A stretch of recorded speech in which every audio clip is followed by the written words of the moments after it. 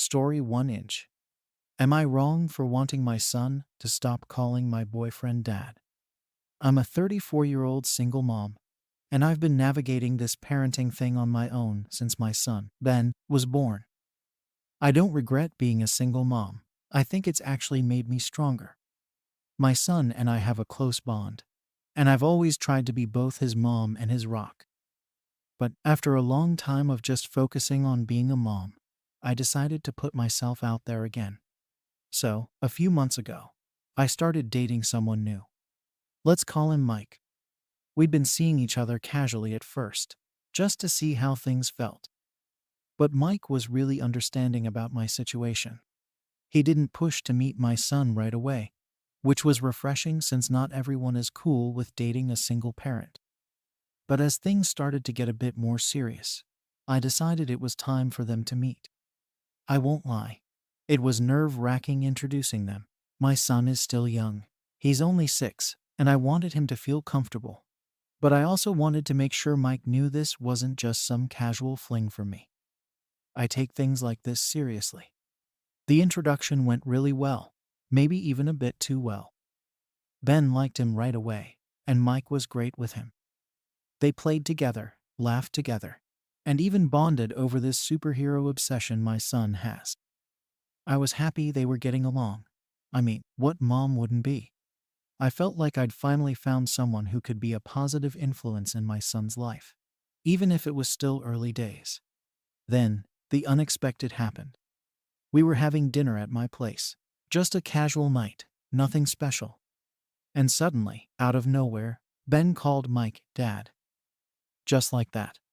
He didn't even hesitate, he just looked up from his plate and said, "Dad, can you pass the ketchup?" Like it was the most natural thing in the world. I froze. I could feel my stomach drop, and for a second, I just stared at Ben, then at Mike. I didn't know what to say. What really caught me off guard, though, was Mike's reaction. He just went along with it. He didn't even blink. He actually seemed pleased, like he was flattered by it. I half expected him to correct Ben, or at least look to me for how to handle it. But he just passed the ketchup with a smile. It was like he didn't see any issue with it at all. I couldn't even enjoy the rest of the meal because I was so thrown off. Part of me wanted to stop the whole thing right there, but I didn't want to make a scene in front of my son. After that, it kept happening. Every time Mike was over, Ben would call him Dad, and every time, Mike would just go along with it, smiling like he found it endearing. I kept telling myself maybe it was a phase, that maybe Ben just didn't know what else to call him since he's the first guy I've brought around like this. But the more it happened, the more uncomfortable I felt. This was all moving too fast for me. Mike and I had only been dating a few months. We were still getting to know each other. And now my son was calling him Dad. It felt like skipping about 1,000 steps. And I wasn't sure if I was ready for that, or if Mike was either. The whole thing started weighing on me, especially as my family got involved. I mentioned it to my mom in passing, thinking she might give me some advice. But her reaction was way more intense than I'd expected. She told me it was totally inappropriate, and that letting Ben call Mike Dad would only confuse him, especially if things didn't work out between us. My mom said it could give Ben false hope about what our family dynamic would look like, and she was pretty adamant that I should stop it.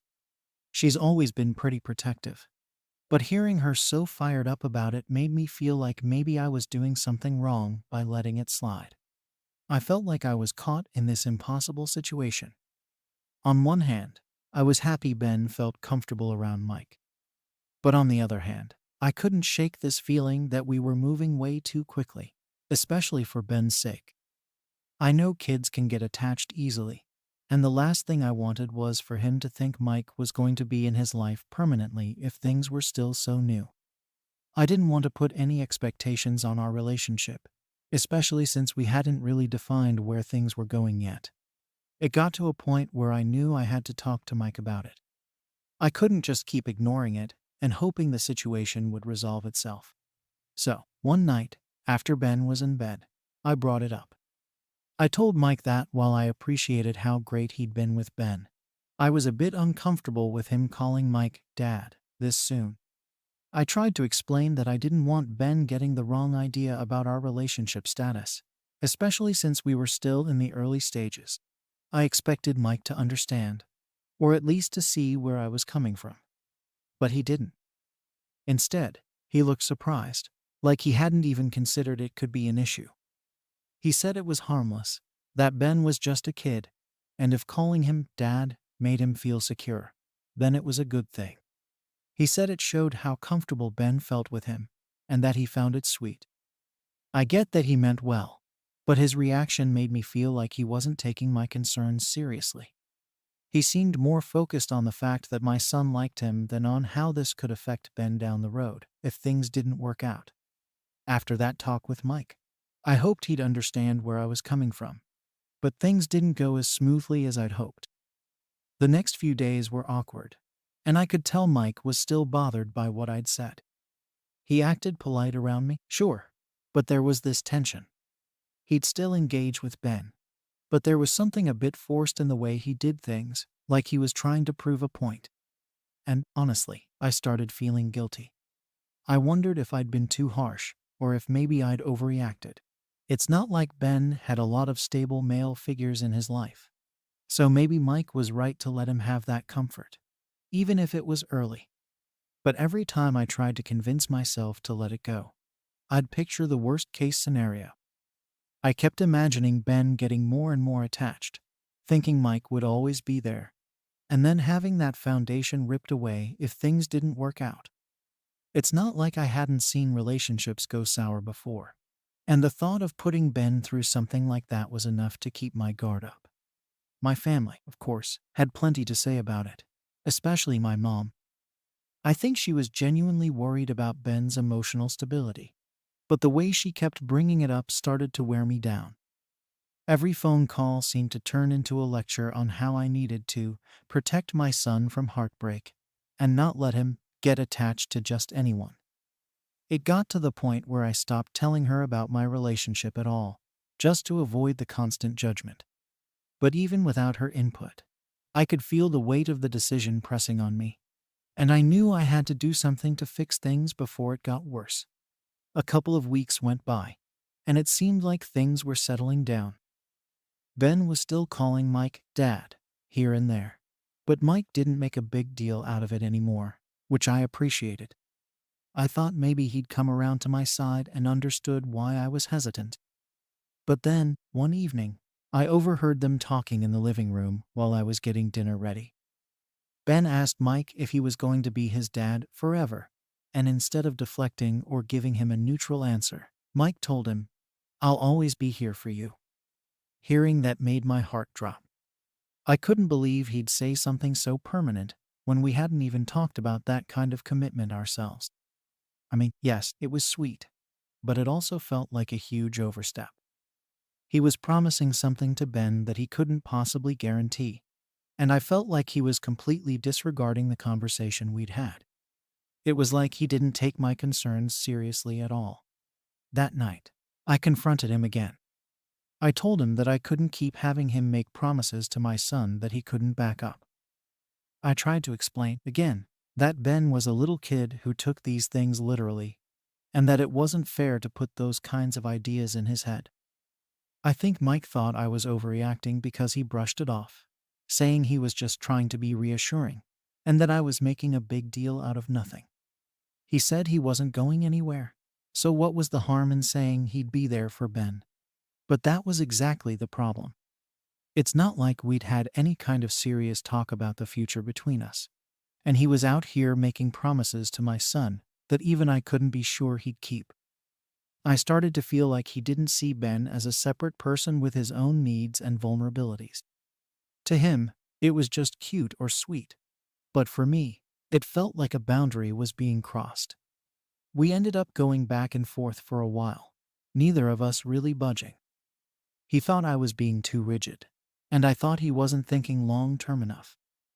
The whole thing left me feeling drained and more uncertain about the relationship than ever. If he couldn't respect something as basic as my concerns about my son, what else was he going to ignore down the line?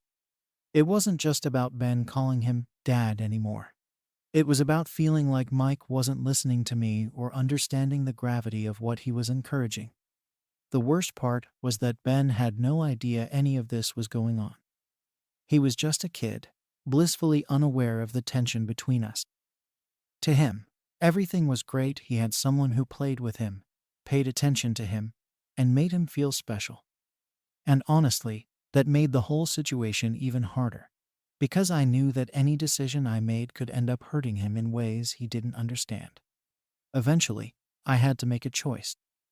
Either I'd let this dad thing slide and hope for the best, or I'd have to put my foot down and risk pushing Mike away completely. Neither option felt right, and I was stuck trying to figure out what the lesser of two evils was.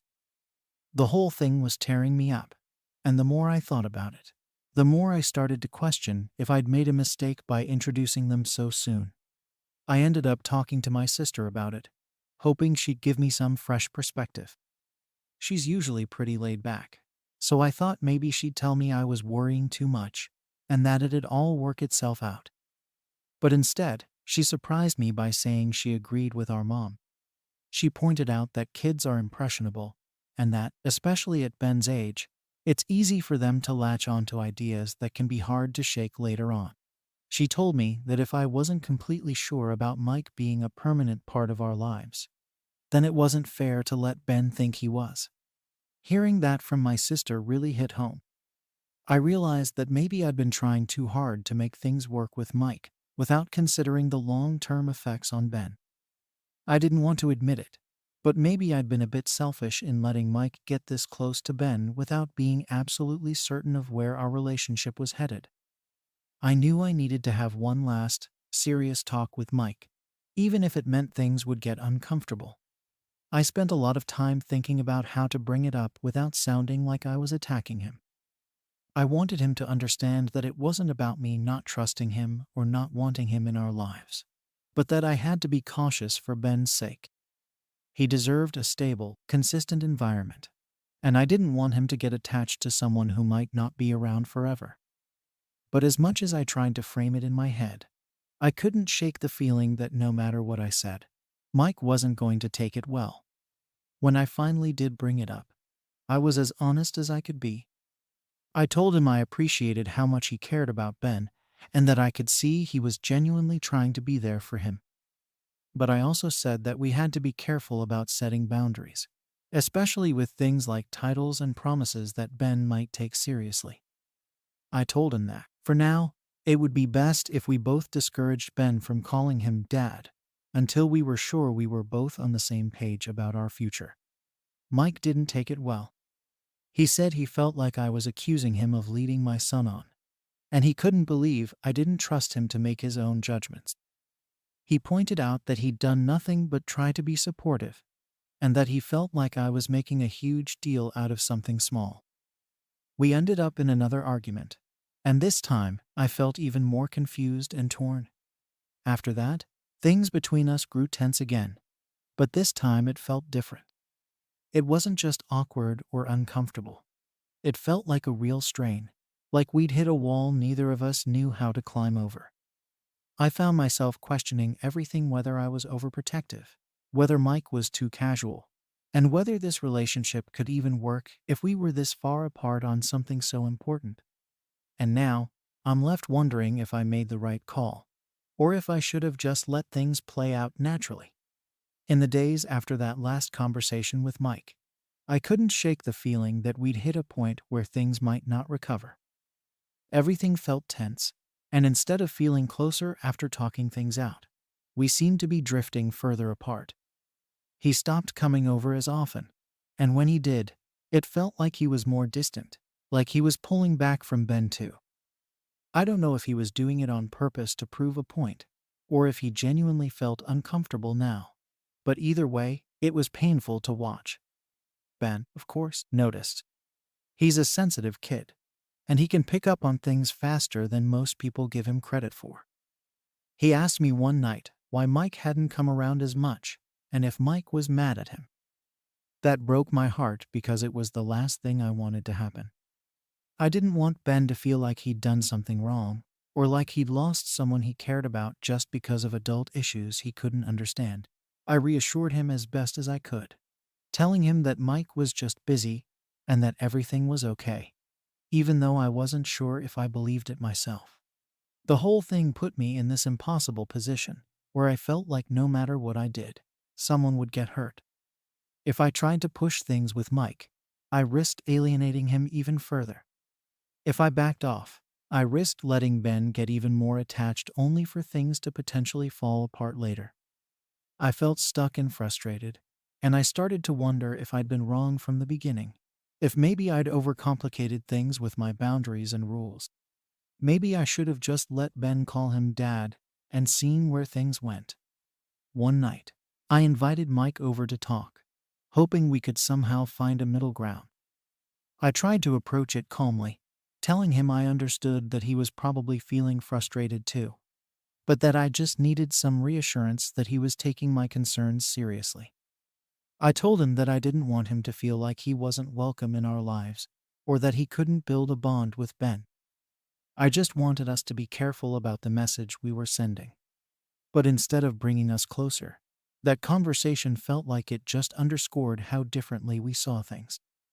Mike told me he didn't see why it was such a big deal, and that he felt like I was treating our relationship like a business transaction instead of just letting it happen naturally.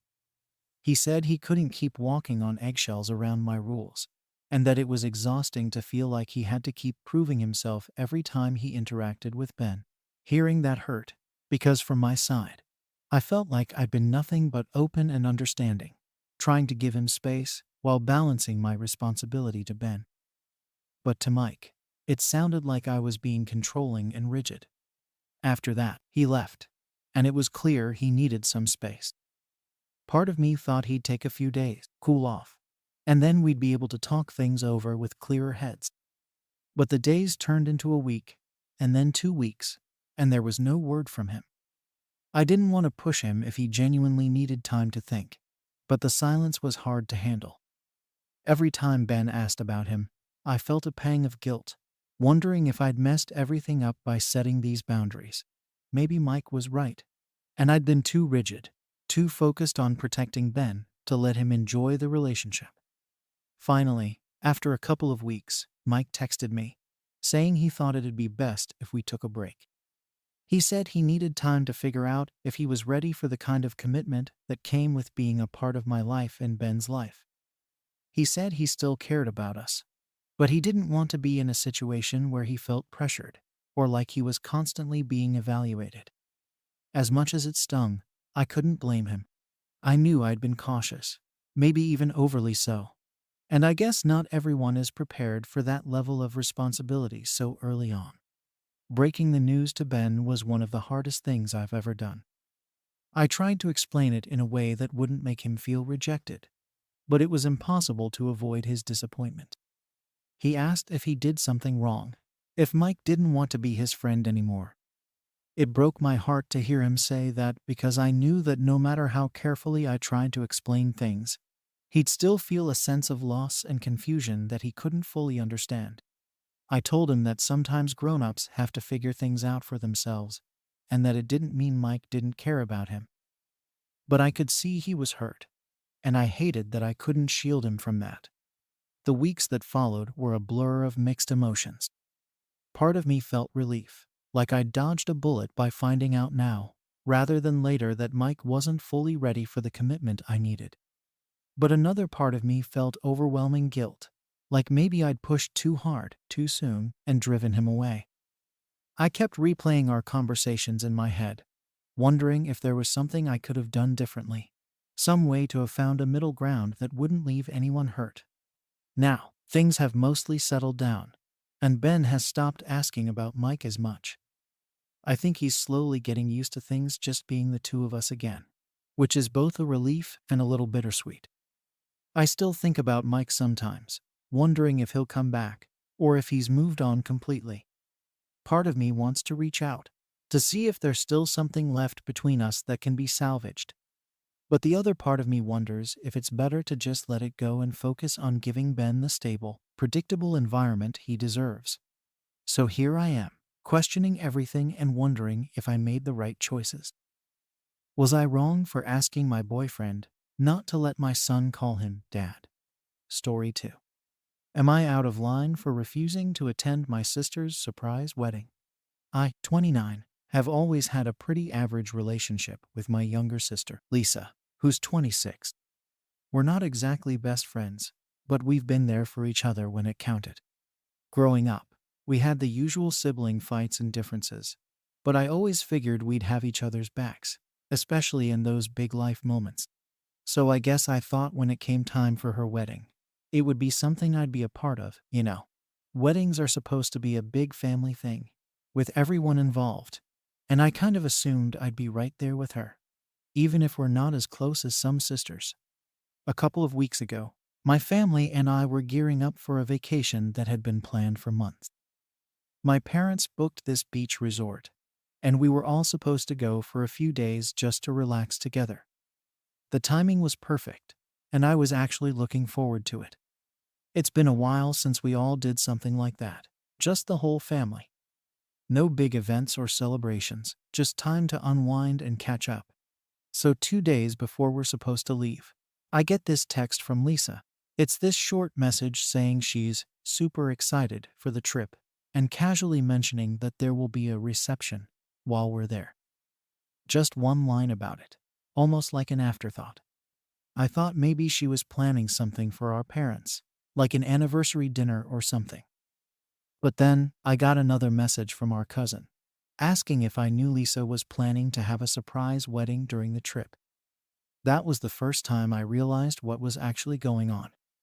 My sister was throwing a surprise wedding for herself, no heads up, no involvement from family, nothing. Just a quick, "Hey, I'm getting married. Show up if you want." I felt blindsided, honestly. I always imagined when she got married, there'd be this big family celebration. We'd all be part of it, planning together, helping her get ready, all the usual stuff. Instead, she'd apparently decided to elope and throw a surprise reception with zero warning to anyone. I felt hurt. Not just because she hadn't included me in the planning, but because she hadn't included anyone in the planning. Lisa's always liked doing things her own way, but this felt like she'd gone out of her way to make sure none of us were involved. It was a little shocking, honestly, that she'd kept such a huge thing to herself. I mean, we're family. Shouldn't that mean something when it comes to big milestones like this? After the initial shock wore off, I thought maybe I was overreacting. Maybe she was just excited, wanted to do something different, and it wasn't meant to be hurtful. But the more I thought about it, the more I felt like she'd chosen to cut us out. And then I started thinking about the logistics of it. She had this all planned out without telling anyone. I wasn't even clear if my parents knew, but judging by their reaction later, I'm pretty sure they were just as surprised as I was. The fact that she planned her wedding without including her family felt intentional, like she wanted to keep us at arm's length. I decided to confront her about it, just to get a sense of where she was coming from. So I called her up, trying to be casual, asking what the reception was really about. She didn't seem to think it was a big deal, just said she thought it would be a fun twist. Like the surprise element was supposed to make it more exciting or something. I tried to explain how left out I felt. That this wasn't just some random party she was throwing, it was her wedding. Something you'd think family would be a part of. But she brushed it off, like I was making it all about me. Her exact words were, "This is what I wanted, and family should just accept it." She didn't seem to care that this was upsetting to anyone else, just that it was her way or nothing. After that, I felt even more hurt. Here she was, basically saying my feelings didn't matter because it was her wedding. And maybe that's true to an extent, but it's not like I was asking her to change her entire plan. I just wanted to feel like family mattered enough to be included. It was like she had this grand plan for how everything would go, and if anyone didn't fit into that plan, then too bad for them. She wasn't interested in hearing how this affected me or anyone else.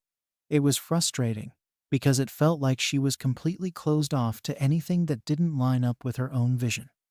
Then, my parents got involved. They were excited about the wedding, even if it was a surprise. They kept saying how it was so Lisa to do something like this, how it was unique and a fun twist. I tried explaining my side to them, hoping they'd understand why I was feeling left out. But they just brushed it off, saying I should just be happy for her and let it go. They didn't seem to understand why I felt hurt. To them, it was no big deal, just a quirky decision on her part. But to me, it felt like she'd intentionally chosen to keep me out of one of the biggest events in her life. It's hard to explain, but it was like I was being told I was overreacting just because I wanted to be included in my sister's wedding. Like somehow, my wanting to feel like a part of her life was unreasonable. I kept thinking about all the times I'd been there for her, all the moments we'd shared, and it felt like she'd just thrown that all aside because she wanted to do things her own way. It's not that I didn't respect her choice. I just didn't understand why she had to make it a surprise at the expense of her family. So after that phone call with Lisa, I was even more confused and frustrated. She'd made it clear that she didn't care about how I felt, and that this whole surprise wedding was her dream idea. But I couldn't shake off how excluded I felt. It's hard to put into words, but it's like this wasn't just about the wedding itself. It was about what it represented. To me, weddings are about bringing family together, but Lisa had turned hers into something that felt like the opposite. I kept telling myself maybe I was reading too much into it, but every time I thought about it, I ended up feeling more hurt. Then, as if things weren't already complicated enough, I found out that Lisa had told a few friends about the wedding plan weeks in advance. Apparently, they were in on it, and some had even helped her with the details. One of her friends had even arranged the decorations. This hit me hard. She'd told her friends, but kept it from her own family. It was like she'd gone out of her way to make sure we'd be surprised, while her friends got to be part of the fun side of planning. I felt so blindsided, like I was on the outside looking in on my own sister's life. The worst part was feeling like I couldn't really talk to anyone about it. I tried bringing it up again with my parents, hoping they'd see how strange the whole situation was, but they just kept brushing it off. To them, it was Lisa being Lisa. They kept saying things like, just be happy for her. This is her day. And I get that it's her wedding, but does that mean she gets a free pass to hurt people? I was struggling to figure out if I was being unreasonable. Part of me felt like maybe I was overthinking everything. And maybe they were right. I should just suck it up and go along with it. But another part of me couldn't let go of how hurt I felt by how she'd handled the whole thing. As the trip got closer, the tension just kept building. Every time I saw Lisa's name pop up on my phone, I felt this mix of anger and sadness. I didn't even want to talk to her at that point, because I knew it would just end in her brushing me off again.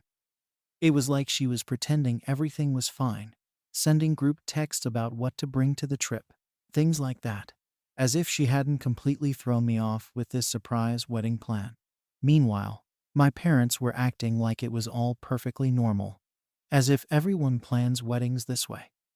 Finally, the day before the trip, Lisa sent out a group text with details about the reception that was actually her wedding. She even added a message saying how excited she was to share this special moment with us. It felt like such an empty sentiment after everything that had happened. She hadn't involved us in any real way, but now we were supposed to show up and pretend we were part of it. I felt like she'd turned her wedding into this show, where family was just there to fill seats and clap at the right moments. The whole situation made me question how she really saw me and the rest of the family. Was I just someone she felt obligated to invite? Did she actually care that I was hurt? Or was this all just about her? I kept thinking about how much effort I'd put into her milestones in the past. Birthdays, graduations, even small things. I'd always been there. And here she was, treating her wedding like a casual event she could just throw at us with no warning. I don't know. It felt like she'd chosen her friends over her family for one of the biggest moments in her life. And that stung. By the time we actually arrived at the resort, I was dreading seeing her. I knew she'd probably act like everything was fine, like there was nothing weird about how she'd gone about this whole thing. And sure enough, when we all gathered that first night, she was all smiles, acting like nothing was wrong. She hugged everyone, made small talk, and kept saying how glad she was that we were all there. I was polite, but I kept my distance, which probably didn't go unnoticed. I think she could tell I wasn't thrilled, but she didn't say anything about it. As the day of the reception got closer, I was struggling with whether I should even go. Part of me wanted to skip it just to make a point, to show her that I wasn't okay with how she'd treated us. But I knew if I didn't go, my parents would be upset, and I'd be painted as the unsupportive sister. It was like I was stuck in this impossible position where I'd look like the bad guy no matter what I did. And the more I thought about it, the more frustrated I got. I was supposed to be there to support her, but it felt like she hadn't given me anything to support. The night before the reception, I finally decided to talk to her one last time.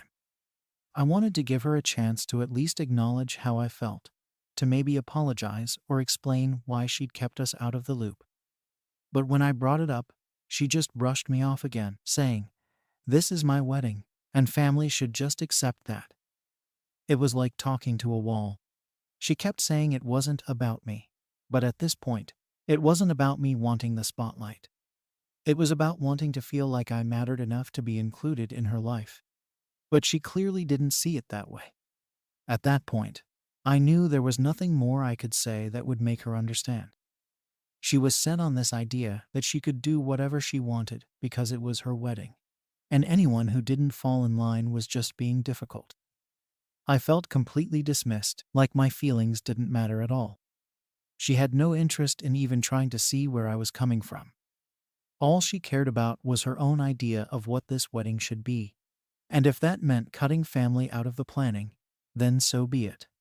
So, now here I was, sitting in my hotel room the night before the wedding, torn between going along with it or just staying away. Every part of me felt like if I went, I'd just be pretending to be okay with everything, playing a part in this perfect day that I hadn't been included in from the start. But if I didn't go, I knew it would cause even more drama, and I'd be the one blamed for ruining her day. It felt like there was no right choice, no way to avoid feeling hurt and frustrated. The next day, the day of Lisa's reception, I woke up feeling pretty unsettled. I'd barely slept, going back and forth in my mind about what to do. Part of me just wanted to get dressed, go down, and put on a smile for the sake of my family. But then I thought about everything Lisa had done, or more accurately, hadn't done. I thought about how she hadn't even given us the courtesy of knowing her plans until the last minute. How she'd told her friends, but not her own family. And how every time I'd tried to tell her how I felt, she'd brushed me off like my feelings didn't matter. I just couldn't shake off this feeling of being completely sidelined. As I got ready, I kept thinking about all the moments I'd been there for her in the past. There were so many little things I'd done over the years, times when I'd shown up for her without a second thought. And now, here she was on one of the biggest days of her life, and it was like none of that even mattered to her. I was starting to wonder if maybe our relationship had always been more one-sided than I realized. Maybe I'd always been putting in more effort, and this was just the first time it was really obvious.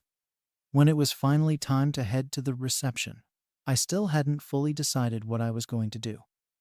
I walked down to the venue, telling myself I'd just see how I felt once I got there. The whole setup looked nice, and everyone else seemed excited, but I felt completely disconnected from it all. It didn't feel like a family event. It felt like I was just another guest at a party I'd had no part in planning. Seeing Lisa so happy and carefree just made me feel worse. She looked thrilled, laughing with her friends, and for a second, I felt like I was intruding on someone else's celebration.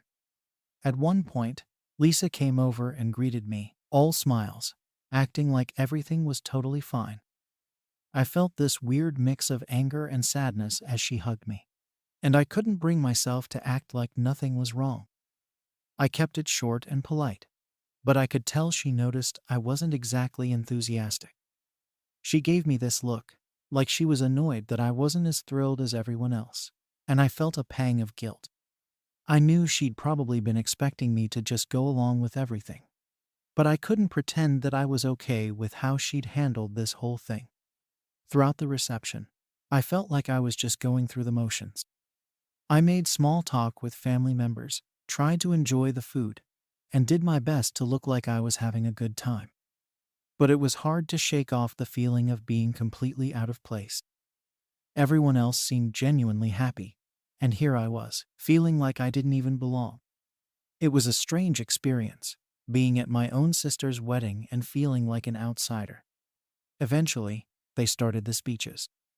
Lisa's friends got up, one by one, talking about how they'd helped her plan everything, how excited they were for her, and how much work they'd put into making the day special. Each speech was like another reminder of how I'd been left out. Hearing about all the little details they'd been part of, things I hadn't even known about, was painful. I sat there, clapping along with everyone else, but inside I felt completely numb. When it was finally Lisa's turn to speak, she thanked her friends for helping her pull off the perfect day and made a few jokes about how surprised everyone was. She glanced over at me at one point, almost like she was expecting me to laugh along, but I couldn't bring myself to even smile. She was up there, acting like everything was perfect, and I just kept thinking about how different things could have been if she'd included me in any of it. It felt like she was a stranger, someone who didn't even care enough about her own family to let them in on her plans. After the speeches, I slipped away from the crowd and went outside for some air. I needed a break from the whole thing, some space to clear my head. Standing out there, away from the noise and the people, I felt this wave of sadness wash over me. I hadn't expected to feel this way, hadn't realized just how deeply it would hurt to be excluded like this. But standing there, I felt like I'd lost something important, like a piece of my relationship with Lisa had been broken in a way that couldn't easily be fixed. I stayed outside for a while, just trying to process everything. Eventually, one of our relatives came out to check on me, asking if I was okay. I managed to brush it off, saying I just needed some air, but I think they could tell something was wrong. I wasn't sure if they understood what was really bothering me, but at that point, I didn't have the energy to explain. It felt too complicated, too personal to put into words. As the night went on, I forced myself to go back inside and put on a brave face. I knew my family would notice if I stayed away too long, and I didn't want to cause any drama. But even though I was physically there, I felt like I was somewhere else entirely. I kept to myself for most of the night, just trying to get through it without letting my emotions show.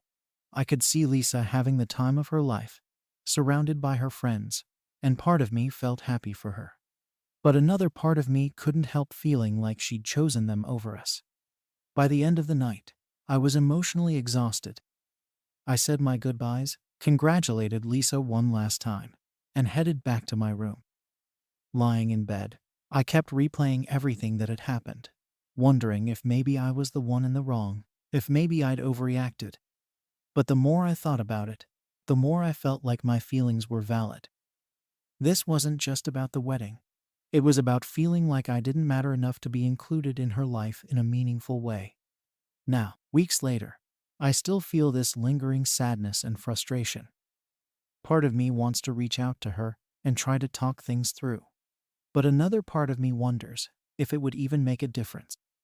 She clearly doesn't see things the way I do, and I'm not sure if anything I say will change that.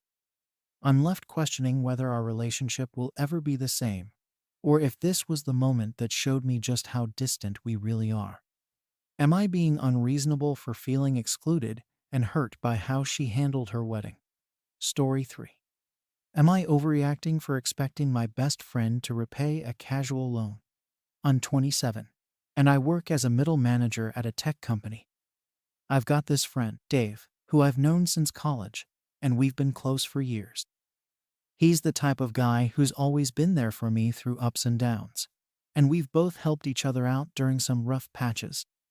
We've shared a lot: birthdays, breakups, and even some really tough financial times, so, for me, Dave isn't just a friend. He's like family. When he hit me up last month saying he was in a tight spot and needed some cash to cover rent, I didn't think twice about helping him out.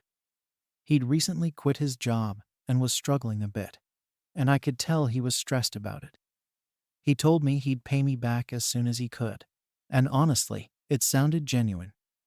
Plus, he even emphasized the soon part, so I assumed he meant it. I didn't worry too much about it because I trusted him. I sent him the money that same day, just transferring it over, and he thanked me. It was all good, and I went on with my life, not really expecting anything beyond a quick thanks text, which he sent.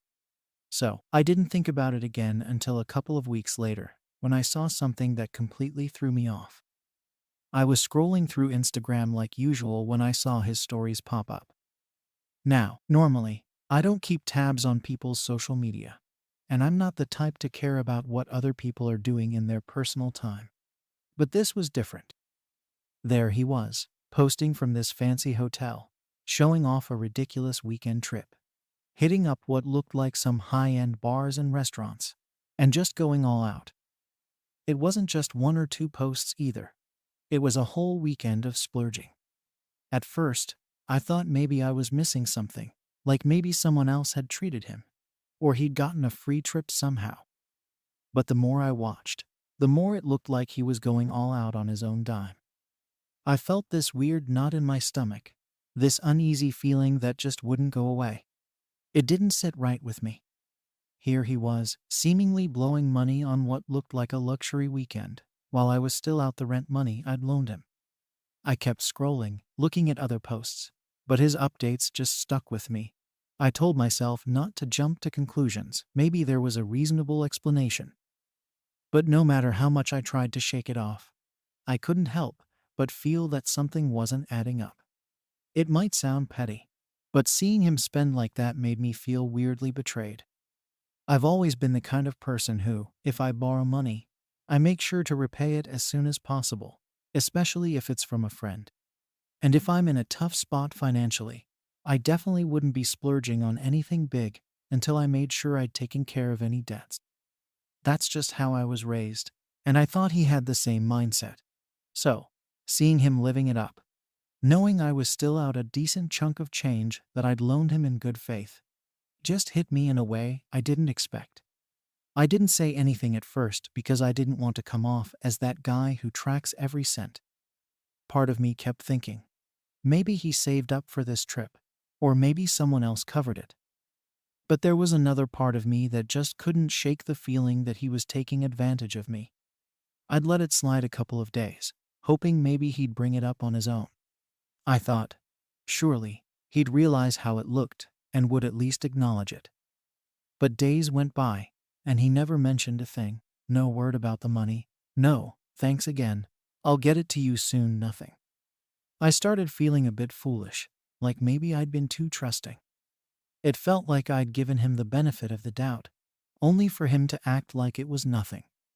I went back and forth with myself, wondering if I was overreacting, or if I was right to feel off about the whole thing. I even ran it by a couple of our mutual friends to see if I was just being overly sensitive. They were kind of split on it. Some said it was just money, and I should let it go, that it wasn't worth the drama. Others seemed to think it was fair to expect him to pay me back, and that it was kind of messed up for him to be flaunting money on a trip when he still owed me. But I wasn't sure how to bring it up without sounding like I was nickel and diming him. I decided to sit on it for a bit longer, hoping maybe he'd say something on his own. But a week passed, and there was still no mention of it. Finally, I couldn't hold it in anymore. I figured, okay, maybe I'll just casually bring it up in a way that doesn't make it a big deal. So, the next time we were hanging out, I threw it out there, just a quick, hey, so about that rent money. I didn't expect it to turn into anything big, but his reaction was surprising, to say the least. He just laughed, shrugged, and said, "Oh man, I thought that was just a gift between bros. Didn't think you'd be so uptight about it." I couldn't believe what I was hearing when Dave laughed off the loan like it was some kind of joke. A gift between bros. Really? I sat there, trying to keep my cool, but inside, I was feeling a mix of shock and anger. He genuinely thought I'd given him that money with no strings attached. I didn't want to make it a big deal at that moment, so I let it go. But I couldn't shake the feeling of being taken advantage of. It wasn't even about the money at that point, it was the principle. We'd been friends for years, and I thought we had a mutual understanding of respect and trust, especially when it came to money. After that night, I started distancing myself a bit. I wasn't sure how to approach him about it without sounding petty, but I also didn't want to just let it slide. Every time I thought about it, I felt like a fool for loaning him the money in the first place. I kept asking myself if I'd missed some kind of sign, or if he'd always been this way and I just hadn't noticed. I was stuck between feeling disrespected and not wanting to cause drama over a couple of $100. A few days later, I ran into one of our mutual friends, who'd seen the same Instagram stories from Dave's trip. He joked about how Dave seemed to be living it up lately, and I couldn't help but feel a pang of frustration. I told him, just casually, that I'd loaned Dave some money for rent before he went on that trip. My friend raised his eyebrows and said, "Wait, he still hasn't paid you back? That's kind of messed up." Hearing someone else say it out loud made me feel like maybe I wasn't overreacting. It wasn't just me being sensitive, other people saw it too. So, after hearing that, I decided I'd try bringing it up with Dave one more time, but in a light way. I didn't want to accuse him or make it into a confrontation. I just wanted him to understand that the money wasn't a gift, and that it actually meant something to me. I figured we could clear it up quickly. He'd understand where I was coming from, and we'd move on. But that's not how it went down. When I brought it up again, just a simple mention of the loan, Dave immediately got defensive. He looked at me like I'd insulted him and went off about how I was being a bad friend for even bringing it up. He said something about how real friends don't keep score, and how he'd never have asked me to repay if the situation were reversed. That threw me off because, honestly, I wouldn't have been in this situation to begin with. If I couldn't afford something, I'd hold off on luxuries until I'd settled my debts. The whole conversation left me feeling worse than before. He flipped it on me, making me feel guilty for even expecting him to pay me back. I left feeling like I was somehow the bad guy for trying to hold him to his word. I kept replaying the conversation in my head, trying to figure out if I'd done something wrong. But the more I thought about it, the more frustrated I got. I didn't think it was unreasonable to expect repayment, especially since he'd promised to pay me back. It felt like he'd just written off his responsibility and was trying to make me feel like I was in the wrong. At this point, I was torn. Part of me wanted to just let it go to keep the peace, but another part of me felt like I was letting myself get walked all over. I talked to a few other friends, hoping for some perspective, but they were all over the place. Some thought I should just let it go to avoid drama, while others said I was completely justified in asking him to pay me back. No one seemed to have a clear answer, which only made me feel more stuck. I started noticing little things that added to my frustration. I'd see him out with other friends, buying rounds of drinks and acting like he didn't have a care in the world. It was like he'd completely forgotten that he still owed me money. Every time I saw him, I felt this tension building, but I kept telling myself not to make a scene. I didn't want to be that person who causes drama over money, especially with a friend I'd known for so long. But the feeling of being used didn't go away. I couldn't shake the thought that if the roles were reversed, I'd be doing everything I could to repay him as quickly as possible. I wouldn't be out spending money on a lavish trip or buying drinks for everyone. I'd be focused on making things right, especially with a friend who'd helped me out. It started to feel like we had completely different values, and I wondered if I'd been blind to it all this time. Eventually, I decided to bring it up one last time, hoping maybe he'd understand where I was coming from if I explained it more directly. I thought maybe I hadn't been clear enough, or that he genuinely didn't realize how much it bothered me. I wasn't expecting a huge apology, but I hoped he'd at least acknowledge it and make an effort to repay me. When I finally worked up the courage to bring it up, he brushed it off again, saying, "It's just money, man. Don't let it ruin our friendship." That was the last straw for me. It wasn't just money, it was about respect and trust. I felt like he was dismissing my feelings entirely and didn't care about how his actions affected me. It made me question if he even valued our friendship the way I did. So now, I'm at a loss. I don't want to lose a friend over this, but I also don't want to feel like I'm being taken for granted. After that last conversation, I felt pretty much done. I'd tried being casual about it, then direct, then lighthearted again, and all I got was brushed off and made to feel like the bad guy. I kept going over everything in my head, wondering if I'd somehow overstepped or misread the situation. But no matter how I looked at it, I just kept coming back to the same feeling. Disrespected. I'd been there for him when he needed help, no questions asked. But when it came time for him to reciprocate, he acted like I was in the wrong for even asking. It really made me question our friendship. I decided to distance myself, not necessarily in an obvious way, but just enough that I didn't feel like I was putting myself out there for someone who clearly didn't value me the same way. I stopped reaching out as much, skipped a couple of group hangouts, and generally tried to keep my distance from him. At first, I thought maybe he'd notice and bring it up.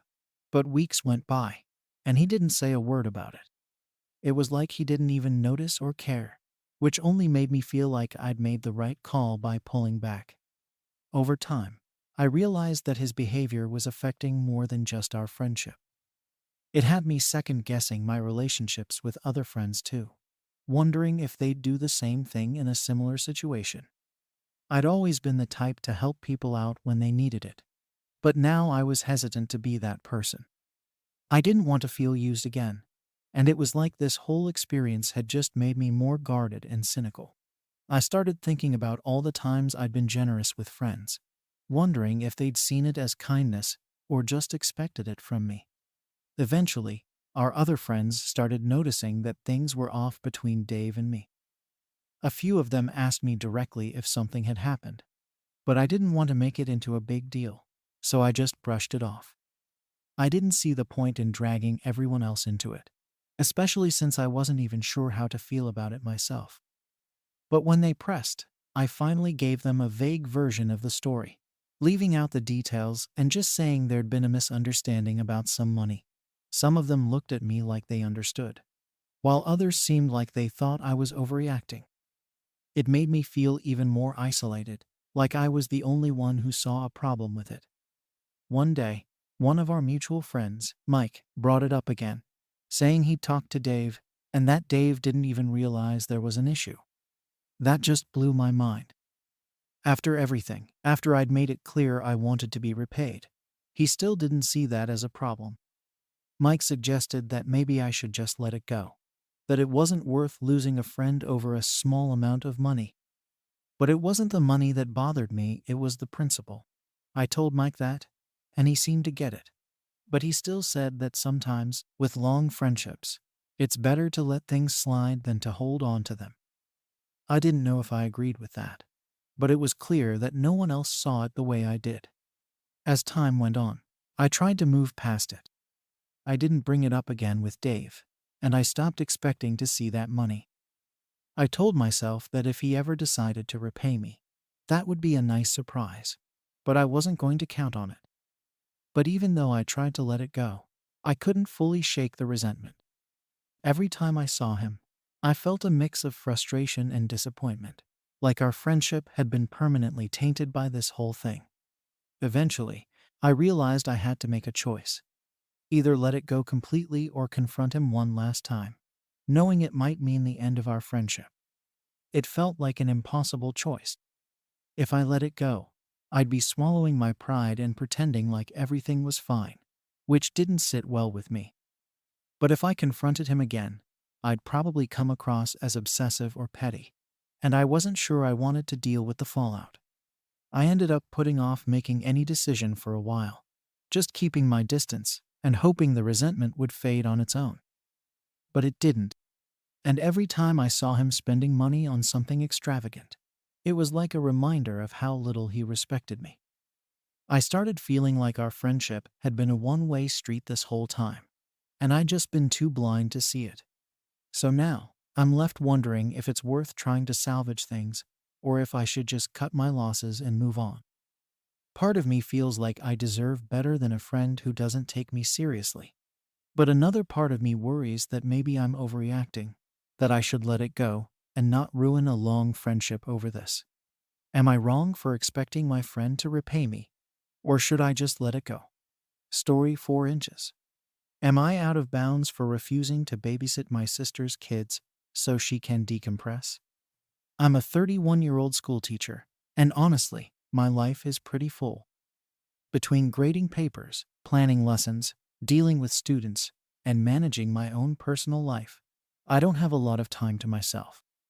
My sister, who's 29, has 2 little kids, a toddler and a baby, and while I love my niece and nephew, it's getting harder to say yes every time she asks me to help out. It feels like the requests are coming more often these days, and most of the time, it's not even for anything urgent. She just wants a break. So, to back up a bit, I used to say yes pretty often when she'd ask for a hand. I mean, she's my sister, and I get that raising 2 young kids is no joke. But I feel like it's starting to become expected, you know? She's calling or texting every week, asking if I can watch the kids so she can get a breather or some me time. And I get it, she needs a break. But I have a life too, and being a teacher, my work doesn't just end when I leave school. Most weekends, I'm trying to catch up on grading or trying to plan lessons for the upcoming week.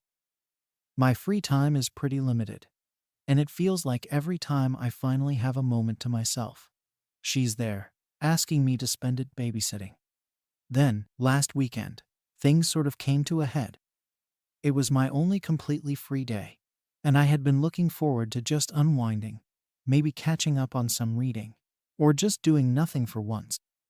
I didn't have any papers to grade or lessons to plan, which is pretty rare for me. So, I was actually excited about just having a day to myself. But of course, right when I was about to settle in for a lazy day, my phone buzzed. It was her, practically begging me to watch the kids for a few hours. She said she was losing her mind and really needed some time to decompress. I felt for her. I really did. But at the same time, I felt my own frustration boiling up. Why is it that every time I have a free day, it has to be about her needs? I told her no. I didn't go into all the details, just said something like, I can't today. I really need this day to myself. And she did not take that well. She got upset, started going on about how hard it is for her, and how I should be more understanding as her sister. She even dropped a line about how selfish I was being and how I couldn't possibly understand how hard motherhood is. That hit me wrong because I may not be a mother, but my life isn't exactly a breeze either. This is where I started feeling guilty. Maybe I could have just sucked it up for a few hours and given her the break she wanted.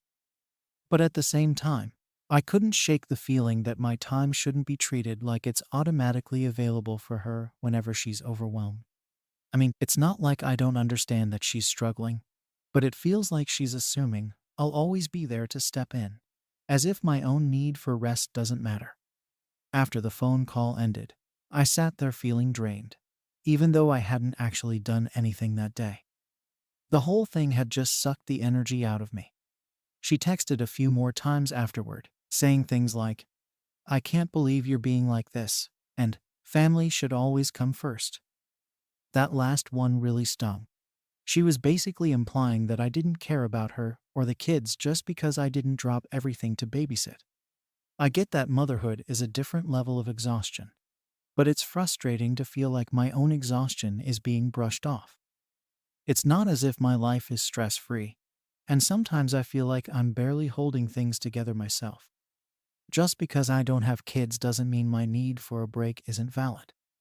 But explaining that to her feels impossible, especially when she's so overwhelmed and emotional herself. I tried to let it go and enjoy the rest of my day, but the guilt kept creeping in. I started second-guessing myself, wondering if I was being a bad sister. If maybe I should have just agreed to babysit for a while. If maybe I was being as selfish as she claimed. It's hard to shake that feeling, especially when she's made it clear she thinks I'm not being supportive enough. It's almost like she's forgotten that I have a busy life too, and that I also need some time to recharge. The next day, I thought about reaching out to smooth things over. Maybe offer to babysit another time when I'm not as exhausted. I felt bad for leaving things so tense, but at the same time, I couldn't shake the feeling that if I kept giving in, this cycle would never end. After that first argument, things between us stayed pretty tense. She didn't outright bring it up again, but there was definitely this unspoken resentment from her side. Any time we texted or talked, I could tell she was holding back. It was like everything I said reminded her that I wasn't helping out in the way she wanted, and that frustration just hung over everything. Honestly, it was exhausting. Every time I'd get a message from her, I'd wonder if she was about to ask me to babysit again or bring up that I wasn't doing enough. It just added this layer of stress every time we communicated. Then, a couple of days later, she texted me again about babysitting. She phrased it as a question, but it was pretty clear that she expected me to say yes. She even added something about really needing me to step up this time, and how she couldn't keep going like this. I didn't know how to respond. Part of me wanted to give in just to avoid the argument, but another part of me felt like I was already being taken advantage of.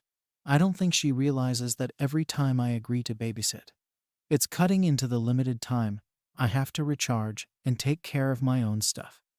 I ended up texting back that I was really busy this week and wouldn't be able to help. I tried to make it sound gentle, even said I'd love to help another time when things were calmer for me. But that didn't seem to matter to her.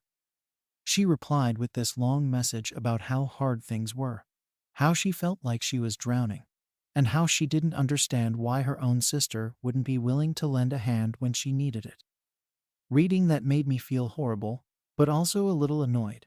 It felt like she was just dismissing my own situation, like her struggles as a mom were the only ones that mattered.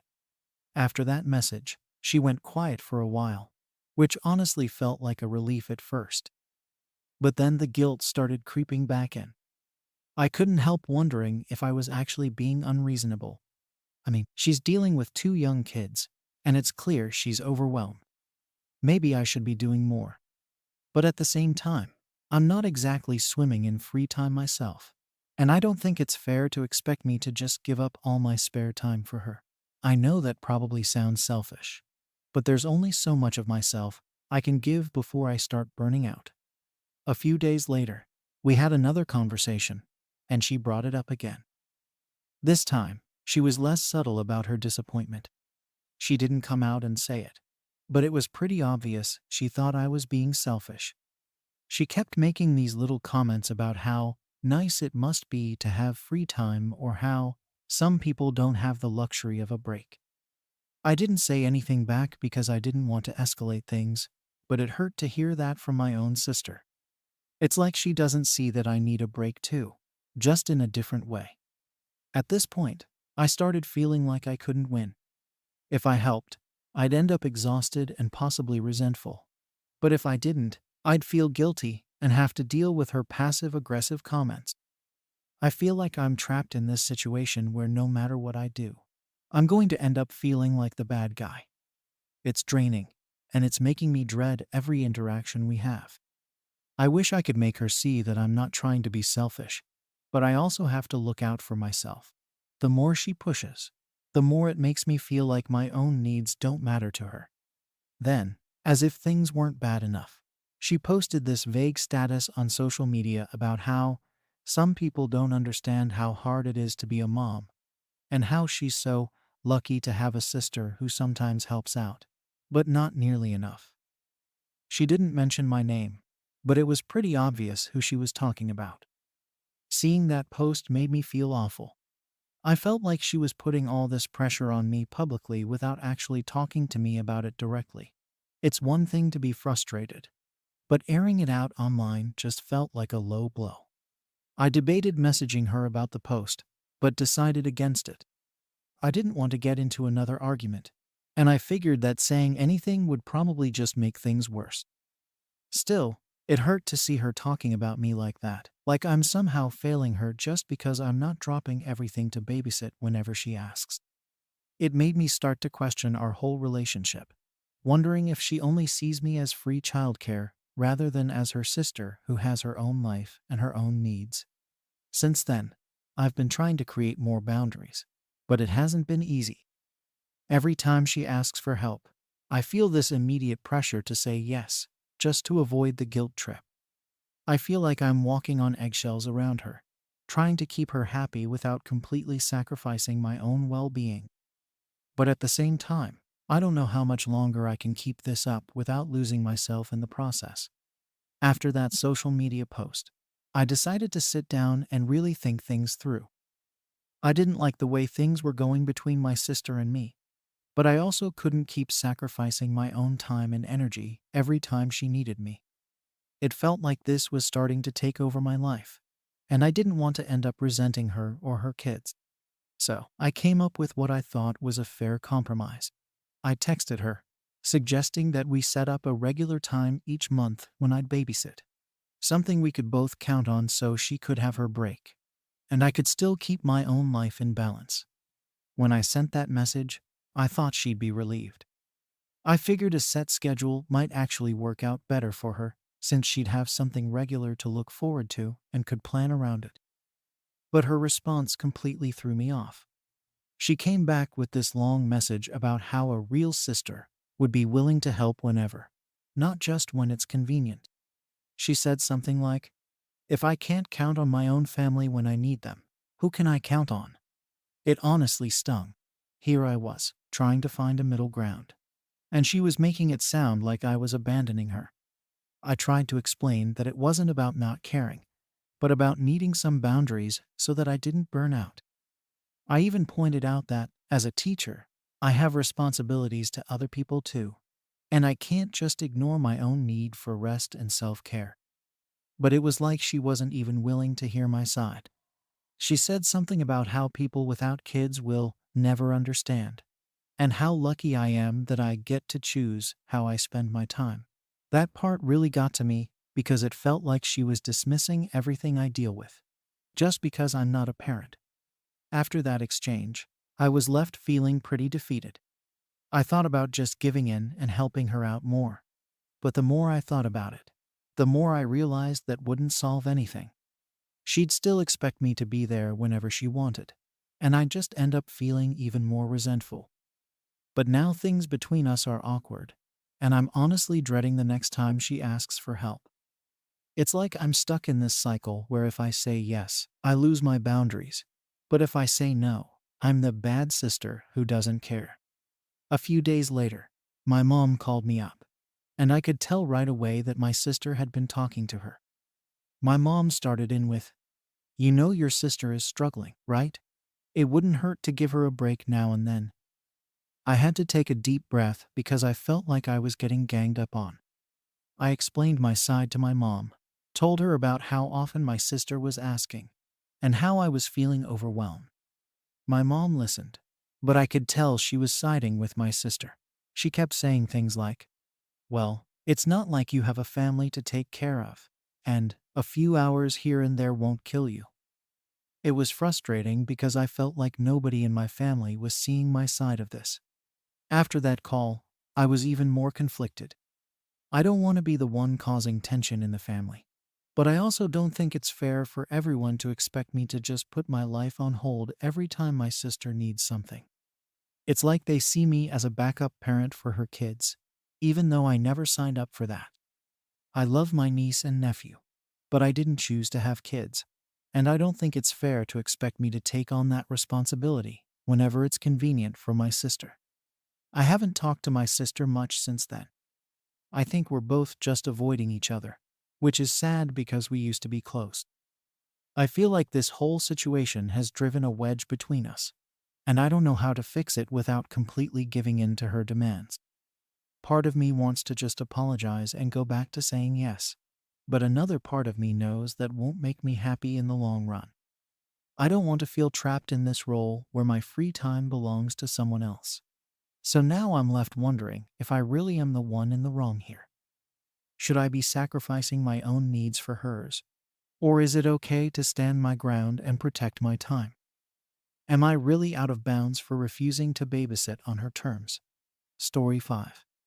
Am I being selfish for refusing to share my late father's heirloom? I'm a 40-year-old consultant, and a few months ago, my dad passed away. He wasn't sick for long, and the whole thing just hit out of nowhere. One day he was there, joking about how he could still beat me at tennis if he tried. And then, just like that, he was gone. I think we're all still in shock. Anyway, when we were sorting out his things, I found out he left me his watch. Now, this isn't just any watch. It's an old, worn leather one that's been in the family for generations. Dad wore it every single day. To me, that watch is a part of him. It was always on his wrist, even when he was working around the house or just sitting in his chair watching TV. When I think of him with that watch on. I know it might sound weird, but holding that watch feels like holding a piece of Dad. When I first took it, I felt this wave of comfort, like he wasn't completely gone. I know, logically, it's just an object, but it doesn't feel that way. It feels like the one thing I can hold on to that's solid, something that was with him through everything. I guess that's why it threw me off when my younger brother asked if we could share it. My brother's 35, and he's always been close with Dad too. They bonded over sports and other things I wasn't as into. Right after the funeral, he sat down with me and brought up the idea of taking turns with the watch. 6 months with me, then 6 months with him. At first, I was too surprised to respond. The idea of sharing the watch wasn't something I'd considered, and I didn't know how to react. All I knew was that I didn't want to let it go, not even temporarily. When I finally told him that I wanted to keep it with me, he didn't take it well. He got defensive and started saying it wasn't fair that I got to keep something that mattered so much to both of us. He threw around words like hoarding and selfish, and it stung. I wasn't expecting that reaction at all. I figured he'd understand, that he'd know how much this watch means to me, and that he'd respect my feelings about it. But I guess he has his own feelings about it too. I tried to explain to him that the watch was a huge comfort to me, that it helped me feel connected to Dad, especially now when everything feels so empty. I thought he'd understand where I was coming from, but he just kept pushing back. He argued that we both deserve an equal part of Dad's memory, and that sharing the watch would be a fair way to do that. Hearing him say that made me feel like I was in the wrong for wanting to keep it, but at the same time, I couldn't shake the feeling that this was something I needed. After that conversation, I started second-guessing myself. I thought maybe I was being too possessive, maybe I was prioritizing my own feelings over his. But every time I thought about actually handing the watch over, even for a little while, it just didn't feel right. It's not that I want to keep my brother from remembering Dad. I just don't want to lose the one thing that makes me feel like Dad's still close. Since then, things have been tense between us. We don't talk about it much directly, but I can feel it hanging in the air every time we're together. It's like this invisible wall between us, and I don't know how to break it down. I thought about giving in just to keep the peace, but the thought of actually doing it feels like a punch to the gut. It's not just a watch to me. It's the last real piece of Dad I have. I even tried offering my brother another keepsake, something else from Dad's things that he might want. There were other things that Dad left behind: some books, a few tools, a nice leather jacket he'd had for years. I thought my brother would appreciate one of those, but he barely even looked at them. He just kept saying that none of it was the same, that the watch was the only thing that mattered to him. That made me feel guilty, like I was the one stopping him from having his piece of Dad. But at the same time, I couldn't bring myself to agree to his plan. He doesn't seem to get that it's not just about him. It's about what I need to get through this loss, and right now, that watch is helping me cope. Maybe that sounds selfish, but I can't change how I feel. Every time I think we're getting somewhere, he brings up the watch again, and we go right back to square one. He insists that sharing it is only fair, and I'm starting to wonder if maybe he's right. Maybe I am being unfair. But then I think about what it would be like to see him with it, knowing it's not with me, and I just can't do it. I don't know if that makes me a terrible person, but I can't help how I feel. I haven't told anyone else about this because I don't want them to think badly of my brother or me. It feels like such a stupid argument on the surface, two grown men fighting over a watch. But it's so much more than that.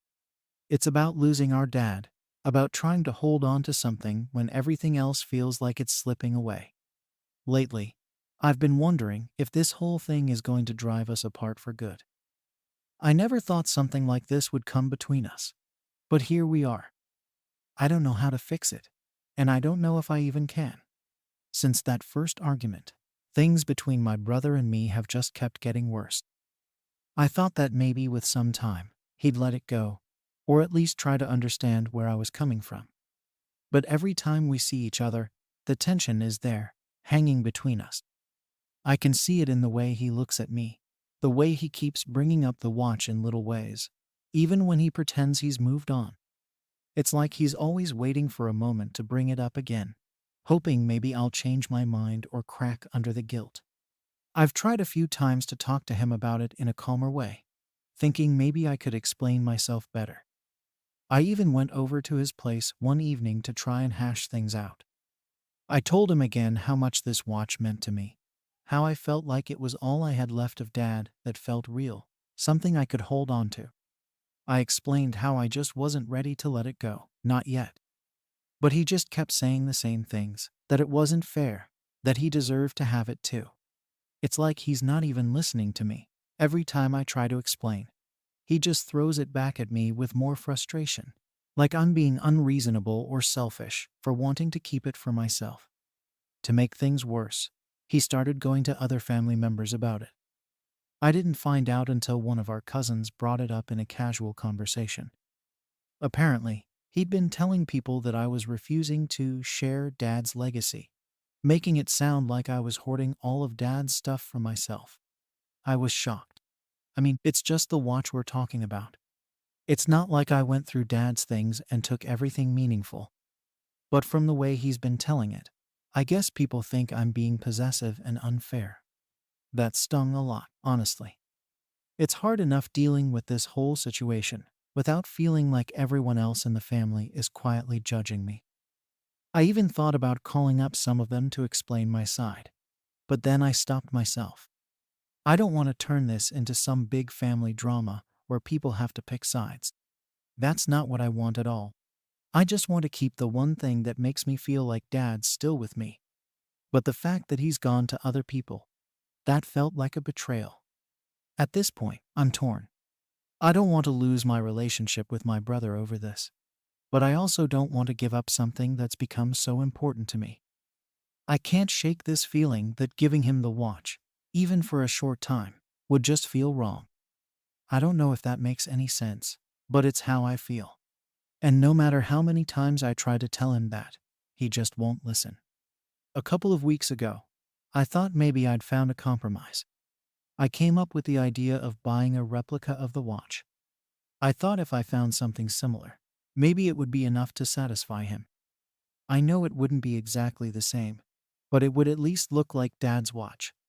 I figured he could have the replica, and I'd keep the original. I spent hours online trying to find something that looked similar, something that might pass as close enough. I was actually feeling hopeful that this could work, that maybe he'd be okay with it. But when I brought it up to him, he got even angrier. He said that it was insulting to suggest a fake version, that he wanted the real thing or nothing at all. He told me that I was missing the point, that I wasn't really thinking about his feelings. Hearing that made me feel pretty low. I thought I was trying to meet him halfway, but to him, it was just another way of shutting him out. After that, I didn't know what else to do. It felt like every time I tried to fix things, he just got angrier, and it only made me feel worse. Since then, he's been distant. We barely talk, and when we do, it's tense. He'll bring up Dad in these roundabout ways, like he's trying to remind me that I'm not the only one who lost him. I know he's hurting too, and I know he wants something to hold on to. But every time he does that, it feels like he's trying to guilt me into giving in. It's hard to explain, but it's like he's using our grief against me, making me feel like I'm not grieving in the right way because I won't let go of the watch. Part of me wonders if I should just give it to him, at least for a little while, just to keep the peace. But every time I think about actually doing it, I feel this wave of anxiety. The idea of letting it out of my sight, even temporarily, feels like losing Dad all over again. I know it sounds dramatic, but that's how I feel.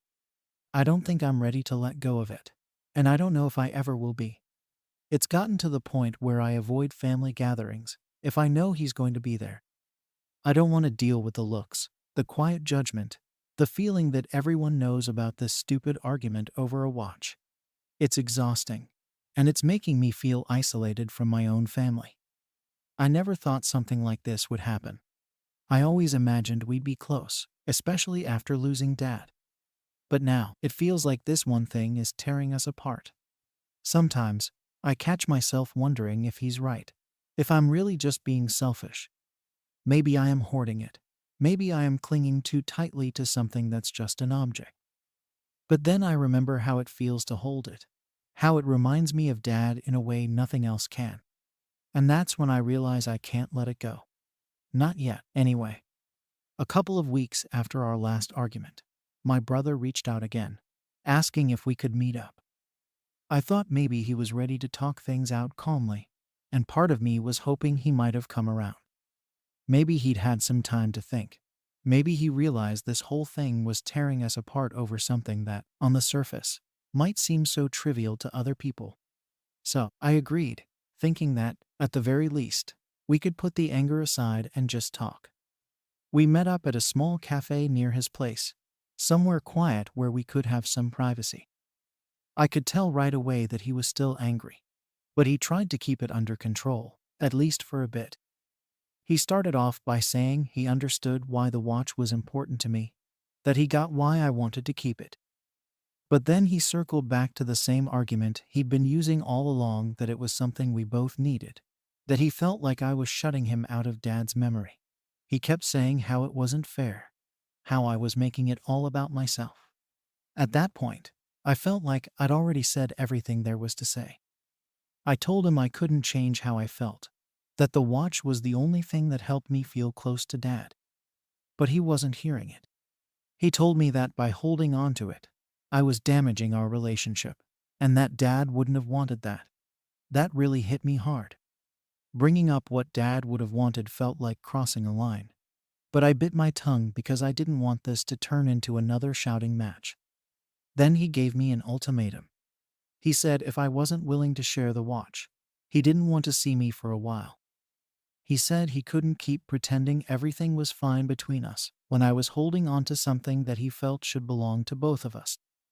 Hearing that was like a punch in the gut. I didn't want things to come to this, and the idea of losing my brother over this just made everything feel 1,000 times worse. But even then, I couldn't bring myself to say I'd give it to him. I just sat there, feeling torn between keeping this one piece of Dad and losing my brother over it. After that, we both went quiet. I could tell he was waiting for me to say something, to give in, but I couldn't. I just sat there, feeling like the worst person in the world, knowing that no matter what I did, someone was going to end up hurt. Eventually, he just got up and left, leaving me sitting there alone, wondering if I'd made the biggest mistake of my life. Since that day, we haven't spoken. I've tried texting him a few times, but he barely responds. When he does, it's short, like he's just trying to end the conversation as fast as possible. I thought about calling him, trying to apologize, but I don't even know what I'd say. I can't bring myself to offer the watch again, but I also can't shake the feeling that I'm losing him because of it. It's like I'm trapped between wanting to keep this part of Dad and wanting to hold onto my relationship with my brother. And no matter what I choose, I'm going to end up regretting it. I keep replaying everything in my head, trying to see if there's something I could have done differently. I wonder if maybe I was too stubborn, too focused on my own grief to see his. But every time I think about actually letting go of the watch, it feels impossible. It's the one thing that brings me comfort, the one reminder of Dad that I can actually hold on to. Losing that feels like losing Dad all over again, and I don't know if I can handle that. Now, it's like there's this huge gap between us. Family gatherings have become awkward, with everyone tiptoeing around the issue, and I can tell some people know about what's going on. I don't want this rift to become permanent, but I don't know how to fix it either. I'm starting to worry that maybe I've lost my brother for good, and all over something that probably looks like just a piece of jewelry to anyone else. Sometimes, I wonder if I'm being too selfish, too wrapped up in my own grief to see his. But then I remember how much this watch means to me, how it's the only thing that makes me feel like Dad's still with me. I don't know if I'll ever be ready to let it go, but at the same time, I don't want to lose my brother over this. So here I am, stuck between holding on to my memories of Dad and holding on to my relationship with my brother. And now, I keep asking myself, am I wrong for wanting to keep my father's watch for myself? Story 6. Am I too controlling for asking my boyfriend not to text his ex every day? I'm a 25-year-old graphic designer, and my boyfriend, Jake, is 27 and works in marketing. We've been dating for almost a year now. I thought we were solid, like we had a good, trusting relationship. From the beginning, he was upfront that he's still close friends with his ex, Laura. He told me they had dated for 3 years, broke up about a year before he met me, and had stayed good friends since then. I appreciated that he was honest about it right away, and I tried to keep an open mind. I've always believed it's possible to be friends with an ex without there being any lingering feelings. I told myself that they had a history, sure, but maybe they just genuinely got along better as friends than as a couple. Over the months, I got used to the idea. I even met Laura a few times. She seemed nice enough, polite and friendly, even a little reserved. But maybe that was because I was Jake's new girlfriend. The first time we met, I felt this pang of discomfort, but I brushed it off as my own insecurity. I mean, what right did I have to feel uncomfortable about her? It's not like I knew her, and I trusted Jake to be honest with me. I didn't want to be that jealous girlfriend who's suspicious of every woman in his life, let alone someone he had been honest about from the beginning. At first, I didn't think much of their communication. I knew they still kept in touch, and I assumed it was a casual, occasional thing, like how I text my own friends. But over time, I started to notice little things that bothered me. It wasn't like Jake was hiding anything, but sometimes his phone would light up late at night with her name on the screen. Sometimes I'd notice he'd be texting her for a while, even when we were watching a movie together.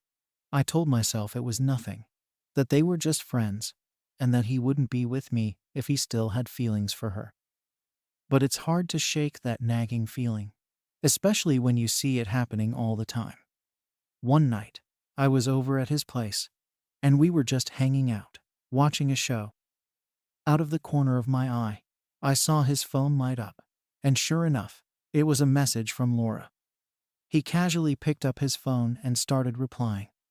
I tried to ignore it, but I couldn't help but feel a little annoyed. It wasn't just a quick reply, either. He kept texting back and forth with her for the next 15 minutes, barely even looking at the screen. It was like he was completely absorbed in their conversation, while I was sitting right there next to him. After that night, I started paying closer attention.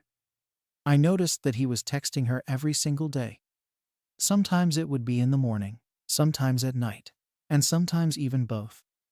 It seemed like they were talking more often than he and I were, and it started to feel like I was sharing my boyfriend with her. I tried to ignore it, telling myself it wasn't a big deal. I didn't want to bring it up and sound jealous or insecure, but the more I thought about it, the more it bothered me. Finally, I decided to bring it up. I tried to approach it calmly, to make it sound like I just wanted to understand, not like I was accusing him of anything. I told him that I knew he and Laura were friends and that I respected that, but I was starting to feel uncomfortable with how much they were talking. I told him it felt like he was more invested in that relationship than he was letting on, and that it was hard for me to feel secure in our relationship when he was texting his ex every single day. His reaction was not what I expected. Instead of understanding where I was coming from, he got defensive right away.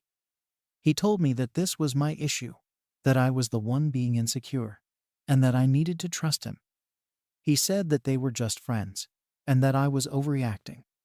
It turned into a full-blown argument, with him accusing me of being controlling and me trying to explain why I felt the way I did. I didn't want to come across as some jealous girlfriend who's trying to control his friendships. But I also didn't want to ignore my own feelings and pretend I was okay with something that made me uncomfortable. As the argument went on, I started to question myself. Was I really being unreasonable? Was it wrong of me to want some boundaries in his friendship with Laura? I tried to explain that it wasn't about jealousy or insecurity. It was about respect and boundaries. I told him that I wouldn't be comfortable texting one of my exes every single day, and I didn't think it was too much to ask for him to dial it back a bit. But he wouldn't listen. He kept insisting that it was my problem to deal with, and that he wasn't going to change his friendship with her just to make me feel better. In the end, we didn't come to any kind of resolution. He went to bed without saying another word, leaving me alone with my thoughts. I sat there on the couch, replaying the conversation in my head, wondering if I was the one at fault. Maybe I am too controlling. Maybe I need to learn to let go and trust him more. But at the same time, I can't shake the feeling that there's something off about this whole situation. The next day, I woke up still feeling unsettled. Jake was already in the kitchen making coffee, acting like nothing happened. He barely acknowledged me, and I could feel the tension hanging in the air. I tried to act normal too, but the argument kept replaying in my mind. I wondered if he was really that unaffected by what we'd talked about, or if he just didn't care as much as I did. It made me feel worse because it felt like he wasn't willing to even consider my side. As the day went on, I started second-guessing myself. Maybe I had overreacted. Maybe it was my insecurity showing. I thought about all the times I'd heard that trust is the foundation of a relationship, and here I was, doubting him over text messages. I started wondering if I was just projecting my own issues onto him. But then, I'd think about how close they were, and that nagging feeling would come back. It didn't sit right with me, the daily contact, the late-night messages. I'd been in relationships before, and staying friends with an ex wasn't unusual. But this felt different. The constant communication made it feel like they still had something unresolved, something that I was on the outside of. I kept trying to explain to myself that he wouldn't be with me if he wanted to be with her, but it didn't make the feeling go away. Every time his phone buzzed, I felt this knot in my stomach, wondering if it was her. I hated feeling like this. It made me feel small and insecure, and I didn't want to be that person who couldn't handle her boyfriend having a friend, even if that friend was an ex. But then again, why did it feel like I was competing for his attention? I started to resent the fact that I even had to deal with this. I felt like I shouldn't be put in a position where I had to just trust and ignore my own feelings. Later that week, I brought it up again, hoping for a different response. I tried to be calm and told him that I was still struggling with the situation. I told him that while I understood he valued his friendship with her, it was affecting how I felt about our relationship. He just looked at me, like he was already tired of the conversation before I even finished. He repeated that they were just friends, and that he didn't see why I was making a big deal out of it. When I asked him if he could just maybe text her less, he said that if he did that, it would be like he was giving in to my insecurities. He said he shouldn't have to change his friendships just to make me feel better, and that I should trust him enough to be okay with it. That answer just hit me in a way I didn't expect. I thought that if he really cared about how I felt, he'd at least try to see it from my perspective, or at least make a small compromise. I wasn't asking him to cut her out of his life entirely. I just wanted some boundaries. But to him, it was all about me being insecure, and he wasn't willing to budge. He made it clear that this was my issue to fix, and that he wasn't going to change anything on his end. I started to feel embarrassed, like I was being unreasonable. But at the same time, I felt dismissed, like my feelings didn't matter at all. After that conversation, things started to feel different between us. I was constantly aware of his phone and whether or not he was talking to her. Every time I saw him texting, I felt this pang of anxiety. I tried to ignore it, to not let it affect how I acted around him. But it was hard. I started feeling more distant from him, like there was this wall between us that I couldn't get past. I felt like he was choosing her friendship over my comfort, and it hurt. I wanted to believe that he cared about me, but his actions made me feel like I was always going to come second to her. One night, I saw him texting her again while we were out to dinner. It wasn't anything major, but it made me feel invisible, like I wasn't even there. I didn't say anything because I didn't want to start another argument, but it made me feel so small. I thought about how I would never put him in that position, and it frustrated me that he didn't see how this was affecting me. I started wondering if this was what my future with him would look like, me constantly competing with someone who wasn't even supposed to be part of our relationship anymore. I spent the next few days really thinking about whether I was okay with this. I kept asking myself if I was being unreasonable, or if this was just a natural boundary that anyone would expect in a relationship. I even talked to a few friends about it, and most of them agreed that it was strange for him to be so close to his ex, especially with daily texting.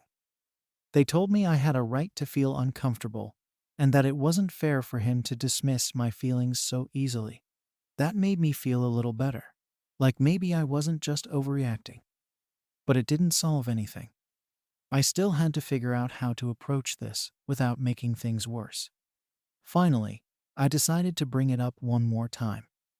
I figured that if he was serious about our relationship, he'd be willing to at least try to understand where I was coming from. I sat him down and explained how I felt, telling him that I wasn't asking him to end his friendship with her, but that the daily texting made me feel like an outsider in my own relationship.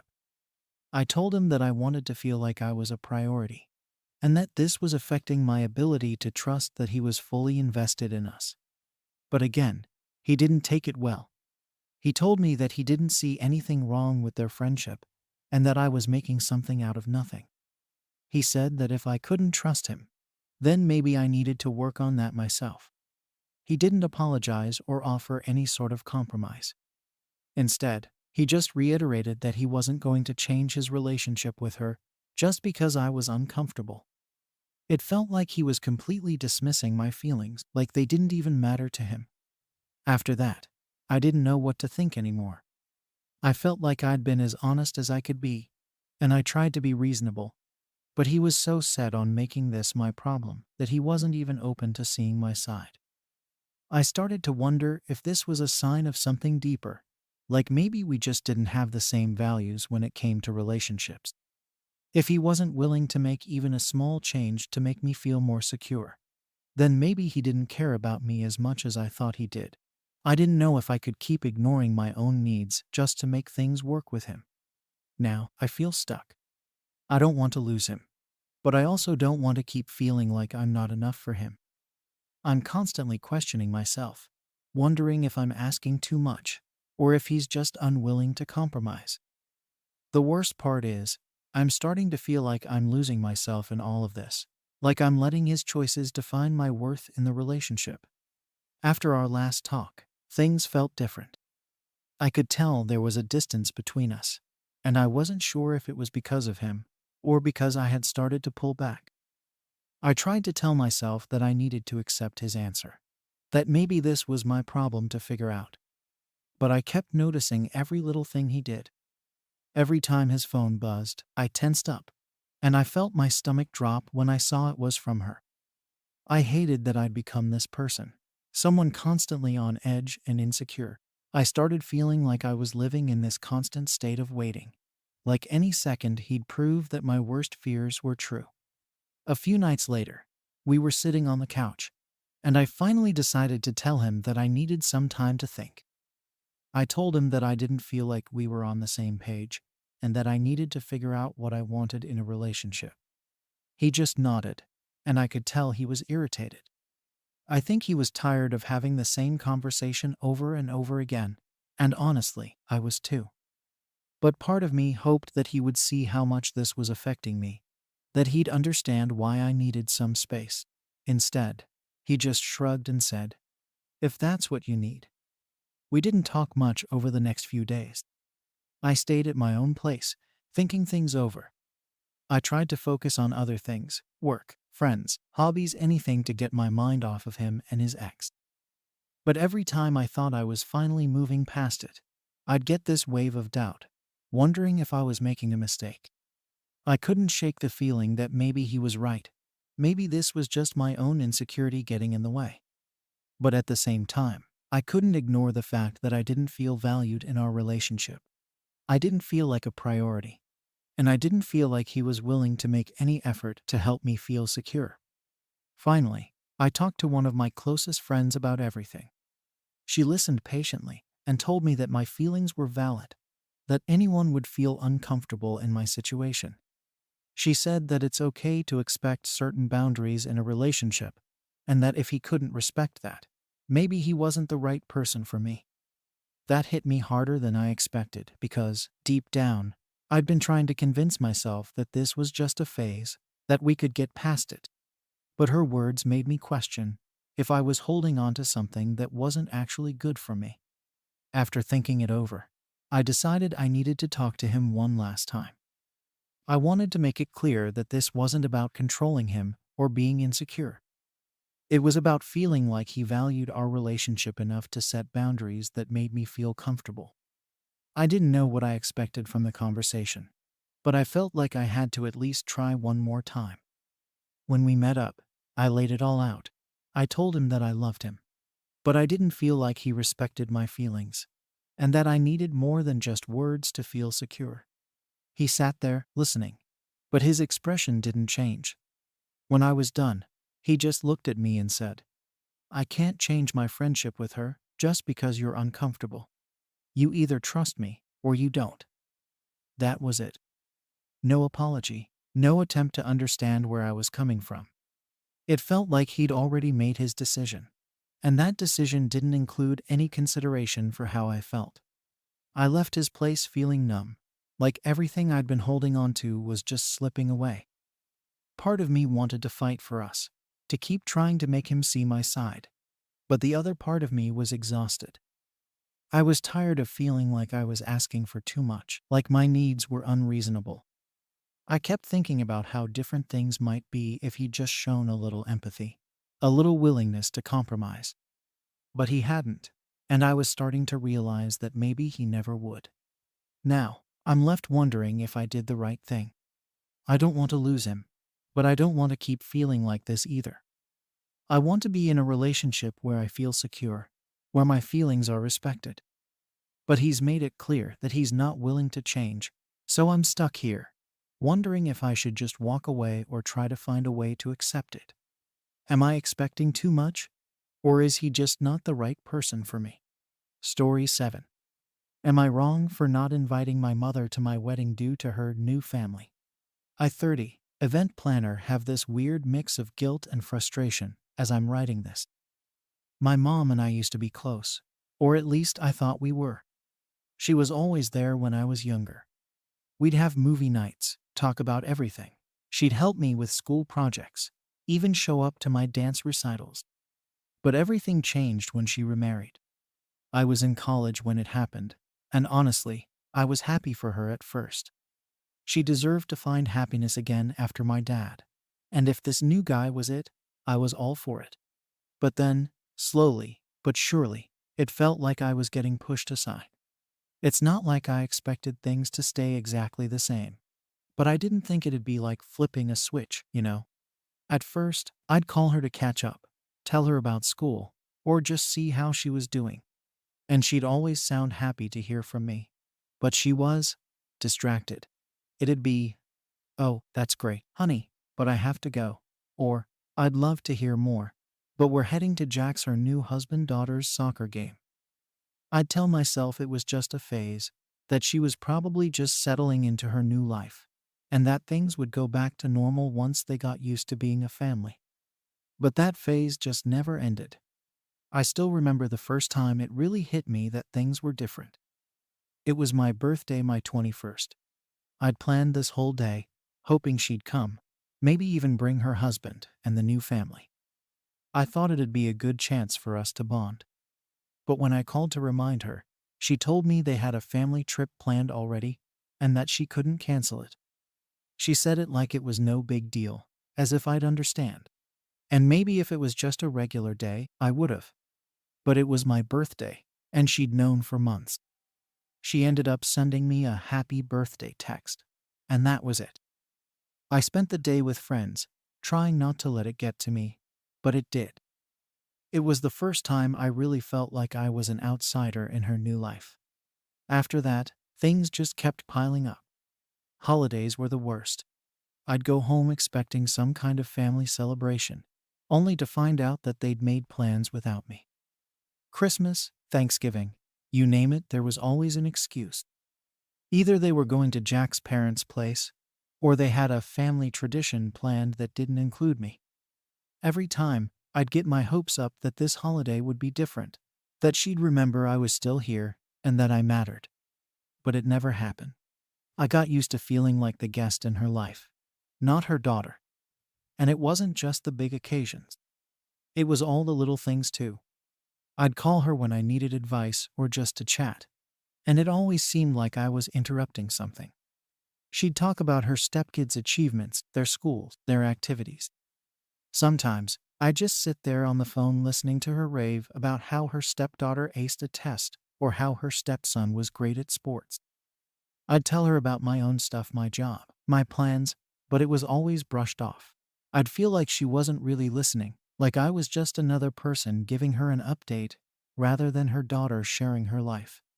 There was one time, during a rough breakup, when I really needed her.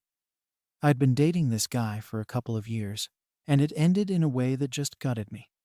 I thought, okay, this is something my mom will care about. So I called her up, hoping she'd have some comforting words or even just be there to listen. She picked up, but I could barely get a few words in before she told me she was at her stepdaughter's soccer game and couldn't talk. She promised to call me back later, but of course, she never did. I ended up dealing with it alone, trying not to feel too hurt that my mom couldn't spare 5 minutes for me when I was falling apart. After a while, I stopped reaching out as much. It felt like I was always the one making the effort, and it hurt too much to keep getting pushed aside. I thought maybe if I pulled back, she'd notice and try to fix things, but she didn't. She'd call sometimes, but it'd be brief, like she was checking off a box. And it was always about her new family. I became this afterthought in her world, and eventually, I started feeling like maybe that's what I really was. Fast forward to now, and I'm planning my wedding. It's been a long journey for me, finding someone who truly cares, and I'm excited about starting this new chapter. My fiancé and I have been working so hard to make this day special, and honestly, it never even occurred to me to invite my mom. Maybe that sounds harsh, but I didn't want to spend my wedding day wondering if she cared or feeling like I was just another event she had to show up for. I wanted to surround myself with people who had actually been there for me, who made me feel loved and valued. And, yeah, that didn't include my mom. Then, last week, my aunt mentioned to her that she wasn't on the guest list. And that's when everything blew up. It was like the minute she heard, she went into full attack mode. She left me a bunch of voicemails, each one more heated than the last, accusing me of being selfish and immature. She went on about how I was holding a grudge, and that family is family, no matter what. She even threw in some guilt-tripping about how she raised me on her own for years and how I should be grateful. Hearing all of it just brought back every feeling of resentment and hurt that I'd been trying to move past.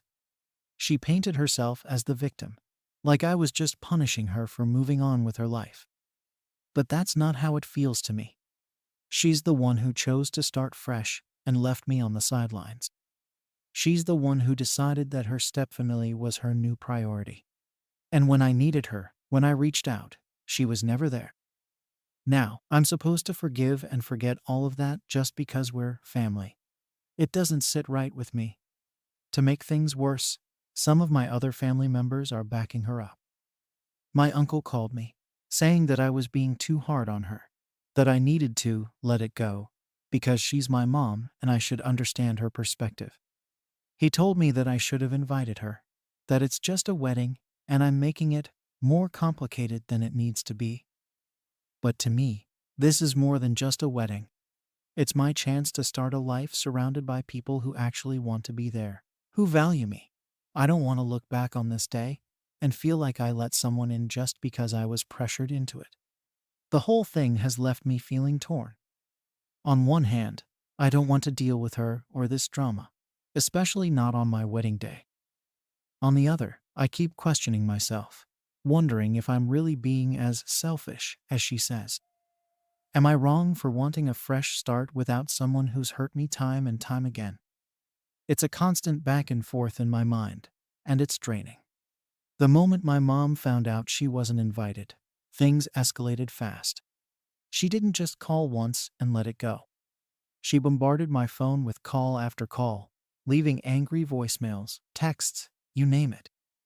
When I finally picked up, she didn't waste any time letting me know how furious she was.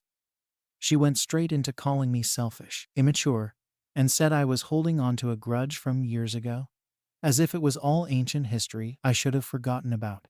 In her mind, she didn't seem to get why I'd be hurt, and she kept saying, family is family, like that was supposed to mean something magical that erased everything that happened.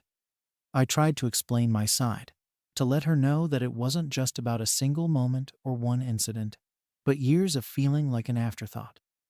But she brushed me off, barely even listening before she'd interrupt, insisting I was blowing things out of proportion. It's like she just didn't want to hear any of it. I even brought up specific time, like my 21st birthday when she ditched my celebration for a family trip with her husband and stepkids. She immediately had an excuse ready, saying that the timing just didn't work out, and that I was an adult who should have understood that she couldn't be everywhere at once. She actually said that they were kids and needed her more than I did. I couldn't believe she actually thought that justified everything. What really hurt, though, was the way she turned it around on me, like I was the one being unreasonable for not inviting her. She said I was trying to punish her for moving on, that I was jealous of her new family and couldn't stand to see her happy. I don't know how she could get that so wrong. It's not about me wanting her to be miserable. I'm glad she found love again. It's that she let that new life erase me from her priorities. Somehow, she couldn't or wouldn't see that. I just wanted her to acknowledge that, even once, but she refused. She kept making it about how I was holding onto a grudge, instead of accepting the reality of being a grown-up. After that phone call, I was left feeling a mix of anger and guilt. I thought maybe this would be the last of it, that she'd say her piece and move on. But that wasn't the case. She started reaching out to other family members, telling them her version of the story, making it sound like I was just this bitter, petty person cutting her off over nothing. Before I knew it, I was getting calls from people I hadn't spoken to in months. My uncle reached out, which really surprised me since we're not even that close. He basically told me that I was being too harsh, that I needed to let bygones be bygones, and that she's still your mother. He acted like I should just put all the hurt aside, because, at the end of the day, she's family and family deserves forgiveness. I didn't know how to respond to that. It felt like no one really understood why I felt the way I did. Like everyone was just brushing off my feelings, because they didn't fit their idea of what family should be. I tried to make them see where I was coming from, explaining that it wasn't about holding a grudge, but about not wanting to invite someone who'd repeatedly made me feel unwanted. But every time I explained, it just seemed to make things worse. They'd say stuff like, "She's done so much for you," or "You have to remember everything she's been through," as if that somehow erased my own experiences. I didn't expect everyone to just take my side, but it felt like no one was even willing to see things from my perspective. It was like I was automatically the villain because I dared to draw a boundary that didn't fit their picture of what a daughter should be doing for her mom. The pressure kept building from all sides. My cousins started messaging me, some saying they understood, but still thought I was being a bit extreme. One cousin even said that I should be the bigger person and just invite her to keep the peace. But why did it have to be me who made the sacrifice? Why was I the one who had to set aside my feelings and pretend like everything was fine? It didn't seem fair, and the more they pushed, the more isolated I felt. No one seemed to care about what her absence and neglect had done to me over the years. They just wanted a clean, happy family narrative, even if it was all fake.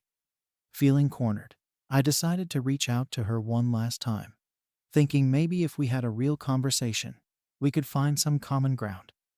I didn't want to go into my wedding day carrying this heavy feeling, and part of me was hoping that, just maybe, she'd understand my perspective. But when I called her, it was like hitting a brick wall. She was cold, defensive, and didn't seem interested in hearing anything I had to say. I brought up the missed birthdays, the holidays where she never invited me, even the times I'd called her in need, and she'd brushed me off. But all she did was downplay everything. She actually laughed at one point, saying, "You're still holding on to that?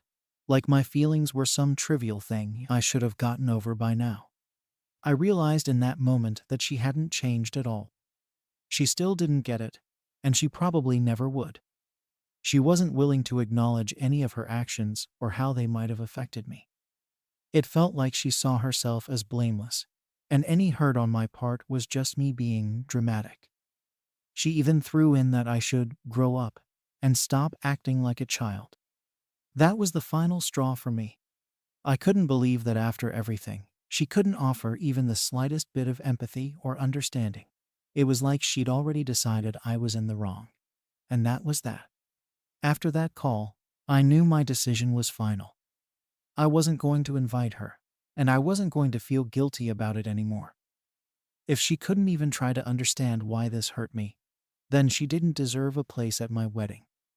But of course, this decision hasn't exactly gone over well with the rest of the family. They keep telling me I should forgive, that I'll regret this later, that family is more important than petty grievances. But what they don't get is that this isn't petty to me. This is years of feeling like I didn't matter to her. And if she's not willing to address that, then I don't see why I should pretend everything is okay for one day just to keep up appearances. Every conversation with my family since then has felt like a battle. They're convinced that I'm going to regret this, that I'm making a huge mistake. But they're not the ones who had to live with being pushed aside. They didn't spend years trying to earn a place in someone's life, only to be told over and over that they were less important. It's frustrating, and honestly, it's making me second-guess myself. I don't want to alienate everyone, but at the same time, I don't want to compromise on something so personal and meaningful to me. It's exhausting, feeling like I have to justify my choice at every turn. I want to move forward, to focus on my future with people who genuinely care about me. But it's hard when everyone around me keeps pushing me to do the opposite, to forgive and forget like none of this ever happened. Part of me wonders if they're right, if I'm making things harder than they need to be. But the other part of me can't shake the feeling that I'm finally standing up for myself, setting a boundary that's long overdue. After that last phone call with my mom, I thought things would settle down, but it only made the tension worse. My family doubled down, constantly pushing me to invite her, like they couldn't understand why I'd want her out of my wedding. My uncle called again, saying I was being too harsh and cutthroat, and that one day I'd regret this decision. He said it in this calm, wise tone, like he was trying to impart some kind of deep life lesson. It just made me feel worse.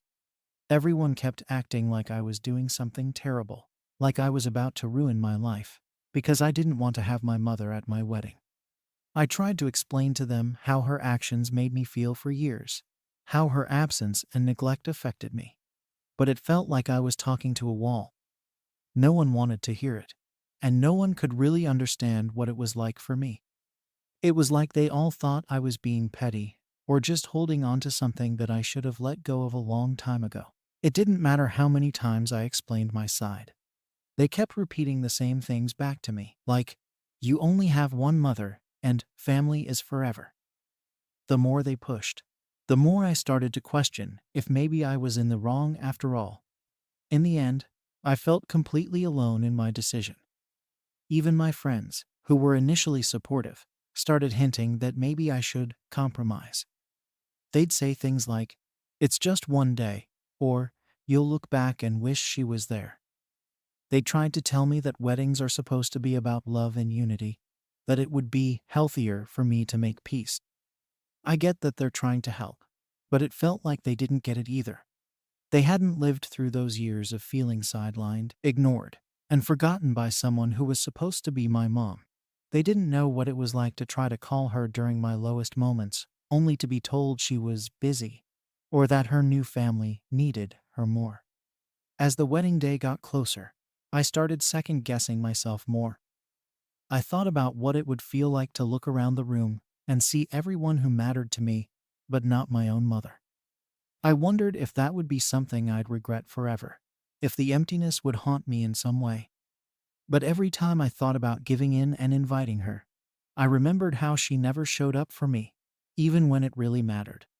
I kept thinking about how, when I finally reached out to her, hoping she'd understand my hurt, she just dismissed it as drama. I'd poured my heart out, and she didn't even try to understand. She'd just shut me down like I was an inconvenience. Then came the guilt. It crept in at night, making me question if maybe I was being too harsh.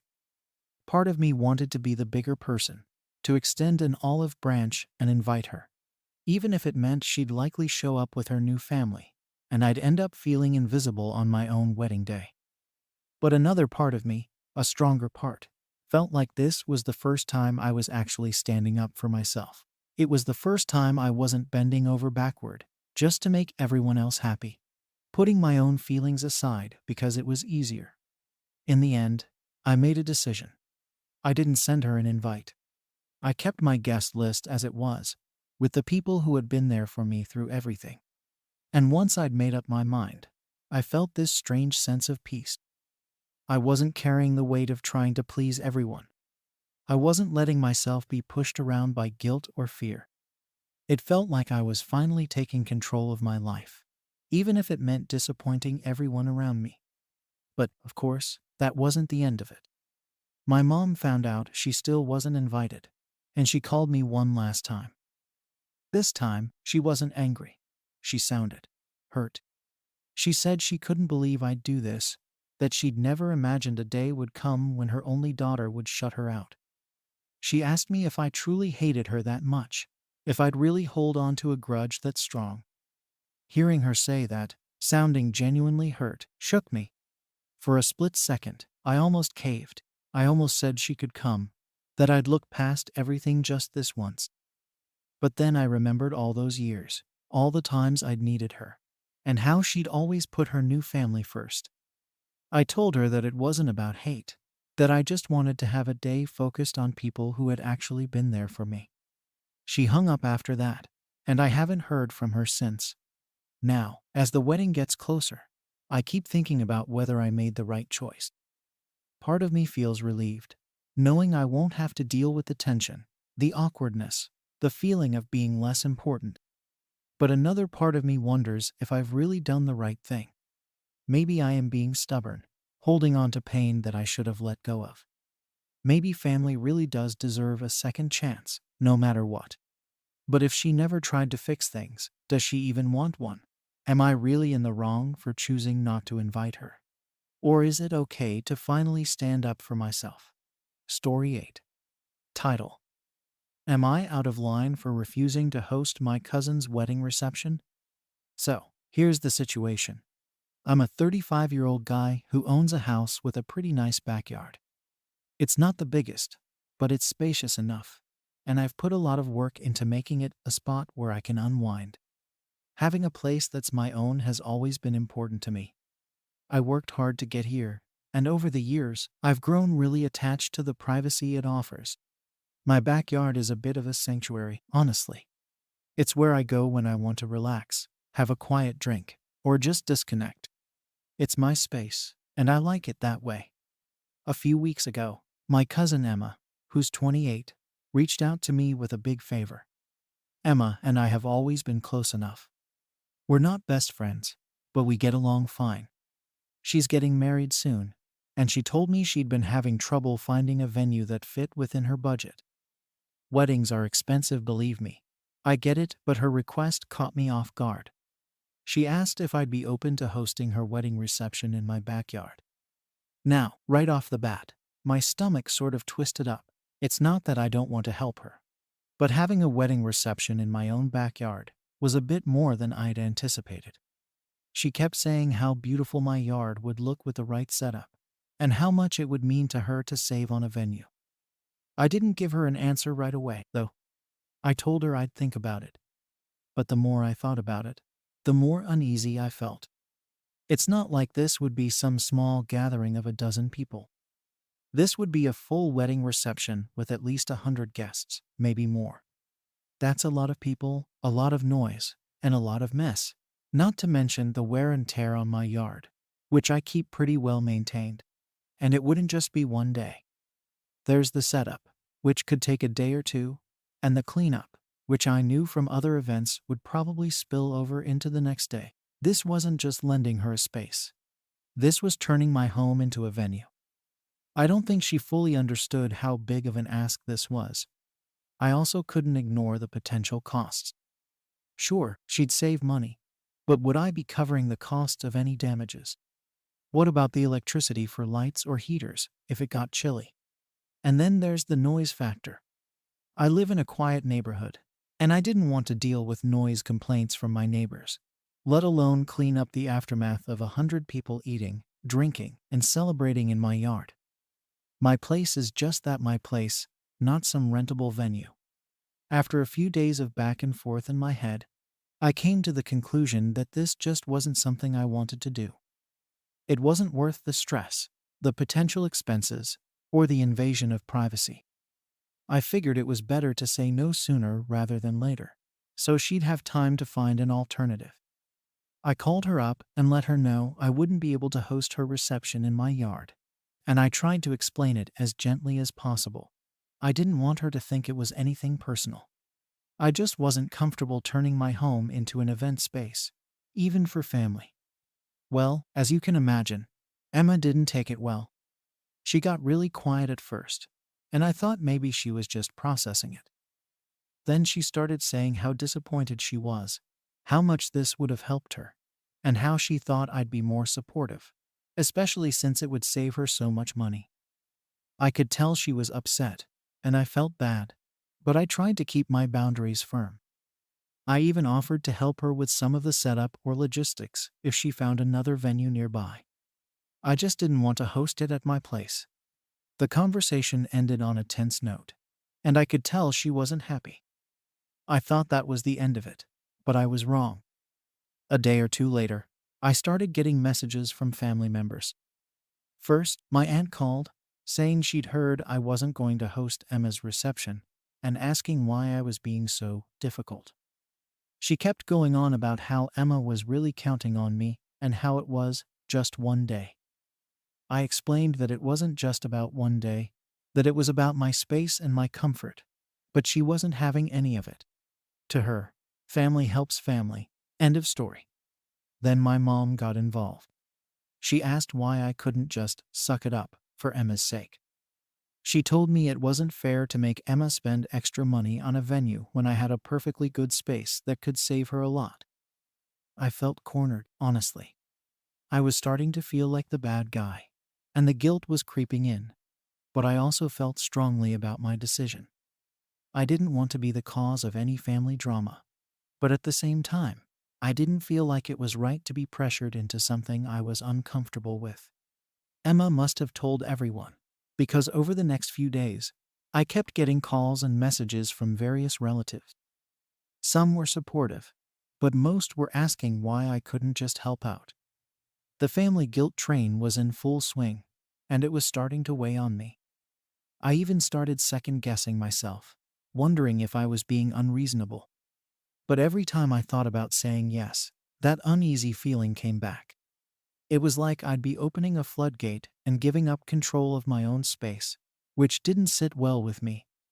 I tried one more time to make things right without giving in completely. I reached out to Emma and offered to cover a portion of her venue costs if she found another place.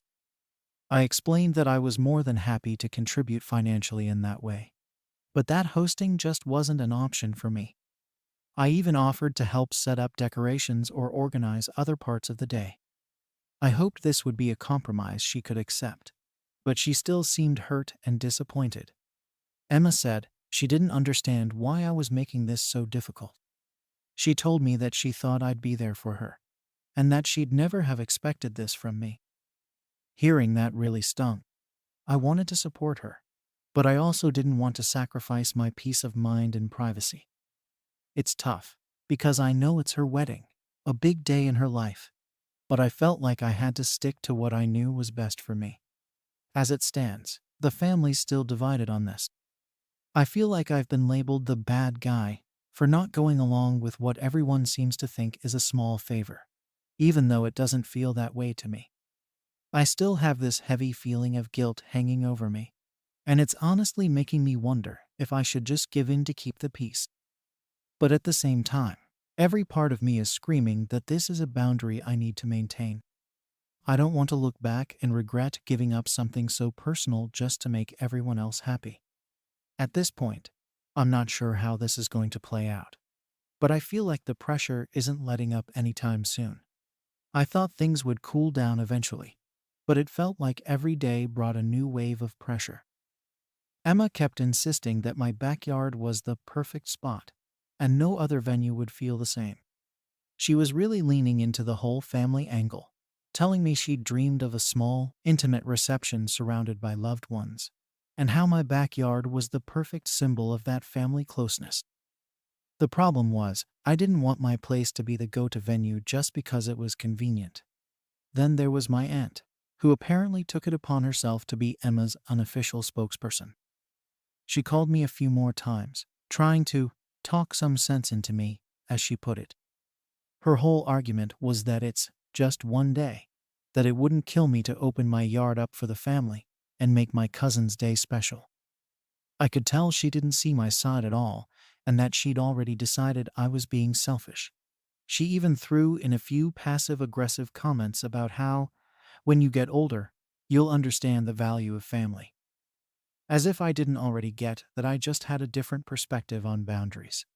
My mom kept trying to mediate between us, but honestly, it felt like she was mostly on Emma's side too. She kept asking me to at least consider it, and saying how disappointed she was that this was causing so much tension in the family. I get it, nobody wants drama, but I couldn't shake the feeling that everyone was expecting me to be the one to cave. It was like they saw this as a minor inconvenience for me, rather than the major invasion of privacy and comfort that it actually was. Eventually, Emma tried reaching out to me directly again. She kept saying how much it would mean to her if I just did this one thing, and kept bringing up all the money she'd save. I reminded her, as politely as I could, that it wasn't about the money for me. It was about my space and my comfort, and I just wasn't okay with turning my home into an event venue. I thought that maybe, just maybe, she'd understand if I explained it that way. But instead, she told me I was being ridiculous, and that I should get over myself. Apparently, because I had a big backyard, I should be grateful to share it, especially with family. After that conversation, I realized this wasn't going to be as easy as a simple no and a respectful agreement to disagree. Emma was genuinely hurt, and I could tell she was taking it personally. It felt like, in her eyes, I was just unwilling to support her, rather than setting a boundary. The worst part was, every time I stood my ground, I felt the guilt creep back in. I could feel the weight of everyone's disappointment, even though I knew I wasn't doing anything wrong. The family pressure only got worse from there. My aunt started telling people I was being difficult and unreasonable, and pretty soon, I had relatives I hadn't heard from in years reaching out to give their 2 cents. Some were passive aggressive, others were outright annoyed, but they all seemed to be echoing the same thing. I should just do this for Emma. They kept bringing up how it would be such a big help, and how I was lucky to have a space that could accommodate everyone. It was like they all saw this as a simple favor, completely ignoring how much it was actually asking of me. To make matters worse, a few of my relatives started dropping hints about how much they'd love to help out if I did host it. They talked about bringing food, helping with decorations, even staying over to make sure everything went smoothly. I could tell they thought they were being helpful, but honestly, it just made me more uncomfortable. My house is my personal space. I'm not interested in turning it into a revolving door for extended family, just because they're willing to pitch in for a day. At one point, I considered just giving in to make everyone happy. The constant pressure was getting to me, and I was honestly tired of being the bad guy. I thought, maybe if I just agreed to host it, things would go back to normal, and everyone would stop acting like I was ruining Emma's life. But every time I got close to saying yes, I had this gut feeling that I'd regret it. I knew that once I opened that door, there'd be no going back. I'd be giving up a part of my privacy, and I couldn't shake the feeling that I'd resent Emma and the family for pushing me into it. So, instead of caving, I tried to find another solution. I offered to go above and beyond with helping out at a different venue. I told Emma I'd be happy to help with the setup, even cover some of the costs if it made things easier. I was willing to do pretty much anything as long as it didn't involve giving up my backyard. But once again, she brushed it off. She kept insisting that it wouldn't be the same anywhere else, and that my backyard was the only place that felt right for her big day.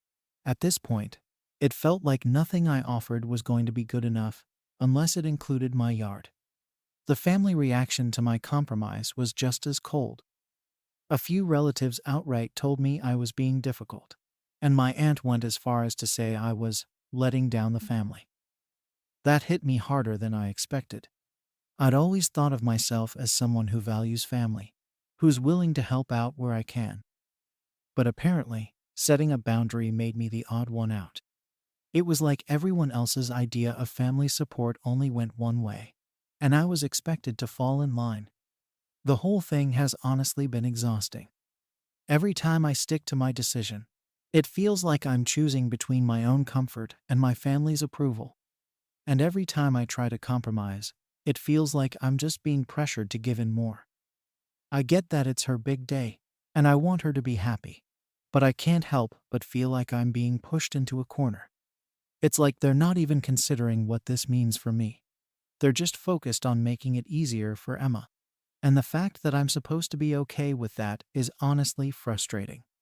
I know some people might think I'm overreacting, that it's just one day, and that I should be willing to make this sacrifice for family. But to me, it's not about one day. It's about feeling respected and having my boundaries acknowledged. And right now, it feels like nobody cares about that. All they see is the reception and the money it would save, and they're ignoring the fact that this is my home, my private space. I just wish someone else in the family could see my side, or at least try to understand why this is so important to me. So here I am, feeling like the odd one out for sticking to what feels right for me, but at the same time, constantly second-guessing myself because of the backlash. I don't know how much longer I can keep up with the pressure, but for now, I'm standing my ground. Whether or not that changes, I guess we'll see. The more I dug my heels in, the worse things got. I thought the family would eventually understand, or at least back off a little, but it felt like things only intensified. Emma started sending me these long messages about how she was feeling let down, how much it hurt that I couldn't do one small thing for her wedding. She kept saying that, over and over, like hosting a reception was no big deal, just a small favor I was blowing out of proportion. But to me, it wasn't small at all. As if her messages weren't enough, my aunt decided to make it a family-wide issue. She told anyone who would listen about how I was being difficult and selfish, refusing to help out on Emma's big day. Even my cousins, who usually keep to themselves, were reaching out to ask what was going on and why I couldn't just make an exception this once. They made it sound like I was causing drama just for the sake of it, which couldn't have been further from the truth. I tried to explain my side, but it felt like nobody wanted to hear it. They just wanted me to go along with what Emma wanted and stop being difficult. One of the worst parts was when my mom sat me down and practically begged me to reconsider. She said this whole thing was tearing the family apart, and that she didn't understand why I couldn't just do this one thing for Emma. I told her, again, that it wasn't that simple for me, that my privacy mattered, and that I felt like everyone was ignoring how much I was being asked to give up.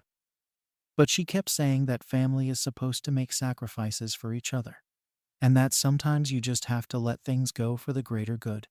Hearing that from her, knowing how disappointed she was, really stung. It's hard to stick to a decision when even your own mom is telling you to just go along with it. Emma eventually tried one last approach. She offered to compromise by saying she'd keep the guest list small and promised the reception would be low-key. But we both knew that even a smaller wedding would still mean a lot of people, noise, and setup in my backyard. Plus, I had no guarantee it would stay low-key. Weddings have a way of spiraling, no matter the original plan. I told her I appreciated the offer, but that my answer was still no. And that's when she really lost it. She called me selfish, said I was putting my comfort over her happiness, and even threw in that she'd always thought I was someone she could count on. That last part hurt, not gonna lie. After that, she stopped talking to me, and the silence was honestly a relief. But, of course, it didn't mean the pressure from the family went away. If anything, it just made things worse. Now it wasn't just a request. It was this unspoken issue hanging over every family gathering and call. People were either tiptoeing around it or openly showing their disappointment. Even my mom's attitude changed. She stopped calling as much, and when she did, there was this tension, like she was holding back from saying what she really thought. It was around then that I started doubting myself more seriously. I'd always been confident about my decision, knowing it was the right one for me. But with everyone else so firmly against me, I couldn't help but wonder if I'd somehow missed something. Maybe I was being unreasonable. Maybe I really was blowing this whole thing out of proportion. It's not like Emma's asking me to host the wedding in my living room, it's just the backyard. But even with those doubts creeping in, I still felt like I was in the right. I still felt like this was my boundary, and I didn't want to give it up just because it made things easier for everyone else. In the end, I told myself I'd done everything I could to help without sacrificing my comfort. I'd offered money, help with setup, and even a smaller gathering at a different venue. But none of it was enough for Emma, and that felt unfair. It was like, in her eyes, the only acceptable compromise was for me to give her exactly what she wanted. And if that's how it had to be, then I was okay with sticking to my decision and dealing with the consequences. Or at least, that's what I told myself. Things have been quiet for a bit now. Emma hasn't reached out since that last conversation, and most of the family seems to have given up on trying to convince me. But it's still there, this lingering sense of tension. I feel like I'm the villain in my own family. And while part of me is okay with that, if it means keeping my peace, another part of me wonders if I went too far. Maybe I should have just said yes from the start and saved everyone the headache. I don't know. I keep going back and forth, thinking about whether I made the right call or just caused unnecessary drama. So, now I'm left here, wondering if sticking to my boundary was worth all this fallout. Did I do the right thing by standing my ground? Or am I really just out of line for wanting to keep my space private? Story 9. Am I wrong for refusing to support my friend's art by purchasing it? So, here's the deal. I'm 29, working as a software engineer. Pretty stable job, decent salary, not rolling in cash, but comfortable enough. I've got a few financial goals I'm working toward, paying off my student loans, building up a savings buffer, that sort of thing. Basically, I've got my priorities, and I try to stick to them. Then there's my friend Mia. She's the same age as me and super talented, honestly. I've known her since college, and she's always been the artsy one in the group. While I went into tech, she dove headfirst into art. She's got this dream of making a living as an artist, and she's been working really hard at it, like putting her heart and soul into every piece she makes. But, as you can imagine, making it as an artist isn't easy. She's always talking about how the art world is tough, how it's hard to sell pieces, how people don't appreciate the value of original art. I get it, I really do. But because of that, she's been leaning a lot on friends and family to support her work by, well, buying it. I'll be upfront. I've bought a couple of her smaller pieces before, back when I had a little extra cash to spare. I genuinely like her work, and I wanted to show her that I believe in what she's doing. But lately, she's been creating bigger, more expensive pieces, and she's been pushing more and more for her friends to help her out. It's like every other week, she's got something new, and she's hitting us up to support her journey by buying her art. So, a few days ago, she texted me out of the blue, asking if I wanted to meet up for coffee. I thought it'd just be a casual hangout, catch up, talk about life, you know? But when I showed up, she had a couple of her new pieces with her. They were beautiful, don't get me wrong, and you could see all the effort and detail she'd put into them. But I could also tell by the way she was showing them to me that she wasn't just looking for feedback or compliments. She was hoping I'd want to buy one. Now, I don't know if anyone else has been in this situation, but it's really uncomfortable when a friend expects you to buy something you didn't ask for, especially when it's not something cheap. These pieces were way out of my budget. I'm not talking about $20 or $30 here. She was charging hundreds of dollars. And yeah, I know that's fair for original art, I'm not questioning her prices. But it was a lot for me, especially considering my current goals. When she brought it up, I tried to be polite and keep things light. I told her her work looked amazing, which it did, but that I couldn't afford it right now. I expected her to maybe understand or at least brush it off, like, oh, no worries, I get it. But instead, she got quiet, like really quiet. And then, almost out of nowhere, she says, I thought you were my friend. A real friend would support me. That hit me harder than I expected. Here I was, just trying to have a coffee and catch up. And now I'm being made to feel like some kind of villain for not buying her art. I didn't know what to say, honestly. I just kind of sat there, trying to figure out if she was serious.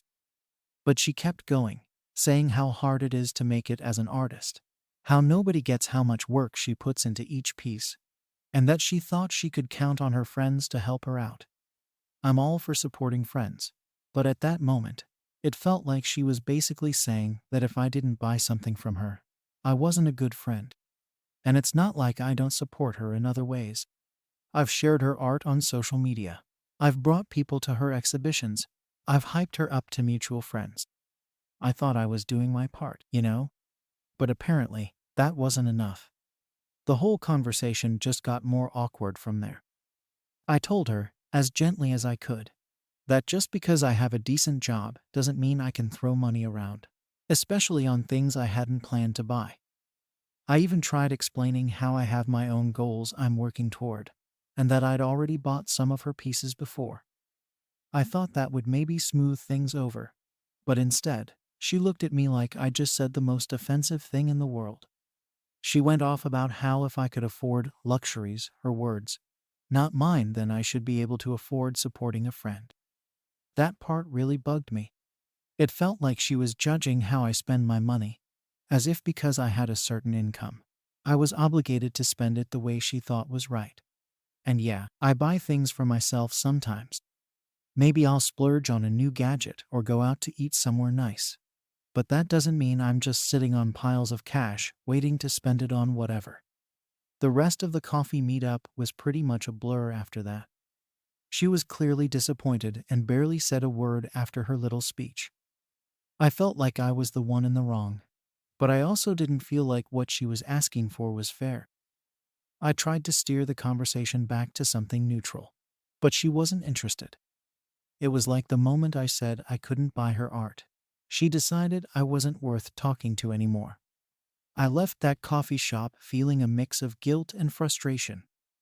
On one hand, she's my friend, and I hate to see her struggling. I know how much she cares about her art and how hard it is for her to make ends meet.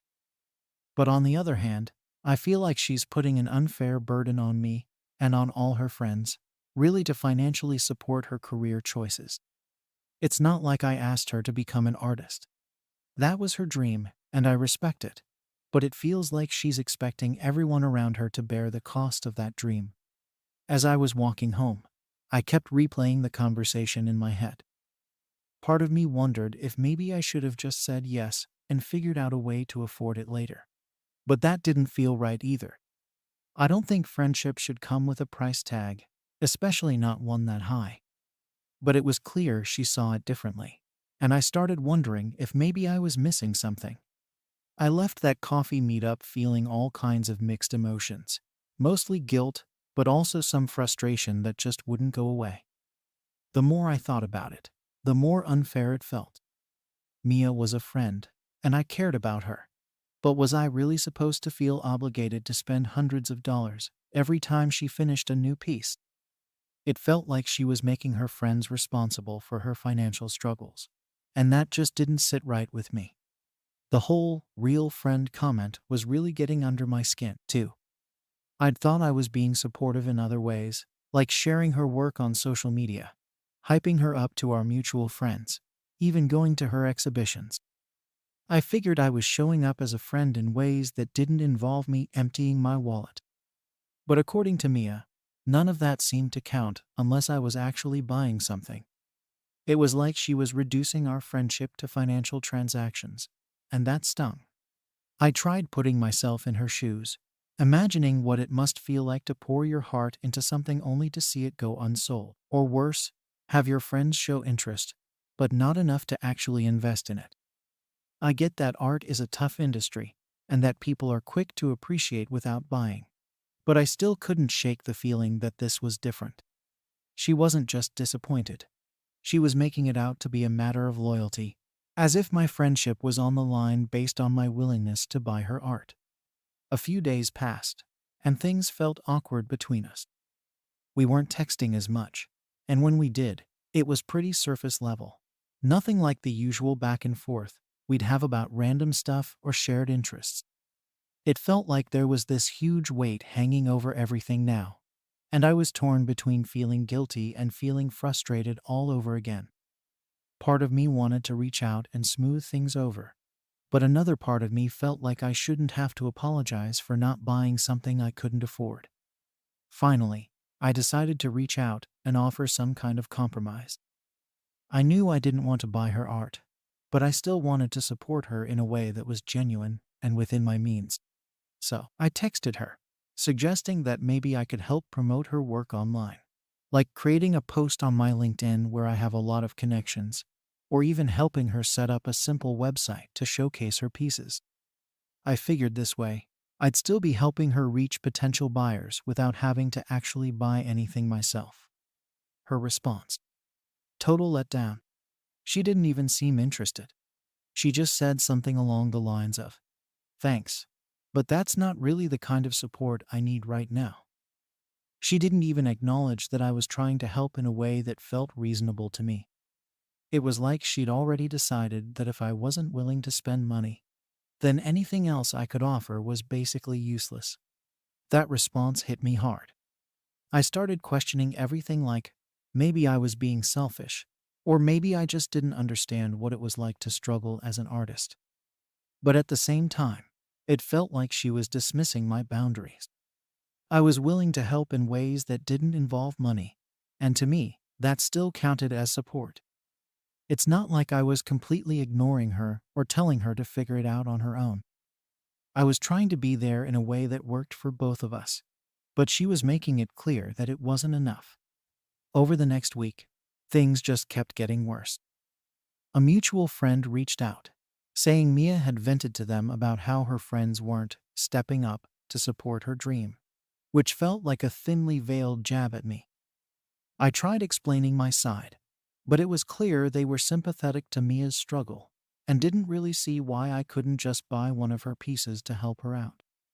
It felt like everyone was putting the pressure on, as if my friendship with Mia was now on trial because I wasn't willing to spend money I didn't have. The more I thought about it, the more frustrated I got. I started replaying our conversations in my head, trying to figure out if I'd been unfair, or if I'd missed something in her tone or the way she expressed herself. But no matter how I looked at it, I kept coming back to the fact that supporting someone shouldn't mean going broke or compromising your own financial goals. Just because I had a stable income didn't mean I was obligated to fund someone else's dreams. Then, out of nowhere, Mia sent me a message, basically apologizing, but also doubling down. She said she was sorry for how things had gone, but she just felt hurt that her friends weren't showing up for her the way she thought they would. She said she was going through a rough patch, and it was hard to keep going when it felt like nobody believed in her work enough to actually invest in it. She kept using that word, invest, as if buying a piece of art was the same thing as supporting a business venture. At that point, I realized this wasn't going to be resolved the way I'd hoped.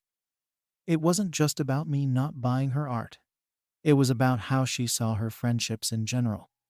It was clear that, to her, support was directly tied to financial contribution, and if I wasn't willing to do that, then I was falling short in her eyes. It felt like we were at a complete impasse, with no way to bridge the gap between what she expected and what I was willing to give. I tried one more time to explain my perspective, telling her that I genuinely cared about her and her work, but that I didn't think it was fair to expect friends to spend money as a sign of loyalty. I said I'd still be happy to help in non-financial ways, like sharing her art or helping her with the business side of things, but I just couldn't afford to buy her work right now. She read my message but didn't respond. A couple of weeks went by without hearing from Mia, and it felt like a strange, uncomfortable silence hanging between us. We'd been close for so long, and it was weird not having our usual check-ins or random chats. Every time my phone buzzed, I half expected it to be her. But after that last conversation, it was clear she'd pulled back completely. I ended up talking to a few other friends about it, partly because I wanted to see if they'd dealt with something similar, and partly to see if I was missing something obvious. One of them, a mutual friend, mentioned that Mia had reached out to a bunch of people about buying her art recently, not just me.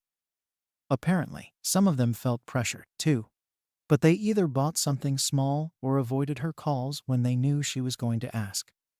It made me feel a little less guilty, knowing I wasn't the only one who'd felt weird about the situation.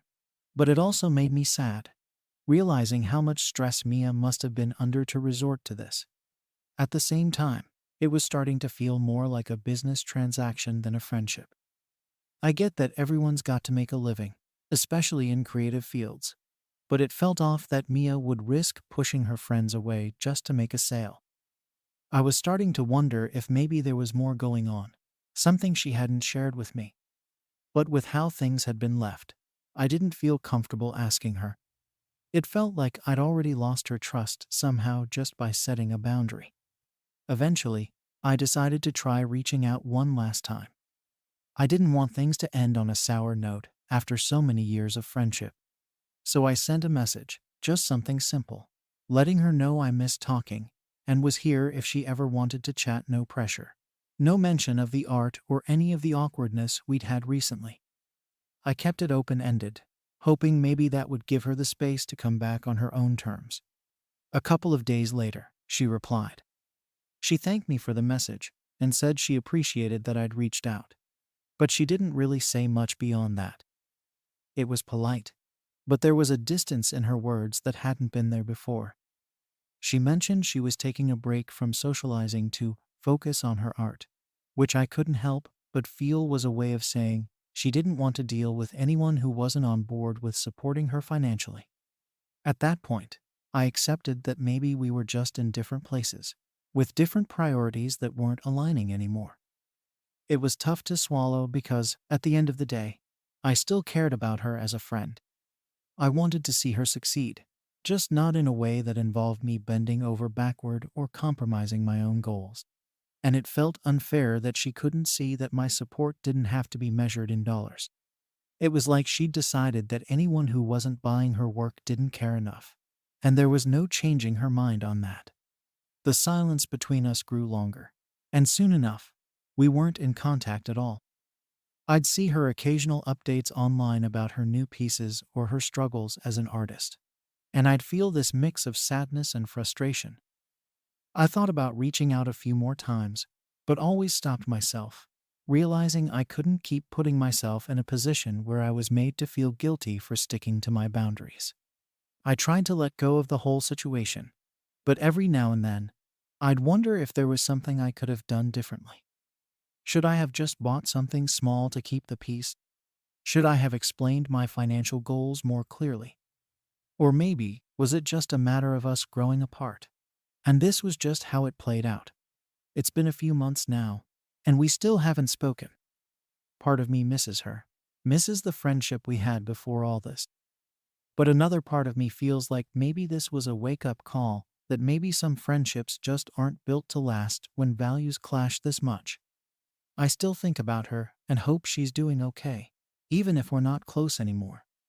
But I can't shake this lingering feeling of guilt, wondering if I should have just made the sacrifice for the sake of our friendship. So, here's where I'm left. Am I wrong for not buying my friend's art, even though she's struggling financially? Story 10. Am I selfish for not wanting my in-laws to move into our basement? I'm a 32-year-old woman working as an office manager. My husband, David, and I bought our first house a couple of years ago, and we've been loving having a place that's truly ours. After years of cramped apartments, roommates, and dealing with landlords, having our own space felt like a huge accomplishment. We both put a lot of work into making the house feel like home, and we finally settled into a routine that worked for us. But lately, things have been tense. It started a few weeks ago when David's parents called with some bad news. They've hit a rough financial patch. His dad lost his job, and they had some medical bills come up that wiped out a chunk of their savings. They're not at rock bottom, but they're struggling to keep their heads above water, and they don't know how long they can keep up with their mortgage. David has always been close with his parents, so naturally, he was really worried about them. He started talking about ways we could help, which I thought was nice. But I wasn't really expecting the direction he went in. One night, he brought up the idea of having them move in with us specifically, into our basement. We have a finished basement with a bathroom, a small kitchenette, and enough room for them to set up a little living space, so it would work logistically. He said it would just be temporary, maybe a few months or so, until they got back on their feet. I remember feeling this sort of sinking feeling in my stomach as soon as he mentioned it. It's not that I don't care about his family. I do. But having anyone, even family, living in our space just wasn't something I'd ever pictured or wanted. I didn't respond right away, mostly because I wasn't sure what to say. I think I mumbled something about needing to think it over. But I must not have masked my reaction well enough, because David noticed my hesitation immediately. He looked at me, and his whole expression just shifted. Before I knew it, he was asking me if I didn't care about his family, if I'd really let them struggle rather than offer them a place to stay. I could tell he was hurt, and the whole thing escalated fast. I tried to explain that it wasn't about his parents specifically, but more about what it meant for us. We've finally got this space that's ours, a place where we can just be ourselves and not worry about anyone else.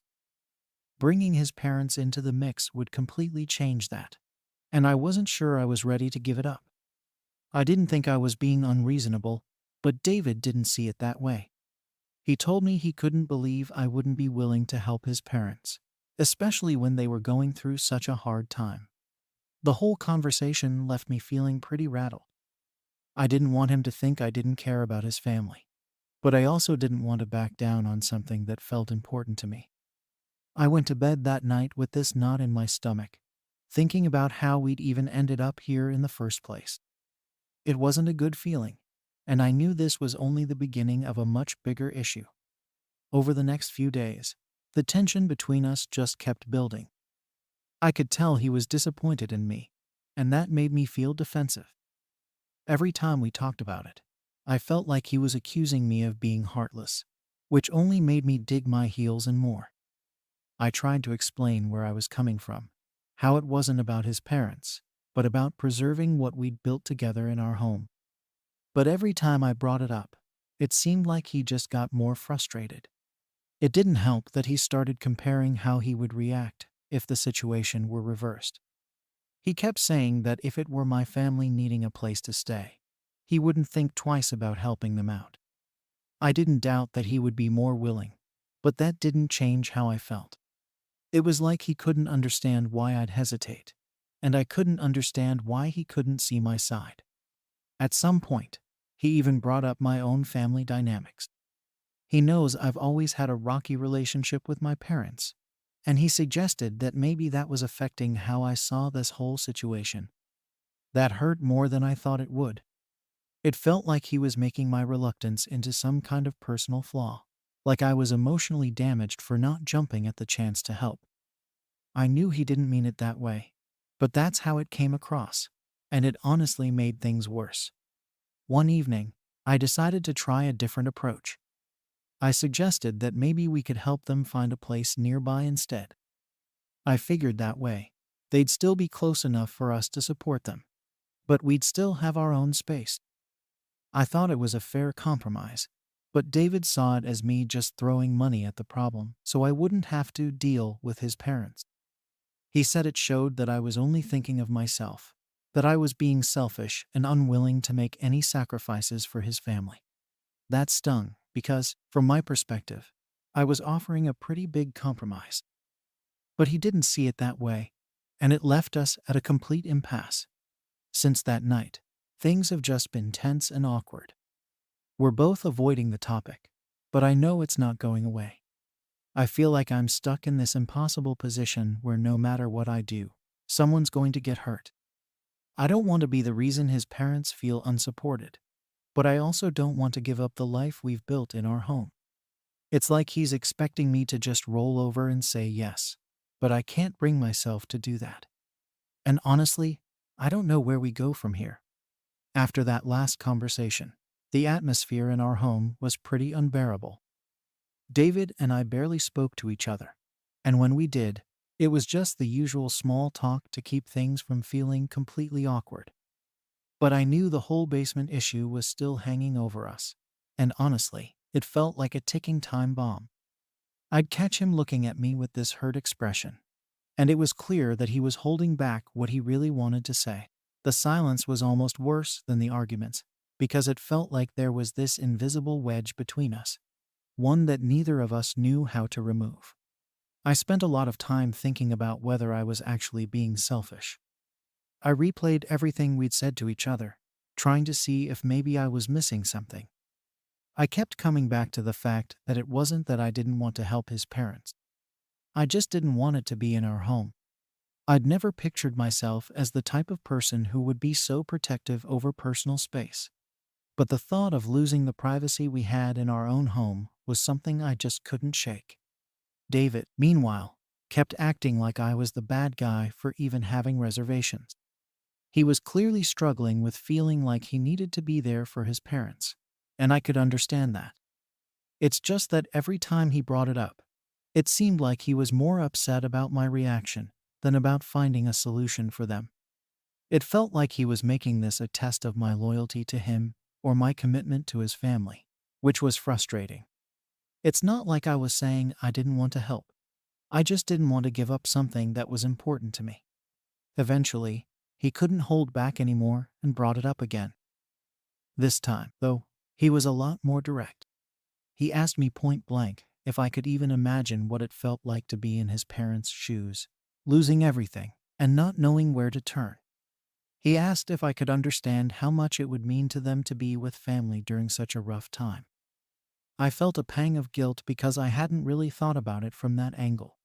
I was so focused on what it would mean for us that I hadn't considered how they must be feeling, the stress and fear they were going through. But at the same time, I knew I couldn't just ignore my own feelings. I told him that I did sympathize with his parents, that I could only imagine how hard this must be for them, but that I still didn't think moving them in was the best idea. I even admitted that maybe I was being selfish, but that I couldn't help how I felt. I wasn't willing to give up the privacy and peace that we had worked so hard to create in our home. He just shook his head, and I could tell he was disappointed in my answer. The worst part of it was feeling like I was losing him a little more every time we had this conversation. It was clear that he saw this as a black and white issue, one where there was a right thing to do and a wrong thing to do, and in his mind, I was on the wrong side of it. I started to worry that maybe this would change how he saw me in the long run, that he would always remember this as the time I refused to help his family. The thought of that weighed on me, but I still couldn't bring myself to agree to his idea. Around this time, David's parents started calling more often, and every time he talked to them, he'd come back looking even more upset. I could tell he was feeling pressured, torn between his loyalty to them and the boundaries I was trying to set. Eventually, he mentioned that his parents were looking at their options, and that one of those options was moving in with us. He didn't push me for an answer right then, but I could feel that he was hoping I'd come around. It made me feel even more backed into a corner. I felt so alone with this decision. It wasn't like I could just vent to someone about it, because I didn't want anyone to think less of David or his family. I tried talking it out with a close friend, without going into too many details, and even she seemed to think that I was being unreasonable. She reminded me that family is supposed to be there for each other, and that I was lucky to have in-laws who even wanted to be close to us. It made me feel even worse because, on some level, I knew she was right, but that didn't change how I felt about the situation. Then came a night where David just laid it all out. He told me he didn't understand why I was so against this, why I couldn't make a small sacrifice to help the people who raised him. He even said that he felt like I was choosing my comfort over his parents' well-being, which honestly hit me hard. It wasn't about comfort for me, at least not entirely. It was about the life we'd built and wanting to keep that for ourselves. But the way he framed it made me feel like I was failing some kind of moral test. After that conversation, I started doubting myself even more. I kept going over everything in my head, trying to figure out if I was really in the wrong. Maybe he was right, and maybe I was just too focused on myself to see the bigger picture. But every time I thought about agreeing to let them move in, I felt this overwhelming sense of dread. It just didn't feel right, and I couldn't shake that feeling no matter how hard I tried. I thought that offering to help them find a nearby place would be a good compromise, but David wasn't open to it at all. To him, it felt like I was trying to push his family away, to keep them at a distance when they needed support the most. He couldn't understand that, to me, it was about finding a solution that wouldn't disrupt our lives completely. It was like we were speaking two different languages, and neither of us could understand the other. As more time passed, the distance between us only grew. We were still going through the motions of daily life, but there was this underlying tension that neither of us could ignore. I kept hoping that he'd come around, that maybe he'd see my perspective, but he seemed to be holding firm. I started to worry that this issue would become a permanent rift between us, something we'd never fully move past. And in the back of my mind, I knew that his parents were still waiting for an answer. I knew they were probably wondering why David hadn't just told them they could move in. It felt like the pressure was building from all sides, and I didn't know how much longer I could hold out. I was reaching a breaking point, but I still couldn't bring myself to say yes. It was only a matter of time before something had to give. The breaking point came one weekend when David's parents were planning to visit. The idea was that they'd stay with us for a few days to discuss their options and see if the basement would be a comfortable space for them. David didn't exactly ask if I was okay with this. It was more of an announcement, like he'd already decided. I felt cornered but didn't say anything. Part of me thought that maybe, if I saw them here and realized it wouldn't be as bad as I feared, I might be able to get on board. But I was nervous and honestly a bit resentful that it was happening this way. When they arrived, his parents seemed hesitant and a little embarrassed, which actually made me feel guilty. They were obviously uncomfortable with the situation, and I could see how badly it was weighing on them. That feeling of dread started to mix with guilt, which just made everything feel even heavier. I tried to be friendly, make small talk, but it felt forced, and I'm sure they could tell. David was being overly polite and chipper, but I knew he was watching me, waiting to see if I'd give in and finally agree to let them stay. We spent that first day giving them a tour of the basement, pointing out things they could do to make it feel homier if they moved in. They were quiet, mostly nodding and murmuring that it was a nice space. At one point, David's mom mentioned that they'd be willing to chip in with groceries and help around the house to make up for the inconvenience. I could tell it was her way of trying to ease my concerns, and it hit me hard. I felt like the bad guy, like I was the reason they felt the need to reassure me, and it only made me more conflicted. The second day, things got tense again.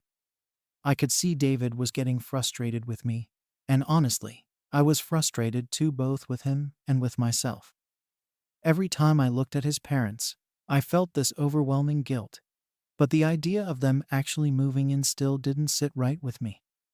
David and I barely spoke for most of the day, and when we did, it was stilted and awkward.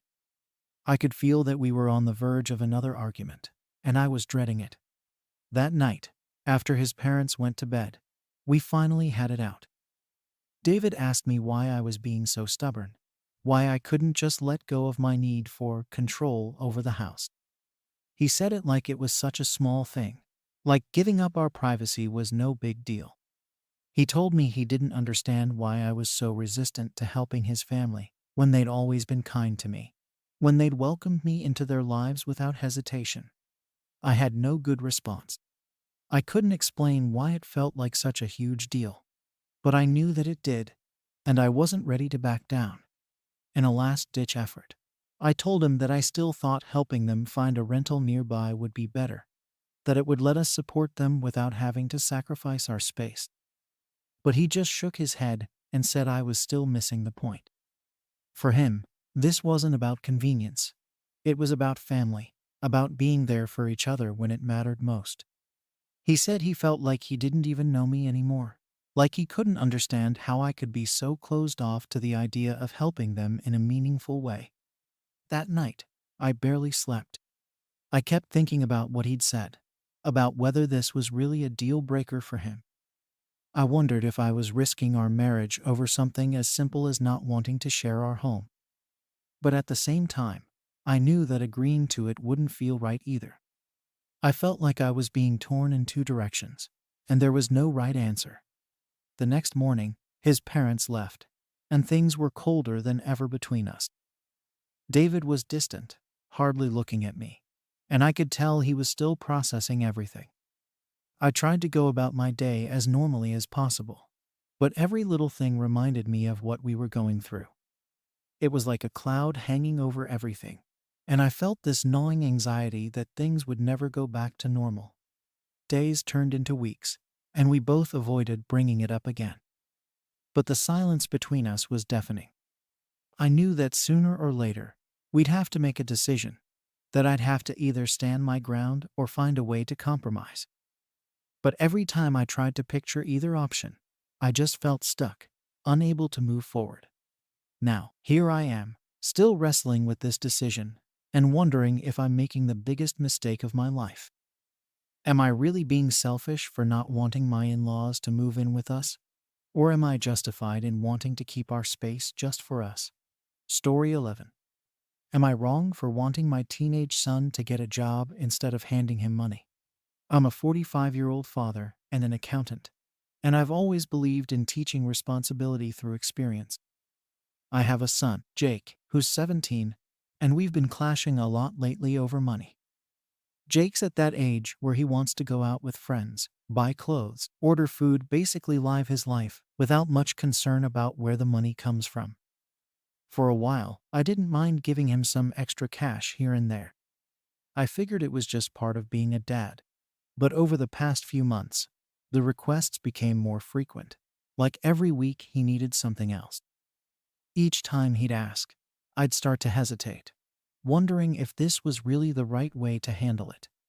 I guess what got me thinking was how casually he'd ask, like it was just expected that I'd hand him money whenever he needed it. No, please, no, thank you, just, can I get some money? It felt wrong to me. When I was his age, I had a part-time job and saved up for the things I wanted. My parents weren't well off, and I knew that if I wanted to have money for things like going out or buying new clothes, I had to work for it. So, seeing Jake just expect money without putting in any effort started to bother me. After one too many requests, I finally decided to set a condition. No more money until he got a part-time job. I didn't think I was asking for too much. In my mind, it was a fair way to teach him responsibility, and I thought he'd take it as a challenge or at least see where I was coming from. But I couldn't have been more wrong. Jake didn't take it well at all. He acted like I was pulling the rug out from under him. He called me stingy and even said I was being unfair, which honestly surprised me. I didn't think he'd get that upset over something so simple. I tried to explain my reasoning, that it wasn't about the money itself, but more about the lesson behind it. I told him how working part-time as a teenager helped me learn the value of hard work, budgeting, and how to make smart choices with money. But he wasn't having any of it. All he could focus on was that I wasn't giving him what he wanted. It was frustrating because I felt like he wasn't even trying to see my perspective. To him, I was just being difficult for no reason. The argument ended on a sour note, and since then, things have been pretty tense between us. I thought he'd come around after a few days, maybe realize that I had a point and agree to at least look for a job. But instead, he's been giving me the cold shoulder. He barely speaks to me unless he has to, and when he does, it's usually with a tone that makes it clear he's still mad. It's like every time he sees me, he's reminded that I'm the one standing between him and his freedom, or whatever he thinks he's owed. What's frustrating is that he keeps bringing up how all his friends' parents give them money without making them work for it. According to him, I'm the only parent who has this old-fashioned view of things. I don't even know if that's true, but it's like he's convinced himself that I'm being unreasonable just because his friends supposedly don't have to work. I tried to explain that just because other parents might handle things differently doesn't mean they're right. But, of course, that just made him roll his eyes and say I didn't understand how things work now. It was like talking to a wall. At this point, I was really starting to question myself. I didn't want to push him too hard, but at the same time, I didn't want to just give in. I felt like if I backed down, it would send the message that he could get what he wanted just by being difficult. And that was the last thing I wanted to teach him. So I held firm, even though every day felt like I was walking on eggshells around him. A week or so after our first argument, I tried to have another conversation with him. I sat him down and tried to explain that this wasn't about me being stingy or old-fashioned. I told him that learning to work for what you want is important, that it builds character and teaches you how to handle responsibility. I mentioned how working could help him save up for things, maybe even give him a sense of pride in earning his own money. But he just sat there, arms crossed, barely listening. Halfway through, he cut me off and said he didn't see the point in working some crappy part-time job when he could be focusing on enjoying his senior year of high school. I didn't know how to respond to that because, in his mind, my approach made no sense. It was clear he thought I was being ridiculous, and I could tell he wasn't about to change his mind anytime soon. After that conversation, I felt even more frustrated. I'd tried to be patient, tried to explain things in a way he'd understand. but it felt like he'd already decided I was the bad guy in this situation. It's like he was more upset about the fact that I'd challenged his sense of entitlement than the actual money itself. As the days passed, I could tell he was testing me. Every once in a while, he'd ask for money, just this once, and when I'd remind him of our agreement, he'd act all put out and make comments about how unfair I was being. It was hard to stay firm, especially when he'd give me that look of disappointment or frustration. Part of me wanted to just give in, to avoid all this conflict and go back to the way things were. But every time I thought about it, I reminded myself why I was doing this. I wasn't trying to make his life harder. I was trying to prepare him for the real world. I started to wonder if maybe I was approaching this the wrong way. Maybe there was some compromise I could offer, a way for him to earn the money without feeling like he was sacrificing his freedom or time with friends. But every time I thought about suggesting something different, I'd remind myself that he needed to learn this lesson. I felt like I was constantly second-guessing myself, wondering if I was making the right call or if I was just creating unnecessary tension between us. What made it worse was that my wife was mostly on Jake's side. She thought I was being too strict, that I was expecting too much from him at his age. She pointed out that he's still a kid, that he'll have the rest of his life to work and be responsible. Hearing that only made me feel more conflicted.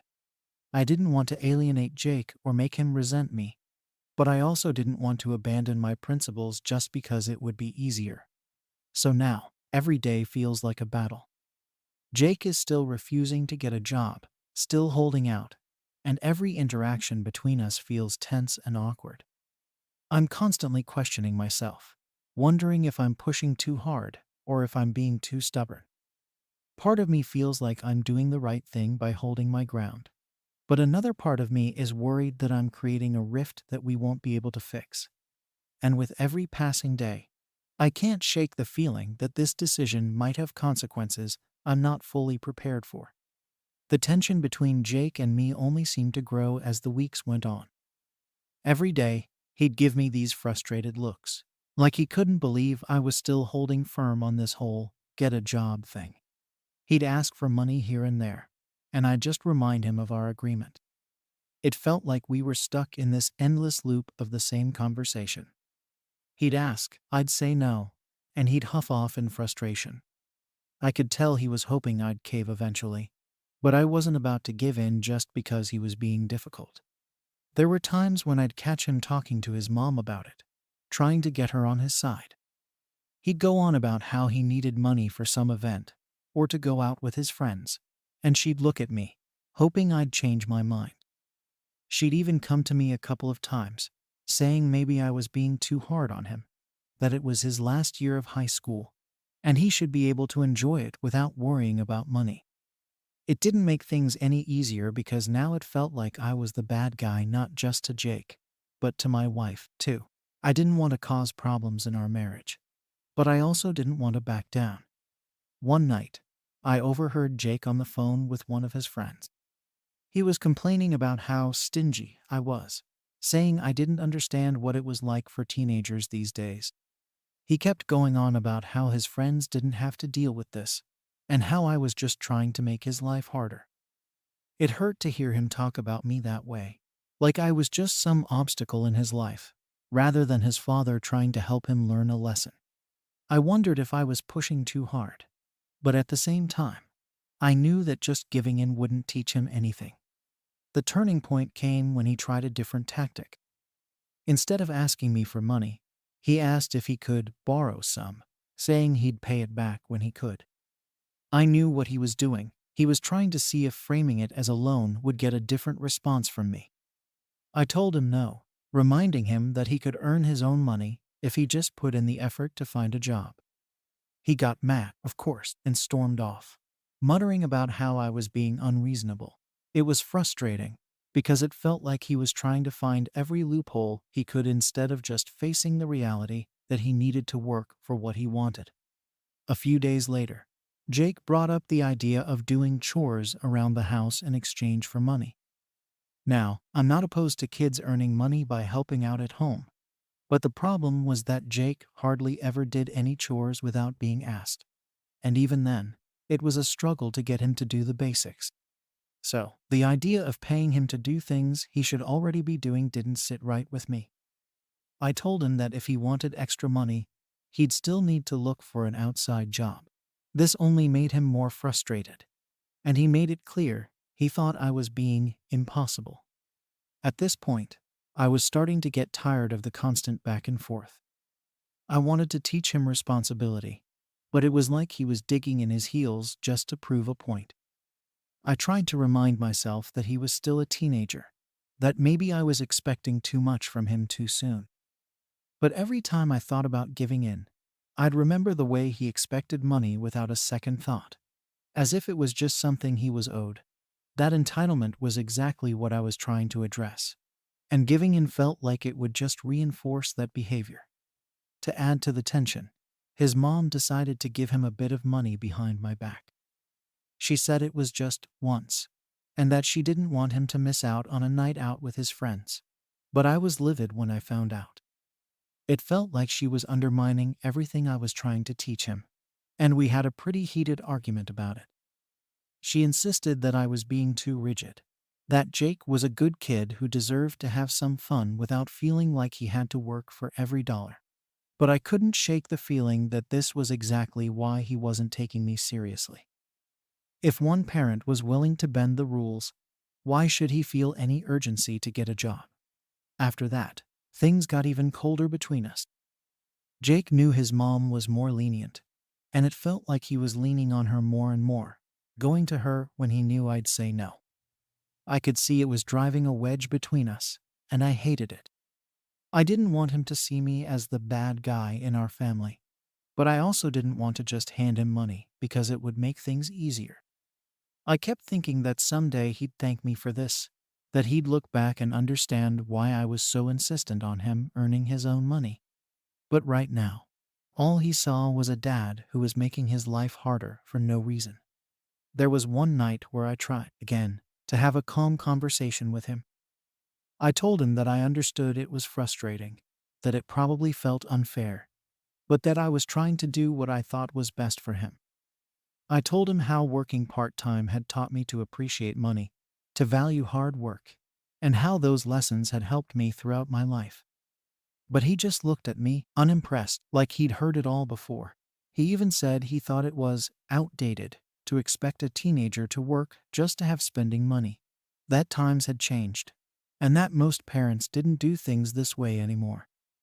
I didn't know what else to say, so I just let the conversation end there, feeling more defeated than ever. The next day, I found myself wondering if maybe I was out of touch. Maybe he was right, and things were different now, that it was normal for parents to give their kids money without expecting them to work for it. But every time I tried to convince myself of that, it just didn't sit right. It felt like an excuse, a way to avoid the uncomfortable truth that maybe kids today were growing up with a sense of entitlement that wasn't doing them any favors in the long run. Still, I couldn't shake the doubt, and it was making me question everything I thought I knew about parenting. As the weeks dragged on, I realized this wasn't going to be resolved easily. Jake was digging in his heels, and I was trying to stay firm, but it felt like we were just at a standstill, neither of us willing to back down.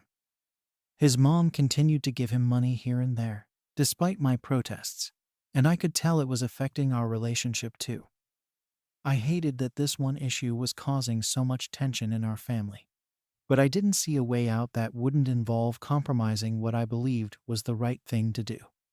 The whole situation was wearing me down, and I started to wonder if maybe I was being too stubborn for my own good. Maybe I was holding on to this idea of teaching responsibility a little too tightly, and maybe Jake was right to some extent.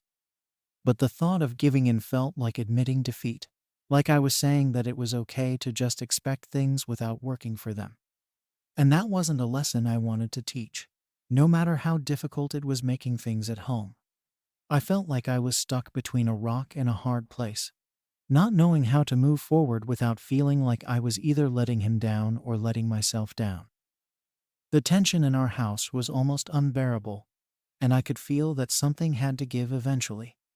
After weeks of tension, things reached a breaking point. One evening, Jake came to me, more frustrated than I'd ever seen him. He'd found out about a concert he wanted to go to with his friends, and he needed money for the ticket. It was obvious he was hoping I'd make an exception, just this once, but I stayed firm, reminding him of our agreement. That was the last straw for him. He blew up, saying he didn't understand why I was making such a big deal out of a little money, that it wasn't fair he had to miss out on things because I was so old-fashioned. He accused me of caring more about my principles than about him, and said he felt like I was punishing him for no reason. I tried to stay calm, but hearing him say that hurt. I wanted to explain that this wasn't about punishment, but he wasn't in the mood to listen. He stormed off, slamming his door, and I was left standing there, wondering if I'd made a huge mistake. I kept replaying his words in my head, questioning if I was really being too harsh. Part of me wanted to go to his room, apologize, and just give him the money to make things easier, but I couldn't bring myself to do it. I knew if I gave in now, it would make all my efforts up to this point meaningless. The atmosphere in our house, after that argument, was almost unbearable. Jake barely looked at me, and his mom wasn't exactly thrilled with how things had turned out either. I could tell she thought I was being unreasonable, and it felt like I was the only one holding on to this idea of teaching him responsibility. It was lonely, feeling like I was the only one fighting for this, but I kept telling myself it was for his own good. Even so, I started to wonder if this was worth the damage it was doing to our relationship. A few days after that argument, Jake tried to make another case for why he shouldn't have to get a job. He listed all the responsibilities he already had: school, sports, and college applications. He argued that adding a job on top of everything would just be too much. I could see his point. It was his last year of high school, and he was already busy. But I still believed there was value in learning how to manage time and prioritize. He could find a job with flexible hours or work on weekends, but he wouldn't even consider it. It was like he'd already decided any kind of job would just be an unnecessary burden. After that conversation, I started thinking maybe I was pushing too hard. Maybe I was expecting too much from him. But every time I tried to let go of the idea, it just felt wrong. I couldn't shake the feeling that I'd be doing him a disservice if I gave in. Still, I was exhausted from the constant tension, and I started to doubt myself more than ever. Around this time, Jake's mom and I had another talk about it. She was frustrated, saying that my insistence on him getting a job was only causing resentment, and that it wasn't worth all the conflict. She suggested that maybe we could reach some kind of compromise, like giving him an allowance in exchange for doing extra chores or helping out with some projects around the house. But I was hesitant. I felt like that would just reinforce his attitude of avoiding responsibility. To me, a job was different from doing chores. It was about learning how to earn money from someone who wasn't his parent, to understand the value of money from a different perspective. But at this point, I was starting to feel like I was the only one who saw things that way. In the end, I agreed to at least consider the idea of a compromise. I thought maybe if I gave him some space, he'd come around on his own. But that didn't happen. Instead, he just took it as a victory, like he'd won by not having to get a job. He went right back to asking for money, expecting me to give in since I hadn't followed through on my ultimatum. It was frustrating because I felt like all the effort I'd put into trying to teach him a lesson had been for nothing. One night, I finally caved and told him I'd give him some money if he'd help out more around the house. I hated doing it, but I was tired of the constant tension, and I didn't see any other way to keep the peace. He agreed, of course, but it was obvious he didn't really see it as a lesson. To him, it was just me finally giving in. And in a way, maybe I had. I couldn't shake the feeling that I'd compromised my own values just to avoid more arguments. Since then, things have been a little better on the surface. Jake isn't as angry, and he's helping out a bit more, though I can tell his heart isn't really in it. It feels like we've reached some kind of uneasy truce, but I still have this nagging feeling that I've failed him. I worry that I've taught him the wrong lesson, that if he holds out long enough, I'll eventually give in. That's not the message I wanted to send, but I didn't know how to fix it without making things worse. So here I am, still wondering if I did the right thing. Am I wrong for insisting my son earn his spending money, or did I make a mistake by finally giving in? Story 12. Am I wrong for not wanting my partner's ex to attend our wedding? I'm 33, and I work as an executive assistant. My fiancé and I have been together for about 3 years now, and we're finally getting married. We've been planning this wedding for months, and it's been a big project. Between work, family obligations, and making sure every detail is perfect, there's been a lot to juggle, but it's all supposed to be worth it in the end. This is a day we've both been looking forward to for a long time, or at least, that's what I thought. So, here's the situation. My fiancé has a pretty tight-knit friend group, one he's been part of since his college days. I've met everyone in the group, and they're all nice people, for the most part. But there's one person in the group who's always made things a little awkward for me. His ex-girlfriend. They dated back in college, and though it's been years since they were together, she's still around. From what I understand, the breakup was amicable, and they stayed friends. She's part of his life because she's in his friend group, so they're around each other a lot, even though they broke up way before he and I ever met. Now, I don't have any problems with her being friends with his friends. I get that she's part of the social circle, and I've never tried to stop him from spending time with the group. I trust him, and I trust that he's not interested in her that way anymore. But when it comes to our wedding, I feel like that's different. I want our wedding to feel special and completely focused on us, without any past relationships lingering in the background. The thing is, until recently, I had assumed she wouldn't be coming to the wedding. I don't know why. Maybe I just thought it was understood that exes don't usually get invited to weddings. But then, I found out through some mutual friends that she's excited to attend our wedding. I guess she had been talking about it openly, and I overheard one of his friends mention it in passing. That took me off guard. It wasn't that I was angry or anything, but it just didn't sit right with me. It felt like a boundary I hadn't even considered needing to set, because I assumed it was common sense. When I mentioned this to my fiancé, hoping he'd see my side, I was completely unprepared for his reaction. I was calm. I just laid it out that I felt uncomfortable with her being there on our wedding day. I explained that it's a special day for us, and I wanted it to be about us without any awkwardness. To my surprise, he brushed it off immediately. He told me I was being insecure and causing drama over something that didn't matter. He said she's part of the group, and that it would be weird to exclude her when everyone else was invited. I didn't expect him to be so dismissive. It hurt because I thought he'd at least try to understand where I was coming from. Instead, he made it sound like I was just insecure and blowing things out of proportion. I tried to explain myself again, saying that it's not about insecurity, it's about wanting a clean slate for our big day. But he seemed annoyed that I was even bringing it up. We didn't talk about it much more that day, but the whole thing stayed with me. I kept replaying the conversation in my head, trying to understand why he didn't see my perspective at all. I get that she's part of his friend group, but I don't see why that automatically means she needs to be there on our wedding day. It's not like this is a casual get-together or a party. This is a once-in-a-lifetime event, and I don't think it's unreasonable to want it to be focused on just us and the people who genuinely support our relationship. Over the next few days, things were tense between us. Every time I thought about it, I felt more and more like he wasn't respecting my feelings.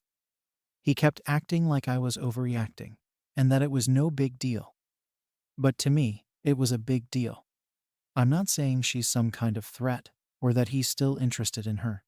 But having her there just doesn't feel right to me. It's hard to explain, but it feels like a line that shouldn't be crossed. Like inviting someone who once had a romantic place in his life makes it feel less personal, less about just us. After letting it sit for a bit, I decided to try a different approach. I told him I'd be willing to meet with her, to try to clear the air if he thought that would help. I thought maybe if I talked to her and got to know her better, I might feel less uncomfortable. But he shot that idea down too, saying that meeting with her would make things weird and cause more drama. He kept insisting it was just one day, and that I should just get over it. I started to feel like there was no way for me to win here. If I said I wasn't okay with her being there, I was insecure and dramatic. But if I tried to talk it out or compromise, I was making things weird. No matter what I said or did, he just wasn't willing to budge. It was like he had already made up his mind that she would be there, and my feelings on the matter didn't matter. It's honestly making me question a lot of things. If he's not willing to even consider my perspective on something this personal, what does that mean for our future? This is supposed to be a day for us, and yet I feel like my concerns are being completely sidelined. I didn't think I was asking for too much. I just wanted him to hear me out and understand why this bothers me. The whole thing has made planning the wedding feel a lot less exciting. Instead of looking forward to it, I feel this sense of dread whenever I think about her being there. I keep picturing the day and feeling this awkward tension, knowing she's there, and I hate that this is what it's come to. I want our wedding day to feel pure and special, without any lingering history hanging over it. I don't see why that's so hard for him to understand. I know it might seem petty to some people, but to me, this feels like a boundary. I don't want to start our marriage with unresolved feelings or with him thinking it's okay to dismiss my feelings when it's convenient. After that conversation, things just kept getting more uncomfortable between us.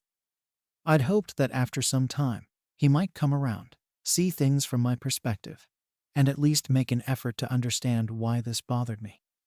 But it felt like every time I brought it up, he got more defensive and distant. I think part of me was in denial, trying to pretend like everything was okay and hoping he'd eventually agree with me, but it became pretty clear that he wasn't going to budge. He made it obvious that he thought I was making an issue out of nothing. He'd sigh or roll his eyes when I even hinted at the topic, like he was tired of hearing about it. I started to feel like maybe I was being unreasonable, and that was honestly the worst part. I've never thought of myself as someone who gets jealous easily, and I didn't want this to be something that made me seem insecure or controlling. But every time I tried to explain that it wasn't about jealousy, that it was about setting a boundary for our wedding day, he just brushed it off. To make matters worse, his friends started to catch on that there was tension.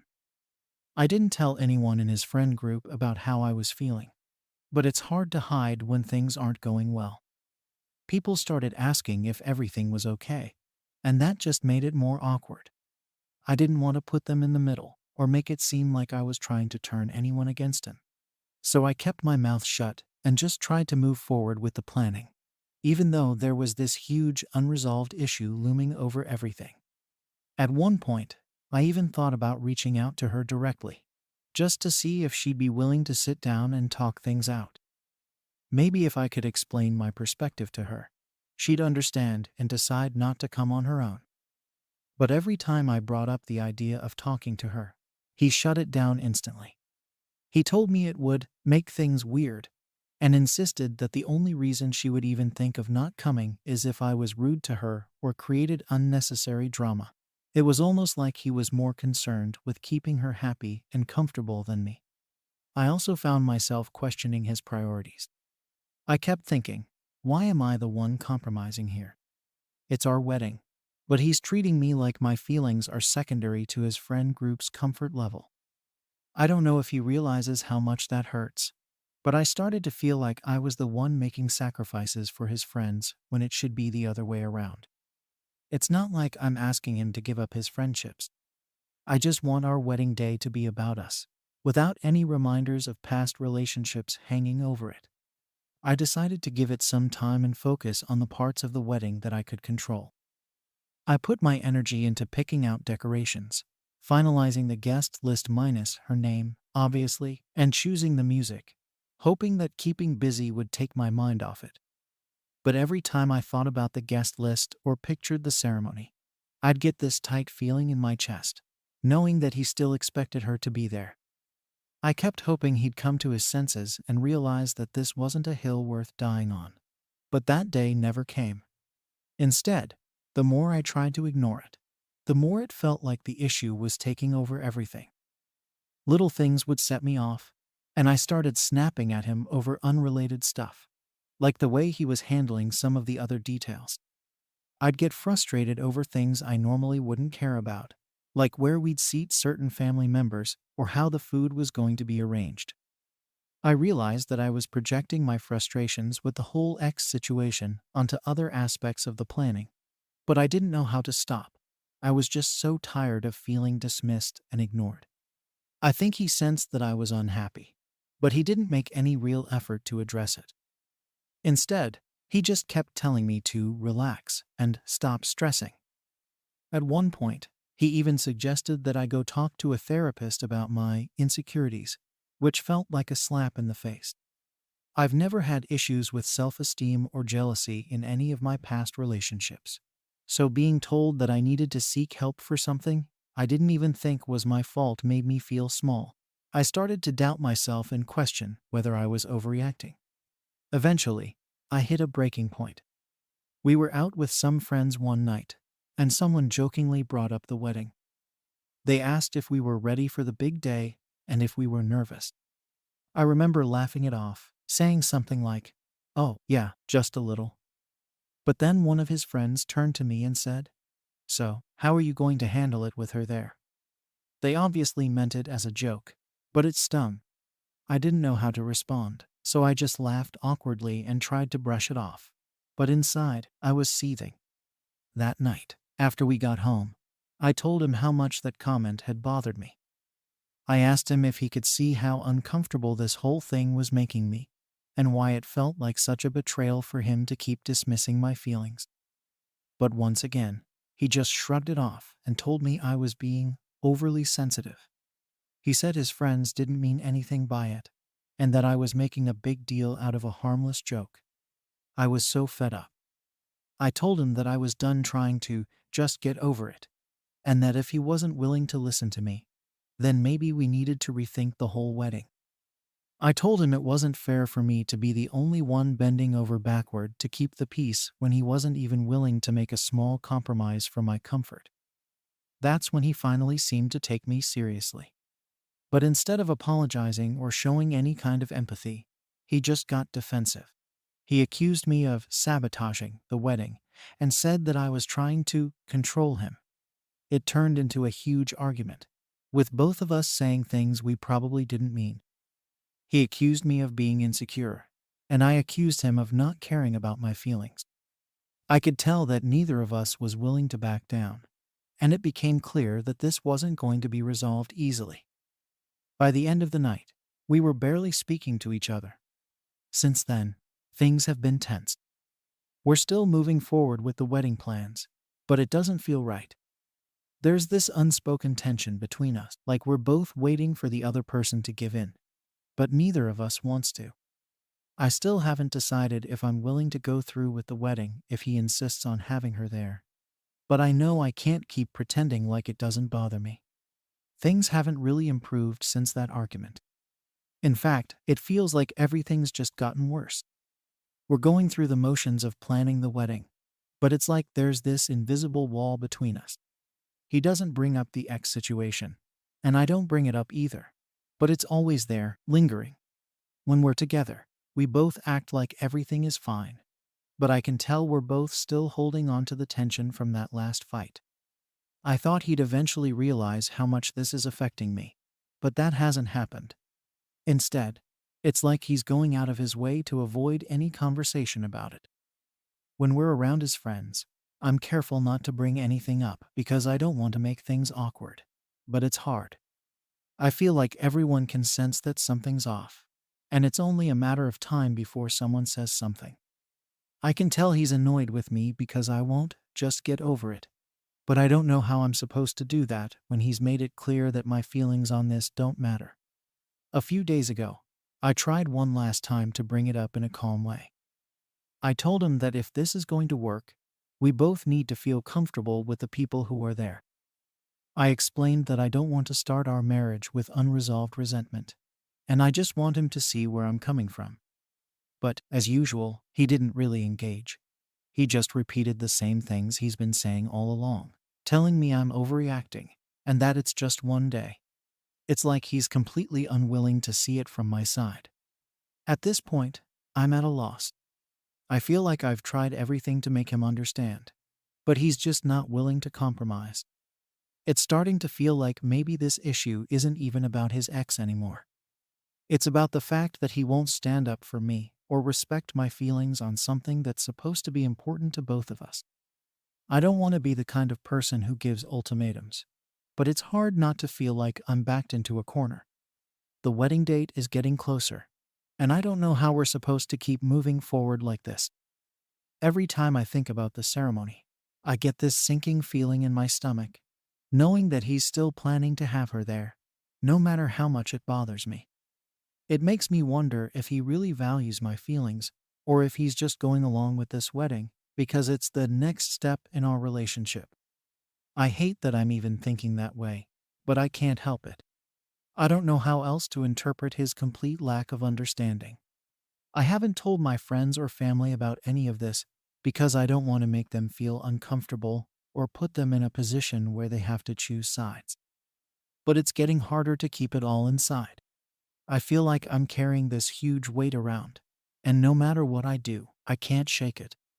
I don't want to be the one to ruin things, but at the same time, I feel like he's the one putting this unnecessary strain on our relationship by refusing to listen to me. Now, with only a few weeks left until the wedding, I'm starting to have serious doubts. I love him, but I don't know if I can go through with marrying someone who won't even consider my feelings on something this important. I keep wondering if this is just a sign of how things will be in the future, if every time I need him to support me, he's going to brush me off or make me feel like my emotions are invalid. I've tried to be patient, to compromise, to understand his point of view, but I feel like he hasn't done the same for me. It's getting harder and harder to imagine standing at the altar with him, knowing that he wasn't willing to make this one small concession for my happiness. I don't want to feel resentment on what's supposed to be the happiest day of our lives. But if he won't meet me halfway on this, what does that mean for us? Am I wrong for not wanting his ex there? Or is this a sign that maybe we're just not as compatible as I thought? Story 13. Am I selfish for not letting my roommate's partner move in with us? My name's Sarah, I'm 26, and I work as a junior editor. I've been sharing an apartment with my roommate, Claire, who's also 26. We've lived together for a couple of years now, and it's been a pretty comfortable setup. Claire and I aren't best friends, but we get along well enough to keep things smooth. We've got a rhythm that works. We both have our own routines, and we're respectful of each other's boundaries. We talk a bit here and there, share occasional meals, and, overall, just live our lives. I think that's a huge reason why things have gone well so far. We don't overstep. A few months ago, Claire started dating a guy named Mike. I haven't met him too many times, and to be honest, I don't know much about him other than what Claire occasionally shares. He seems like a nice enough guy, but there's a level of distance there. I'm happy for her, and I get it, she's excited. She talks about him a lot, and it's clear she's really into him. I didn't think much of it at first. To me, it was just her new relationship, and I figured that as long as she was happy, that was all that mattered. I didn't expect it to affect our living arrangement, though. I figured their relationship would be the usual scenario, where she'd spend a lot of time at his place, and maybe he'd come over here occasionally. I was fine with that. Then, out of nowhere, Claire brought up the idea of Mike moving in. It caught me off guard. We were just sitting around one evening, both of us on our phones, and she casually mentioned that Mike's lease was ending soon, and that he was thinking of moving somewhere cheaper. I just nodded along, not really thinking she was going anywhere specific with it. But then she asked me what I thought about him moving in with us. She framed it like it was this practical solution, that would help us save on rent. I remember freezing for a moment because I really hadn't seen it coming. I didn't respond immediately. It felt like she'd thrown something big at me out of nowhere. Moving someone else in, even if it's her boyfriend, isn't a small decision, and I felt like it wasn't something I'd be comfortable agreeing to on the spot. So I told her I needed time to think about it, and she seemed fine with that. She nodded and said she understood, but I could tell she'd already made up her mind about wanting him here. For a few days, I thought about it a lot. I didn't feel good about the idea, and the more I thought about it, the more uncomfortable I got. I barely know Mike, and the thought of suddenly having him around all the time felt invasive. This is my home, and sharing it with a stranger doesn't sit right with me. And it's not just about him being Claire's boyfriend or him being nice. It's about my space and my comfort level. I think there's a big difference between having occasional guests and actually sharing your space with someone full time, especially someone you don't have a personal connection with. After mulling it over, I decided to let Claire know how I felt. I didn't want to be blunt or make her feel like I was judging her or her relationship, so I tried to be as tactful as I could. I told her that while I get that she's serious about Mike, I'm just not comfortable with the idea of him moving in. I explained that it feels like a big change, and that I'm not ready to share my living space with someone I barely know. I thought she'd understand or at least respect my feelings, but she didn't take it well. Her initial reaction wasn't aggressive, but I could see her disappointment. She kind of looked away, nodding slowly, but her face said it all. After a pause, she said, "I just thought it would be an easy solution for everyone. He'd help with rent, and it would save us both some money." I could tell she was trying to be practical about it, but her tone made it clear she thought I was being irrational. I tried to explain my perspective, that it wasn't about the money or even about Mike himself.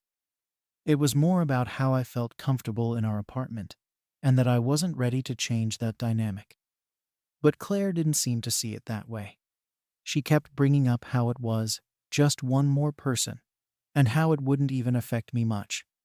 She said they'd mostly be in her room, and I wouldn't even notice he was there most of the time. But the thing is, it's not as simple as that.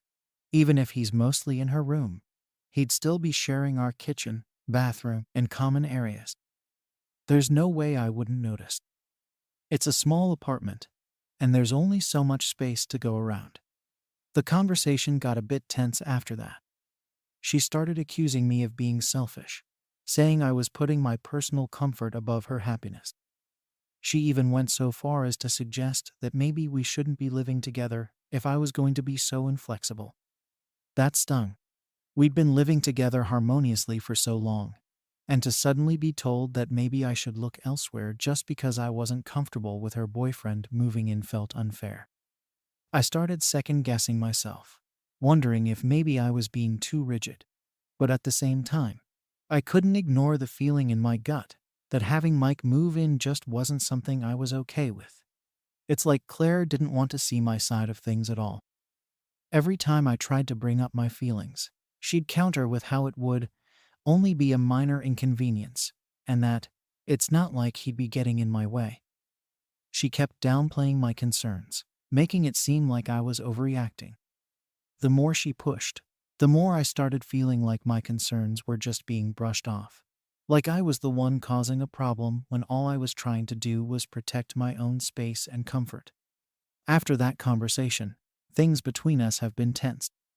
We're still civil, but it's like there's this unspoken tension whenever we're in the same room. Claire seems distant, and I can tell she's annoyed with me, even if she's not outright saying it. It's like she's holding on to this resentment, thinking I'm being unreasonable. I keep going over the conversation in my head, trying to figure out if there was a better way I could have handled it. But I keep coming back to the same conclusion. I'm not comfortable with him moving in. It's not that I have anything against him personally. I just don't want to share my home with someone I barely know. Now, I'm left feeling like there's no good solution here. After that first conversation with Claire, things only got more uncomfortable. She didn't bring it up again directly for a few days, but the tension was thick. We'd be in the kitchen or passing each other in the hallway, and it was like this quiet hostility was hanging between us. I'd catch her looking at me, like she was trying to figure out what my problem was, but she didn't say anything. It was almost like she was waiting for me to cave in or come around to her side. I was hoping the silence meant she'd gotten the message, that maybe she'd realized this was just a big ask, and that it wasn't fair to push it. But, of course, that's not how it went. A week later, Claire brought it up again, only this time she wasn't as calm. She started off by saying she didn't think it was fair that I was shutting down the idea without giving it a real chance. She pointed out that we'd both benefit from the extra help with rent and that it would make things easier for everyone. It felt like she was trying to make it sound like she was doing this for me, too, which honestly made me feel a little insulted. I know she was trying to spin it, but to act like this was somehow for my benefit just felt manipulative. I tried to keep my cool and told her, again, that it wasn't about the money or even about Mike personally, it was just the principle of sharing our space with someone else. But she just wouldn't listen. She kept saying how I was making a big deal out of nothing, and that it's not like he's a stranger to her, which, of course, is true, but he is a stranger to me. The more she talked, the more frustrated I got because it was clear that she wasn't even trying to understand my point of view. It was like she had already decided that my concerns didn't matter. Eventually, she brought up the idea of me getting to know him better so I'd be more comfortable with him moving in. She even suggested we all go out for drinks together so I could see what a great guy he is. It felt so forced, like she thought that one night out would magically make me okay with him living with us full time. I could tell she thought she was being reasonable, like this was some easy fix, but it didn't feel that way to me. If anything, it felt like a bribe. I wasn't looking to become best friends with him. I just wanted to keep my living situation the way it was. After that conversation, things took a turn. Claire started acting cold and distant, like she was purposely giving me the silent treatment. She'd come home and go straight to her room, barely saying a word. When she did talk to me, it was clipped and short, like she could barely stand to be around me. It was honestly exhausting. I felt like I was walking on eggshells in my own home, which was exactly the kind of discomfort I was trying to avoid by not having a third person move in. The irony was almost funny. Here I was, fighting for my comfort in my own space, and now I felt more uncomfortable than ever. To make things worse, she started bringing Mike over more often. He'd come by a few times a week and stay until late, and there were even a couple of nights when he stayed over. I didn't say anything at first because I didn't want to make things even more tense, but it was pretty clear what she was doing. She was trying to get me used to having him around, like if he was just there enough, I'd eventually get over it and be okay with him moving in. But all it did was make me feel more irritated. I couldn't relax, knowing he'd be there all the time. I tried to be civil whenever he was around, but it was hard not to feel resentful. It was like my own home was turning into this place where I didn't feel entirely comfortable. I'd go into the kitchen, and there he'd be, making coffee or rummaging through the fridge like he owned the place. He was polite and friendly enough, but it didn't change the fact that he felt like an intruder in my space. And it wasn't his fault, I know that. But it was hard to separate those feelings when I was seeing him more than I wanted to. I felt like I was losing control of my own space, little by little. Eventually, I couldn't take it anymore. I brought it up to Claire again, trying to stay as calm as possible. I told her that having Mike around so often was making me feel uncomfortable, and that I felt like she was trying to push him into the space without actually listening to my concerns. I was expecting her to maybe apologize or at least acknowledge my feelings, but instead, she got defensive. She accused me of being too uptight and overly sensitive, saying that I was making things difficult for no reason. She even threw in a comment about how I must not like him, and that's why I didn't want him here. That stung because it wasn't true. I didn't dislike him. I just didn't want to live with him. The argument went in circles, with her insisting that I was being unreasonable and me trying to explain, yet again, that it was about my personal comfort and boundaries. At one point, she suggested that maybe I should be the one to move out if I wasn't willing to compromise. That honestly felt like a slap in the face. This was our shared home, and now she was suggesting that I leave just because I wasn't okay with her boyfriend moving in.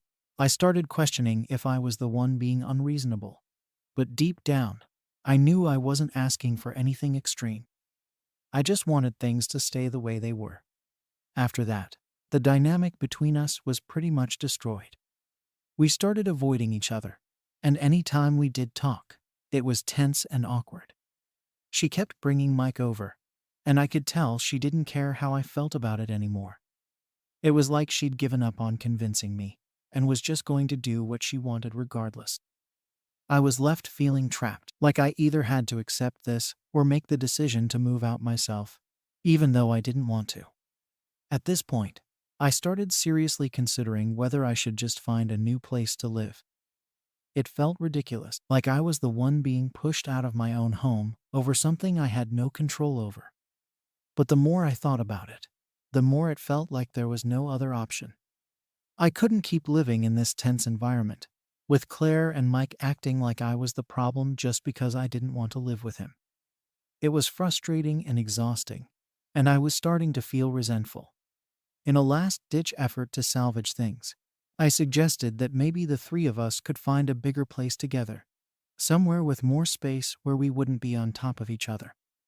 I thought it was a fair compromise. If they really wanted to live together, maybe we could make it work in a bigger apartment. But Claire shot that idea down immediately.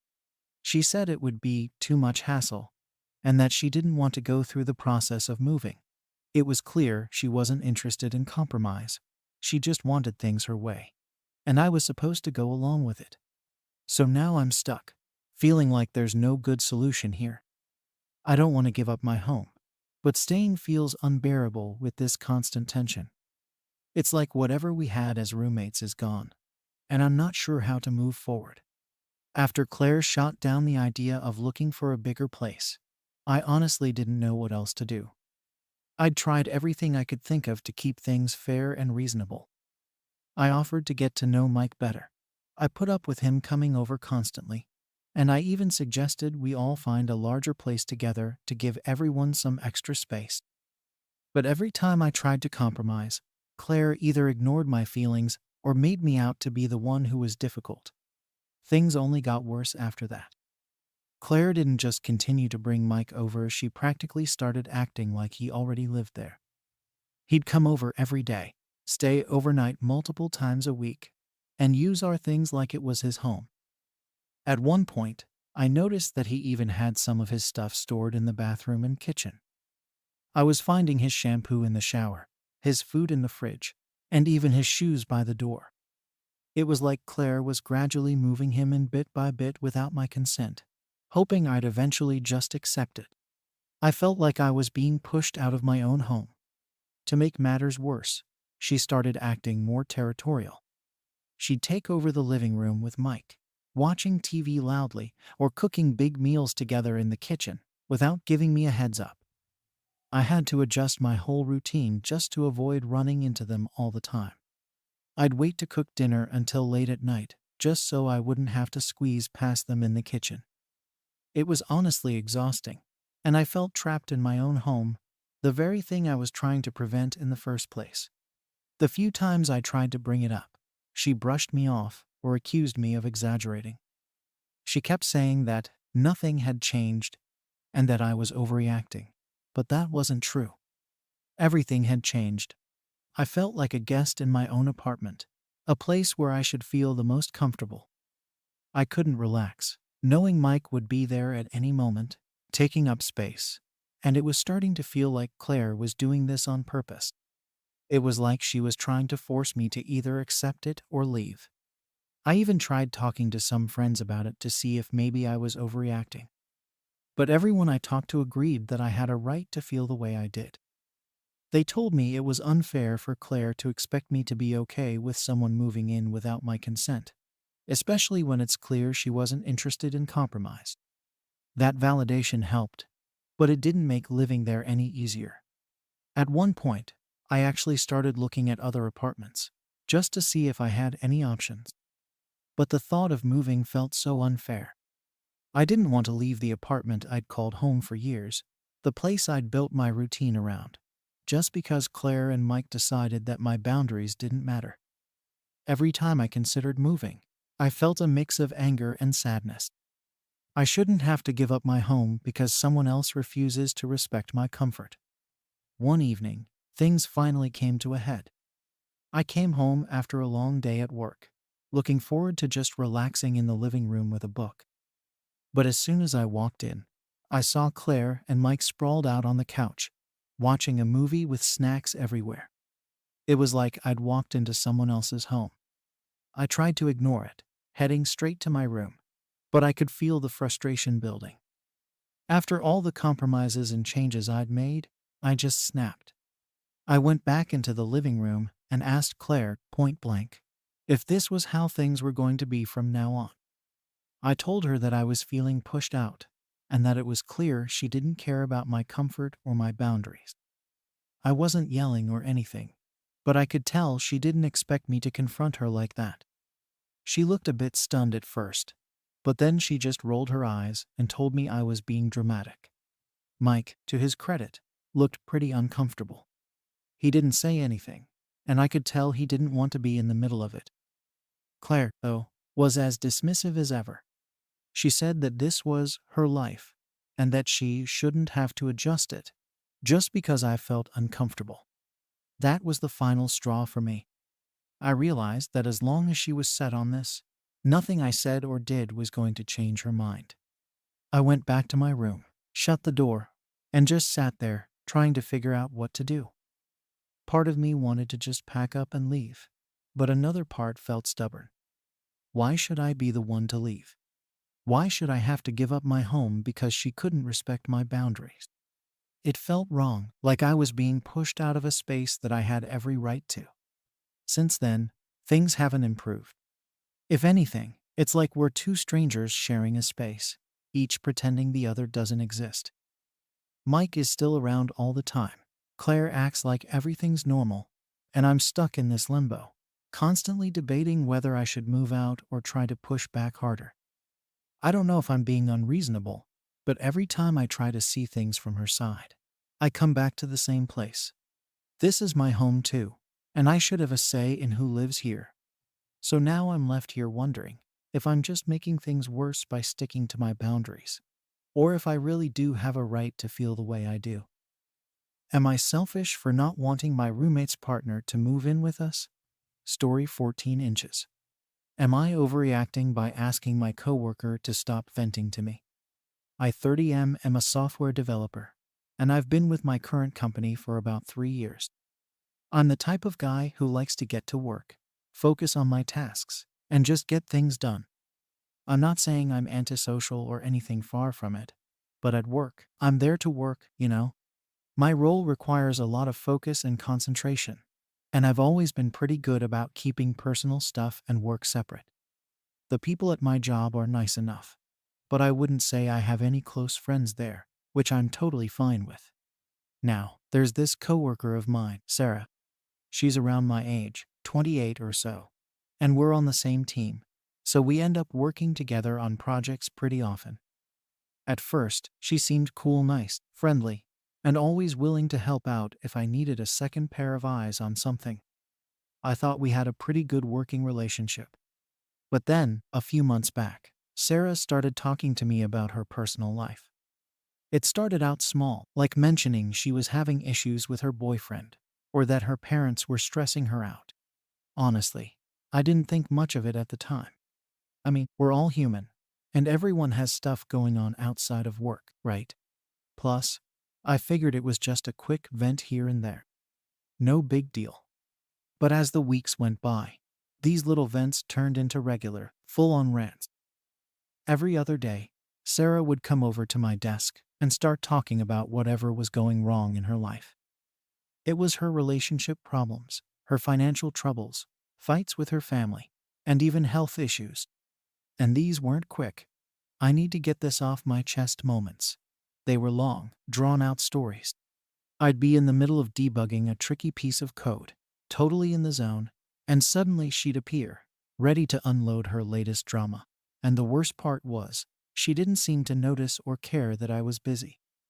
I'd try to give her subtle hints like keeping my eyes on my screen, or only responding with, uh-huh, or that sucks. But she just kept talking.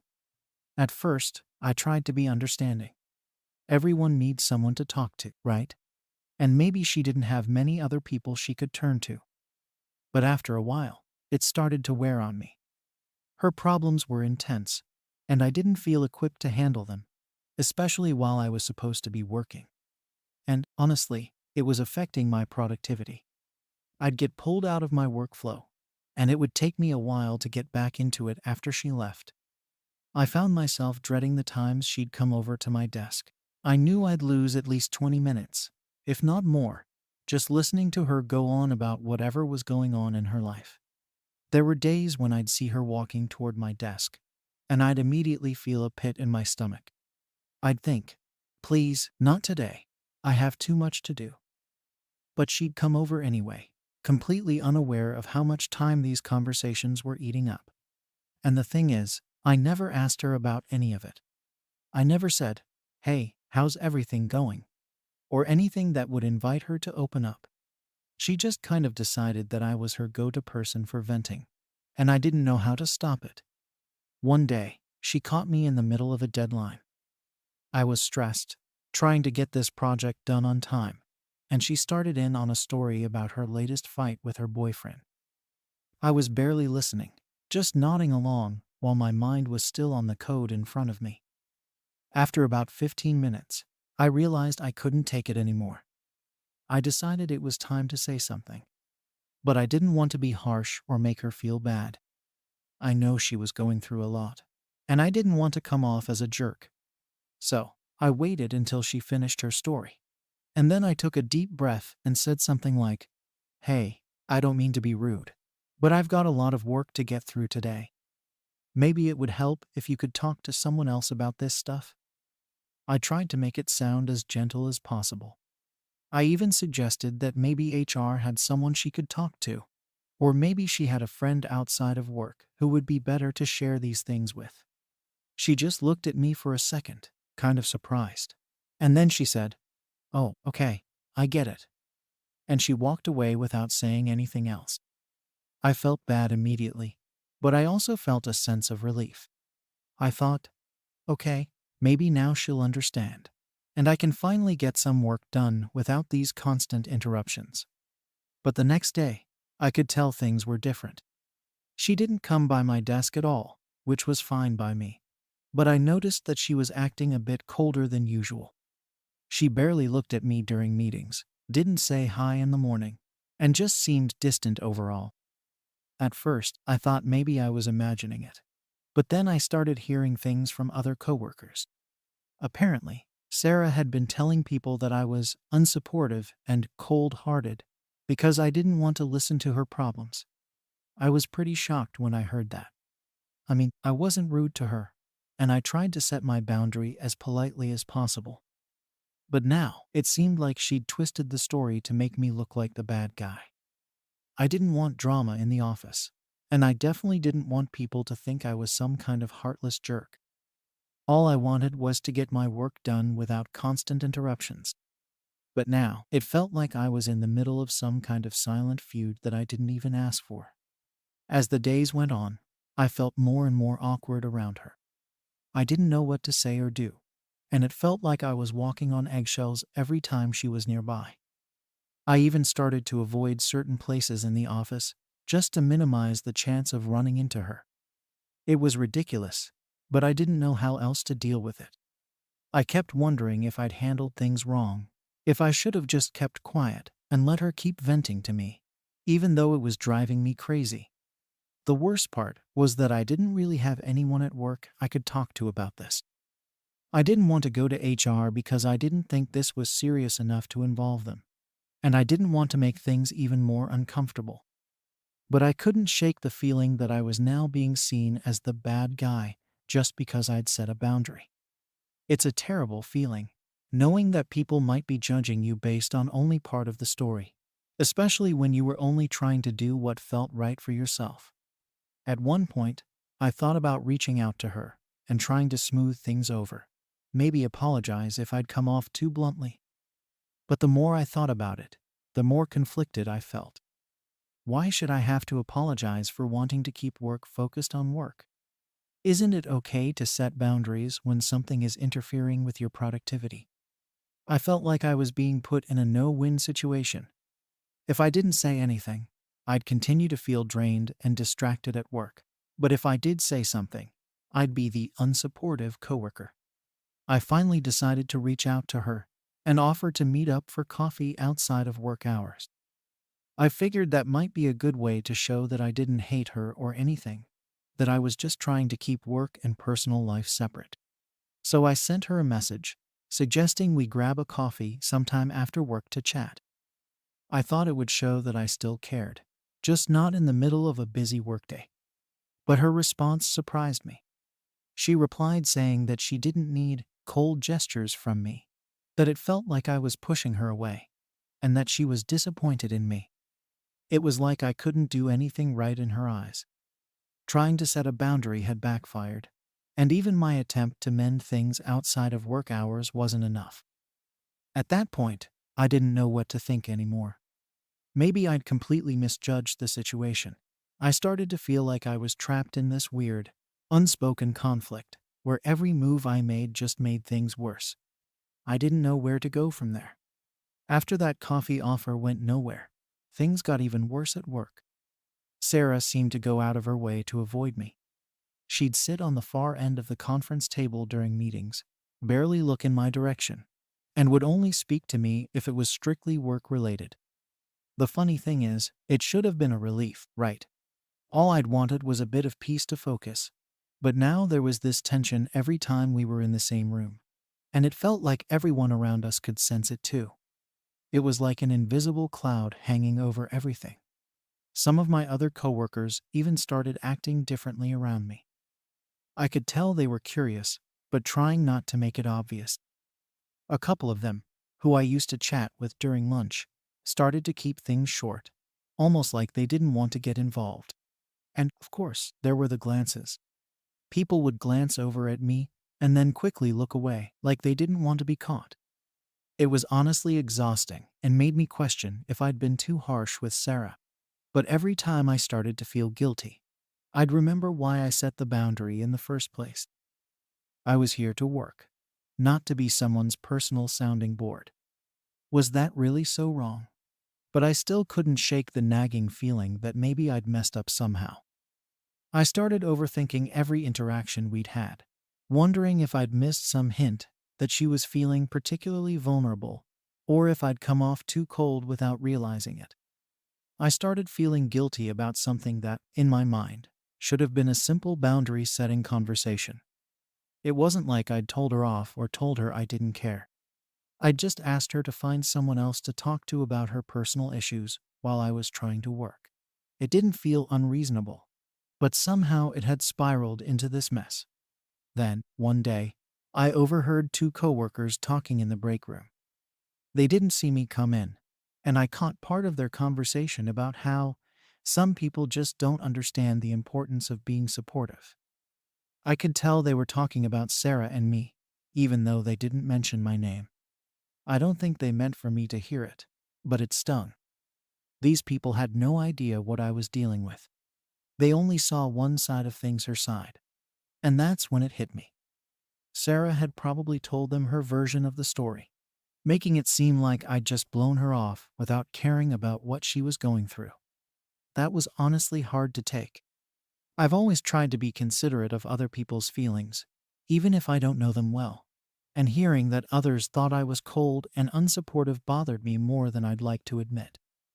It's one thing to set boundaries, but it's another thing to have people think you're some kind of heartless jerk because of it. And the worst part?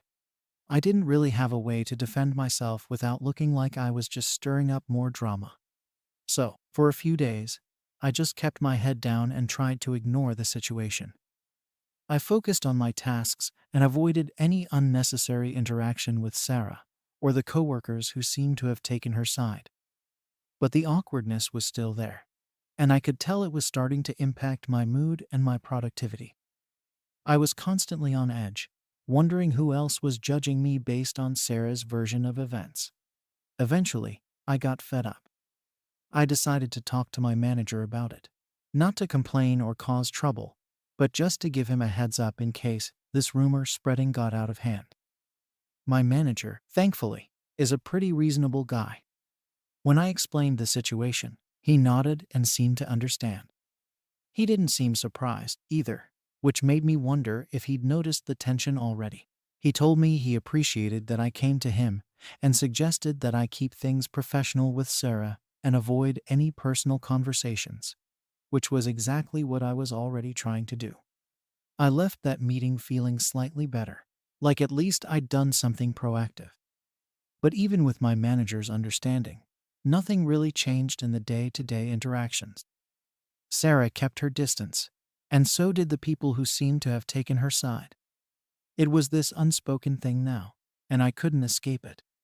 And the worst part was, I was still stuck with all the second guessing and guilt, even though logically, I knew I hadn't done anything wrong. I kept going over everything in my head, replaying the conversation where I'd set the boundary, wondering if I could have worded things differently or shown more empathy. Maybe if I'd offered to listen to her after work right from the start, none of this would have happened. But then again, who's to say that would have even worked? Sarah seemed set on having someone at work to confide in, and I wasn't comfortable with that. Why did I have to feel guilty about setting a perfectly reasonable boundary? Around this time, I started avoiding common areas altogether. I'd eat lunch at my desk, take the back stairwell to avoid passing by Sarah's desk, and even made excuses to skip after work gatherings. It was like this one little boundary had completely thrown off the balance of my entire work life. I was tense, on edge, and constantly feeling like I had to defend myself without actually being able to say anything to anyone. At some point, I realized this wasn't sustainable. I couldn't keep feeling like an outcast in my own workplace just because I'd tried to set a boundary. But I didn't know how to fix things without either apologizing for something I didn't really think was wrong or stirring up more drama by addressing it head on. Both options felt like I'd lose somehow. And then, out of the blue, Sarah sent me an email. She said she wanted to clear the air and asked if we could talk privately after work. I didn't know how to feel about it. Part of me was relieved, hoping this might be a chance to put everything behind us. But another part of me was dreading the idea of hashing everything out face to face. I didn't want to get pulled into another conversation where I'd end up feeling like the bad guy just for trying to keep things professional. I sat staring at that email for a while, unsure how to respond. I knew that if I ignored it, it would only make things worse. But if I agreed to meet up, there was a good chance I'd be walking into a conversation where I'd have to explain myself all over again. And I wasn't sure I was up for that. Still, I figured it was better than leaving things the way they were. So I replied, saying I'd meet her after work and suggested a nearby coffee shop, trying to keep things as neutral as possible. After work, I headed to the coffee shop where Sarah and I had agreed to meet. I was nervous, but I figured it was better to get this over with than to keep letting things fester. When I walked in, I saw her already sitting at a table, looking down at her phone. I walked over, gave a quick nod, and sat down. She barely looked up, just kind of mumbled a hey, and put her phone away. There was this heavy silence for a minute, and I didn't know how to break it, so I waited for her to start. Eventually, she sighed and started talking. She told me she'd been going through a lot lately. That work was one of the only places where she felt like she had people around who could support her. She admitted she'd probably leaned on me too much, but then she quickly added that she felt hurt when I asked her to find someone else to talk to. In her mind, we were coworkers, which meant we should look out for each other no matter what. I tried to explain my side, that it wasn't about not caring or not wanting to support her, but that it was hard to focus on work with the constant interruptions. I told her that I needed those boundaries to be able to do my job properly. I thought I was being as clear as I could without sounding harsh. But as I was talking, I could see her face start to shut down. It was like she wasn't really hearing me, just waiting for her turn to tell me why she was still upset. When I finished, she told me that she felt I was still missing the point. She said she'd expected a little more empathy from me, and that she didn't understand why it was such a big deal to just listen. She went on about how she would have done the same for me if I'd needed someone to talk to, and she made it clear that she thought I'd let her down as a teammate and a friend. By the time she was done, I could tell this conversation wasn't going anywhere productive. It was frustrating. I'd come to this meeting hoping we could at least come to some kind of understanding, maybe find a middle ground. But it felt like no matter what I said, she was going to keep seeing me as the bad guy. I couldn't make her understand my perspective, and she didn't seem interested in meeting me halfway. At one point, I considered just apologizing to keep the peace, but I knew I'd regret it. I wasn't sorry for setting boundaries, even if it had made things uncomfortable between us. The conversation fizzled out after that. We sat there in awkward silence for a minute or two, and eventually, I told her I had to get going. She didn't try to stop me or say goodbye, just went back to looking at her phone as I walked out. I'd thought this meeting might make things better, but if anything, it felt like we were even further apart than before. I was frustrated and exhausted by the whole thing. I'd done my best to be polite and clear, and it just wasn't enough for her. Back at work, nothing really changed. Sarah kept her distance, and the awkwardness continued. The other coworkers who'd taken her side still gave me the cold shoulder, and every once in a while, I'd catch someone giving me a weird look or hear them stop talking when I walked by. I was starting to feel isolated at a place where I'd once been comfortable. It wasn't like anyone outright said anything to me, but the vibe was there, and it was exhausting. I thought about going back to my manager, maybe even considering a transfer to another team, but that felt like overkill. I'd been on this team for 3 years, and I liked the work. Moving just because of one situation felt extreme, but at the same time, I didn't know how much longer I could keep going like this. It felt unfair that one awkward conversation had turned my whole work environment upside down, and I started wondering if I'd made a huge mistake by even trying to set that boundary in the first place. Over the next few weeks, I just put my head down and tried to focus on my work, hoping things would eventually blow over. But the situation didn't improve. Sarah still barely acknowledged me, and the weird looks and silent treatment from a few other coworkers continued. I found myself dreading going to work in a way I never had before. It was like no matter how hard I tried to ignore it, the whole situation had left this permanent stain on my experience there. Now I'm left questioning if I did the right thing by trying to set those boundaries. I wanted to keep work and personal issues separate, but maybe I could have handled it differently. Or maybe I should have just let her vent to me and saved myself the hassle. I honestly don't know if I'm overreacting, or if she's just being unfair. Am I wrong for setting boundaries about personal conversations at work? Story 15. Am I in the wrong for asking my girlfriend to post less about us on social media? I, 27, freelance photographer, have been dating my girlfriend, Lily, for almost a year now. I'm the kind of person who likes to keep things private, especially when it comes to relationships. It's not that I'm hiding anything. I just don't see the need to broadcast every little detail to the world. Lily, on the other hand, is the complete opposite. She's the type who loves sharing every moment, and she has a pretty big following on Instagram. She documents everything: where she's going, what she's doing, who she's with, and most of the time, that includes me. At first, I thought it was kind of sweet. It felt nice to know she was proud of us and happy enough to share it. I didn't mind when she'd post a picture of us at dinner or a shot from a weekend hike. But lately, it's been a lot. Every time we're together, she's pulling out her phone to snap a picture or update her followers. If we're at my apartment just hanging out, She'll get photos of us on the couch or little candids of me cooking. It's not like she's catching me off guard. I know when she's taking them. And I'm not camera shy or anything. I just feel like some things should be just for us. A few weeks ago, we went out to this new restaurant that I'd been wanting to try. It was supposed to be a nice date night, something just for the two of us. But the minute we sat down, her phone was out, taking pictures of the menu, the table setup, even me looking at the wine list. I was trying to focus on having a nice evening, but she kept pausing to get the perfect shot of our food and post it with some caption about date night vibes. I didn't say anything at the time because I didn't want to ruin the night, but it left me feeling a little disappointed. I just wanted one night where it was about us, not her followers. It was around this point that I started to realize it wasn't just a one-off thing. It was a pattern. Every single time we'd go somewhere or do something, it would end up on her feed or stories. It didn't matter if it was something casual, like grabbing coffee, or something more private, like a weekend getaway. She'd share it all.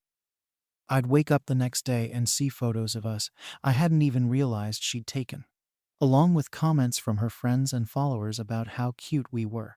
I guess some people would be flattered by that, but for me, it was starting to feel a bit invasive. So, I finally decided to bring it up.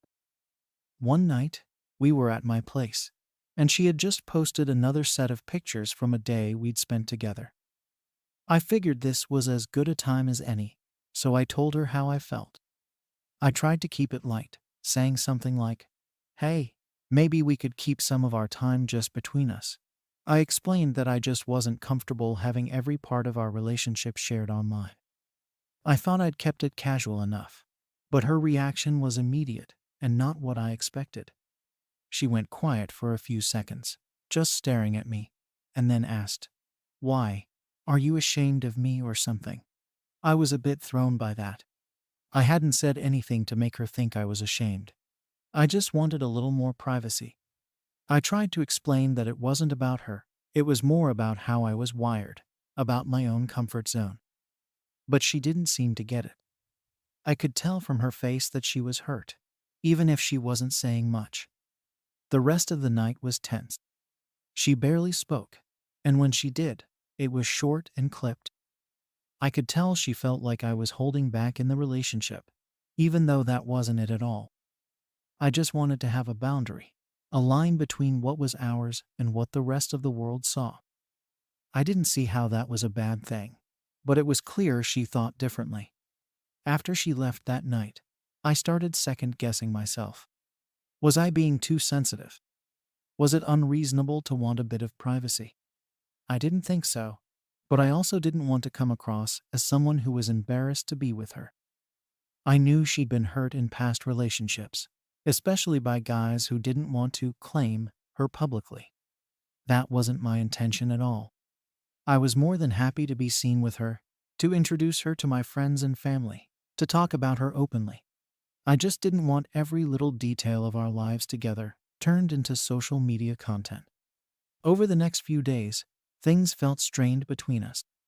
She wasn't her usual self, and I could tell she was holding back too. She would throw out little comments like, "Oh, don't worry, I won't overshare this time," whenever we went somewhere or did something. It was like she was trying to prove a point, and it made everything feel weird and forced. I wanted things to go back to normal, but every time I tried to talk about it, she'd change the subject or brush it off. Then one night, she sat me down and told me she needed clarity on where we were going as a couple. She said that she felt like I was sending mixed signals by not wanting to be more open about our relationship online. In her eyes, if I was serious about her, I should be okay with her sharing these moments. She explained how, in her past relationships, guys who didn't want to post about her ended up being the ones who weren't fully committed.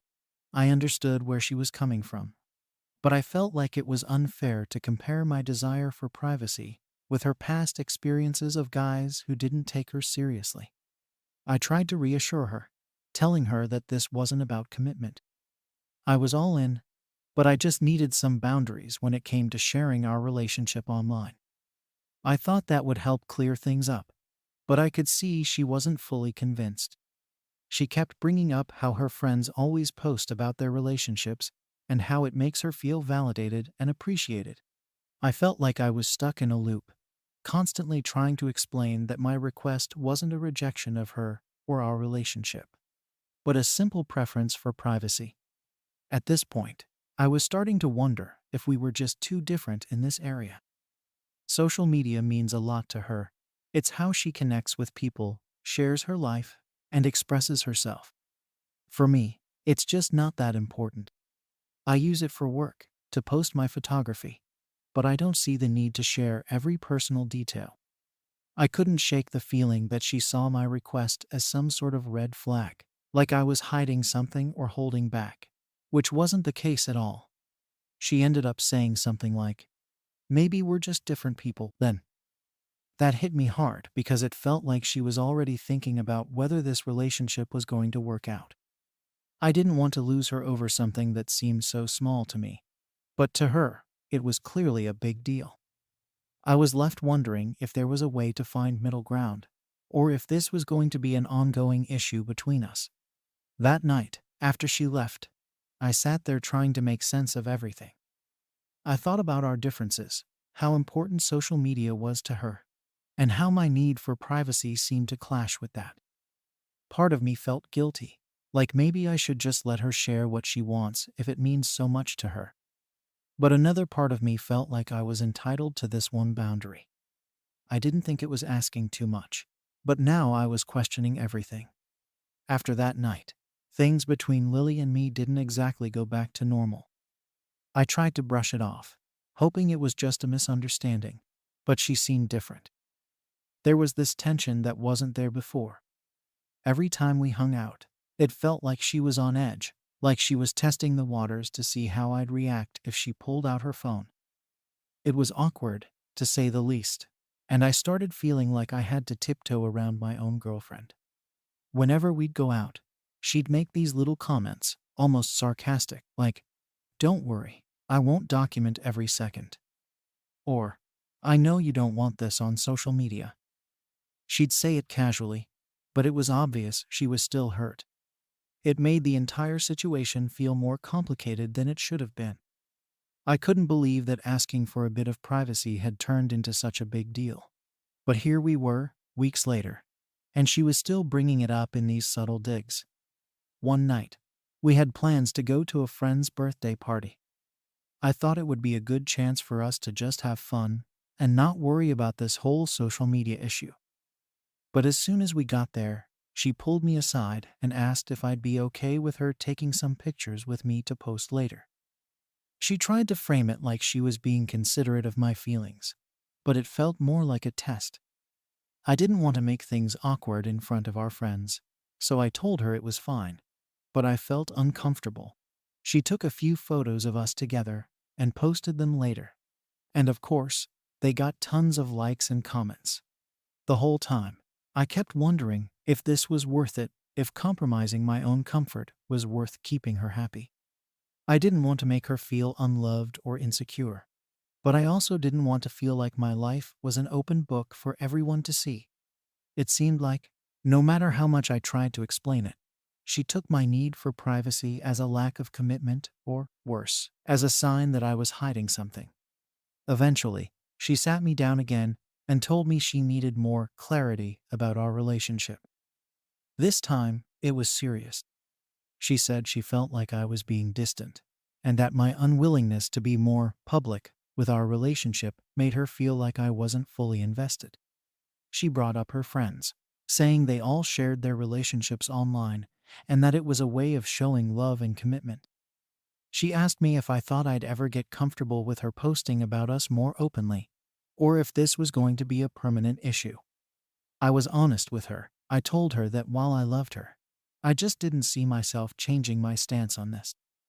I tried to explain that it wasn't about her. It was about me and my own boundaries. But that wasn't what she wanted to hear.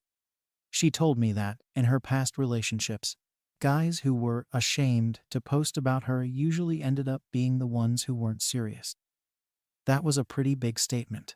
and it stung to think she was putting me in the same category as those people. I felt like she was missing the point completely, but no matter how much I tried to explain, it seemed like we were just talking in circles. Things got worse from there. She started acting colder, not as affectionate, and I felt like I was walking on eggshells. If we were out and I didn't want a photo taken, she'd get defensive or make a sarcastic comment. If we were hanging out and I even hinted at not wanting something shared, she'd sigh and say, "I get it, you want privacy." It felt like we were in this weird passive-aggressive standoff where neither of us wanted to back down. At one point, she even stopped tagging me in her posts altogether. I guess that was her way of making a statement, but it felt like a punishment. I didn't care about the tags themselves, but it was the principle behind it. She was clearly upset, and this was her way of letting me know. It made everything feel off.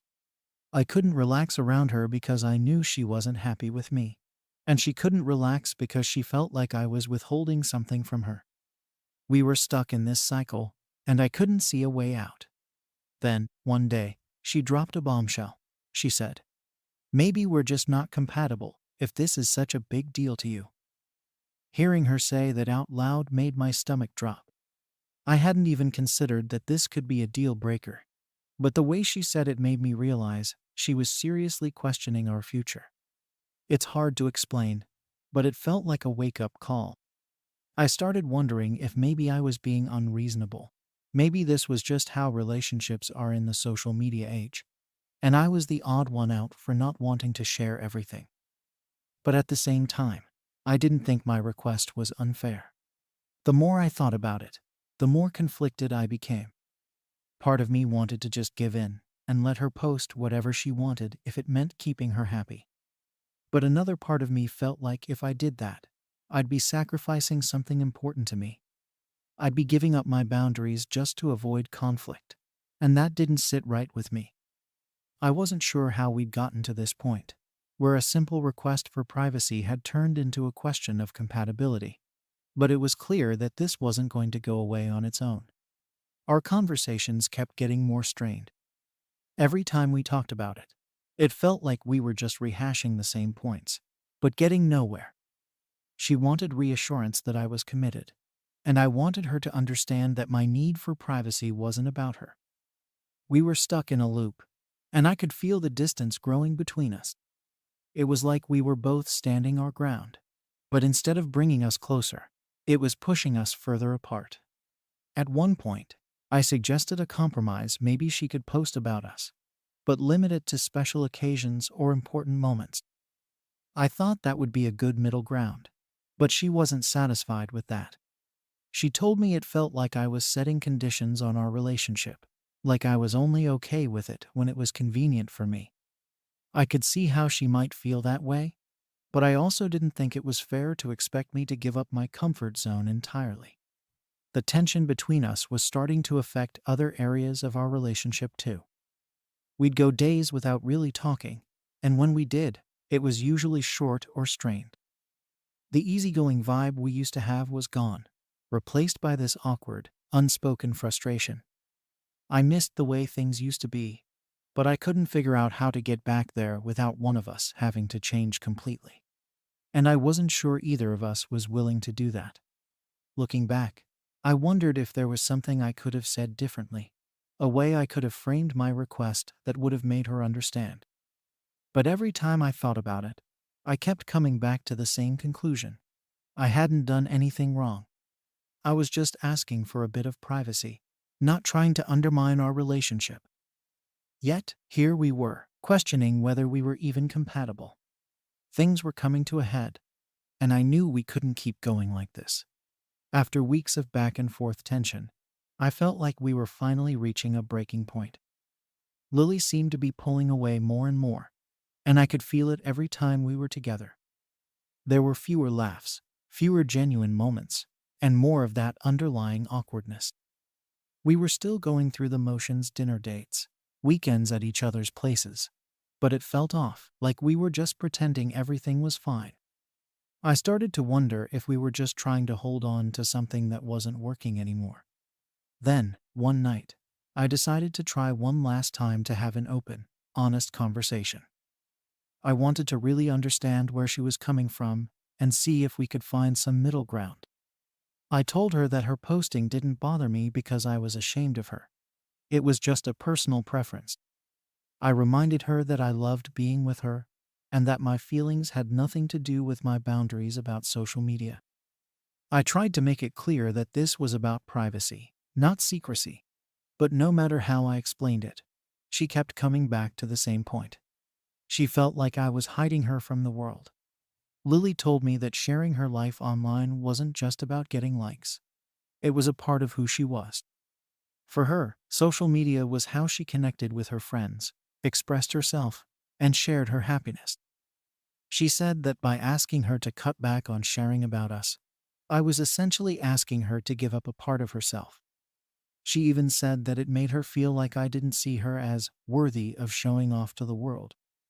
I hadn't thought of it that way, and hearing her say it made me question if maybe I was missing something big here. At this point, I didn't know what to say. I could tell how much this mattered to her, and it hurt to think I was the one making her feel unappreciated. But at the same time, I couldn't ignore my own feelings. I'd always been a private person, and I didn't see why being in a relationship meant I had to give up my comfort zone. I started to wonder if we were just fundamentally different in a way that couldn't be fixed.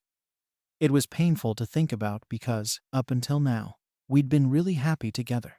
But suddenly, it felt like this one issue was putting a massive strain on everything. After that conversation, things only got worse. It was like we'd both reached an impasse, and neither of us wanted to back down. I could see she was upset, and she could tell I was frustrated, but neither of us knew how to fix it.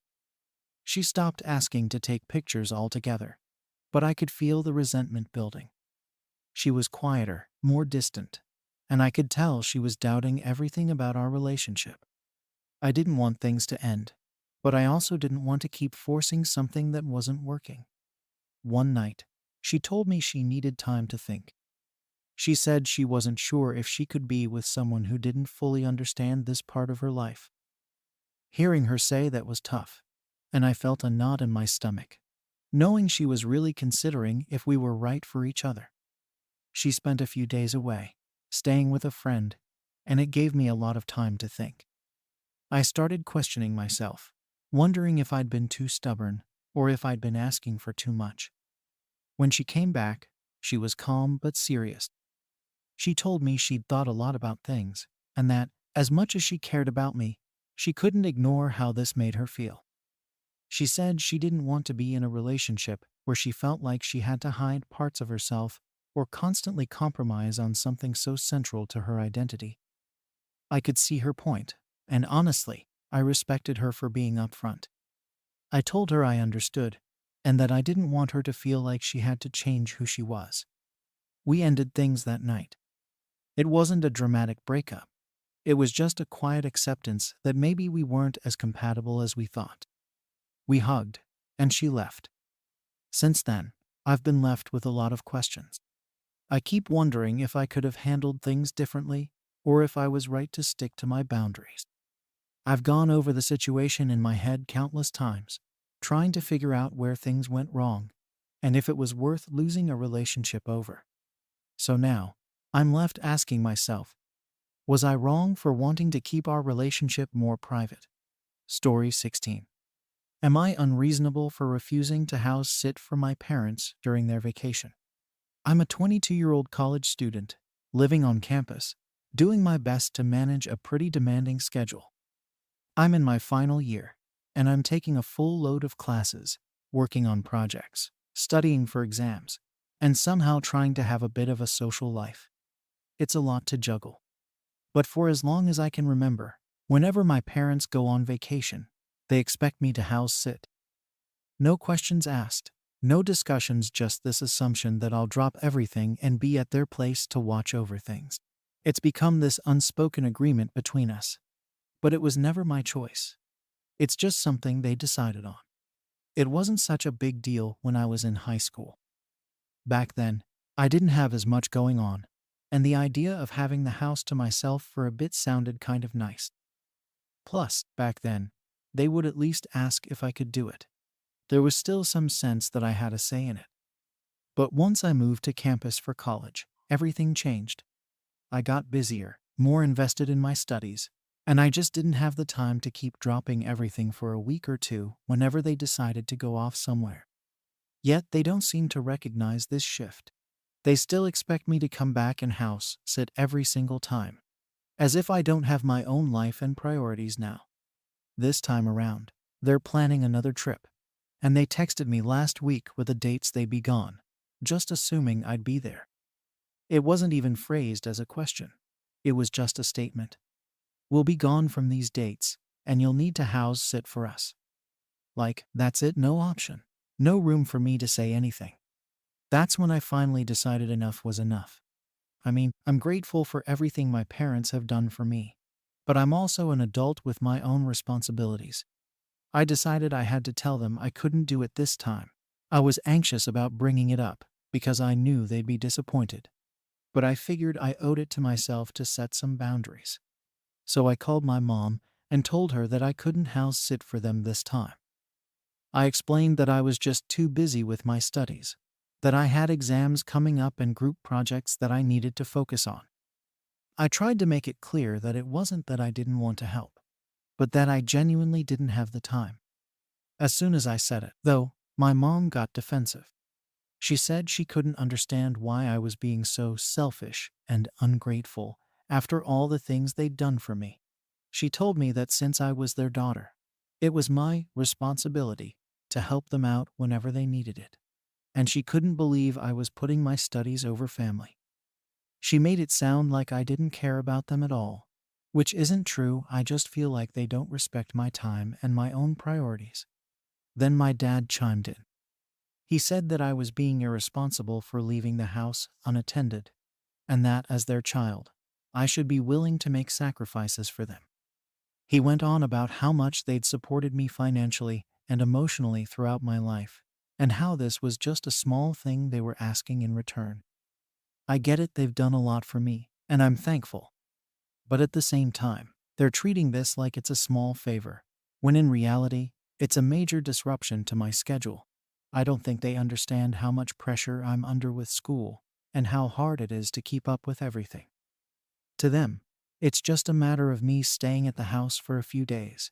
But for me, it's a whole ordeal. After that conversation, I felt terrible. They'd managed to make me feel guilty, as if I was letting them down in some massive way by choosing to stay focused on my studies. They kept reminding me of all the times they'd helped me out, almost as if I owed them for all those years of support. And honestly, it's making me second-guess myself. I know they're my parents, and they've done a lot for me, but that doesn't mean I should have to drop everything every time they want me to do something for them. At what point do I get to set boundaries? Or is that just not allowed because I'm their daughter? To try to keep things from escalating, I suggested that maybe they could find someone else to house sit if they're that worried about leaving it empty. I even offered to help them find a friend or a neighbor who could do it, but they shut that idea down immediately. They said they don't want some stranger in the house, and that it has to be me because they trust me. That's fine. I get that they feel more comfortable with me, but it's frustrating that they won't even consider other options. They've locked themselves into this idea that it has to be me or no one, and that if I don't do it, it's because I don't care about family. It feels like they're just ignoring the fact that I have a life of my own now. I'm not in high school anymore. I'm a college student with my own commitments and responsibilities. But every time I bring this up, they act like I'm just making excuses or trying to get out of helping them. It's like they can't see past their own expectations, and they don't understand why this is such a big deal for me. I thought that after the first conversation, my parents would at least consider my side of things. But instead, they doubled down, and the whole thing just turned into this back and forth of guilt-tripping and passive-aggressive comments. Every time I talked to my mom after that, she made little digs about how nice it would be if someone would just help them out for once, or how some people don't appreciate what they have. It was clear she was trying to make me feel bad, and honestly, it was working. I started questioning myself and wondering if I was being unreasonable. I get that they don't feel comfortable with anyone else staying in the house, and I understand they trust me more than anyone else. But at the same time, it's not like I'm free to just drop my commitments. I tried to explain this again, but they wouldn't hear it. Every time I tried to bring up my own responsibilities, they'd just brush it off or act like I was making excuses. They kept coming back to the idea that family comes first and that I should be willing to help them because they've done so much for me. Then my mom decided to pull out the big guns. She started reminding me about how they helped pay for my tuition and how they supported me financially all these years. She made it sound like, because they'd done all this for me, I was obligated to do whatever they asked. I mean, I'm grateful for everything they've done, but it feels like they're holding it over my head now, like I owe them something. It's like I can't have boundaries because I owe them for the support they've given me. I brought up the idea of finding a compromise again. I told them that maybe I could come by the house every couple of days to check on things instead of staying there full time. That way, I wouldn't have to completely disrupt my schedule, but I'd still be helping out. They shot that idea down immediately. They said it wasn't good enough, and that if I wasn't staying there every night, then I might as well not do it at all. My mom kept saying that they'd just figure it out somehow, with this big dramatic sigh, clearly meant to make me feel guilty. It was frustrating because I was trying to meet them halfway, but they weren't willing to compromise at all. At this point, every conversation with them was just exhausting. I felt like I was constantly defending myself and my choices, and no matter what I said, it didn't seem to make a difference. They were set on this idea that I was being selfish and ungrateful, and nothing I said could change their minds. It's like they'd already decided I was in the wrong, and they weren't open to seeing things from my perspective. Eventually, my dad even sent me this long text message about how disappointed they were in me, and how they never expected me to be so self-centered. He went on about how families should be willing to make sacrifices for each other, and how hurt they were that I wouldn't step up when they needed me. Reading that message felt like a punch in the gut. I couldn't believe they were taking it this far. It felt like they were completely disregarding everything I'd tried to explain, like my priorities and responsibilities didn't matter at all to them. I'm starting to feel like I'm just some extension of them rather than my own person. They don't seem to understand that I have my own life now, my own commitments, and that sometimes I need to prioritize those things. They make it sound like wanting to focus on my studies is some kind of betrayal or proof that I don't care about them, which isn't true at all. I do care, but I also have to take care of myself and my future. The worst part is that they don't seem willing to let this go. Every conversation just circles back to the same argument. They won't consider any other options, and they keep bringing up the same points about family duty and sacrifices. It's like they're trying to wear me down, hoping that if they push hard enough, I'll give in. But the more they push, the more I feel like I need to stand my ground. I don't want to be in a position where I'm constantly putting their needs ahead of my own, especially when it's something they could easily find a solution for. At this point, I feel like I'm stuck in a loop. No matter what I say or how I try to explain my side, they just won't listen. They're so focused on their own expectations that they can't see why this is a big deal for me. It's frustrating, and it's making me question my own judgment. I don't know if I'm wrong for setting this boundary, but I do know that I can't keep giving in every time they want something from me. I'm tired of feeling guilty for putting my own needs first, but they don't seem willing to see it any other way. After all the back and forth and endless guilt tripping, I thought maybe there was a chance my parents would let this go and find another solution. But that didn't happen. Instead, they kept coming back to me with the same insistence. They weren't interested in hearing any more of my suggestions, and it became obvious that unless I gave in completely, there was no way they'd be satisfied. I felt like I was hitting a wall. They were so wrapped up in their own perspective that they couldn't understand mine at all. I tried one last time to reason with them. I told them that I was happy to help however I could, just not in the way they were demanding. I repeated my offer to come by every couple of days, or even to arrange for someone else to help out, but they wouldn't have it. They kept pushing the idea that it was my responsibility, and that I shouldn't even be suggesting alternatives. It was frustrating because I felt like I was being forced into a corner, with no room to stand up for myself. The worst part was that it wasn't just about house sitting anymore. They were bringing up other things from the past, talking about all the times they'd helped me out, and all the things they'd done for me. It felt like they were listing reasons why I owed them, as if they were keeping score all these years. That hurt. I've always thought family should be there for each other without making it a transactional thing. But now they were making it seem like every act of support they'd ever given me was something I was expected to pay back, whenever they felt like it. I didn't realize they saw it that way, and it made me feel like maybe I'd misjudged our relationship. After one particularly heated conversation, my mom sent me a long message, basically saying she was disappointed in who I'd become, and that she never thought I'd turn out so self-centered. She said I used to be a considerate daughter, but that I was changing in ways she didn't like. Reading that hit me hard. I couldn't believe she'd say something like that, especially over something that felt so small. All I wanted was to have my own space and time to focus on school, and now they were making me feel like a terrible person for it.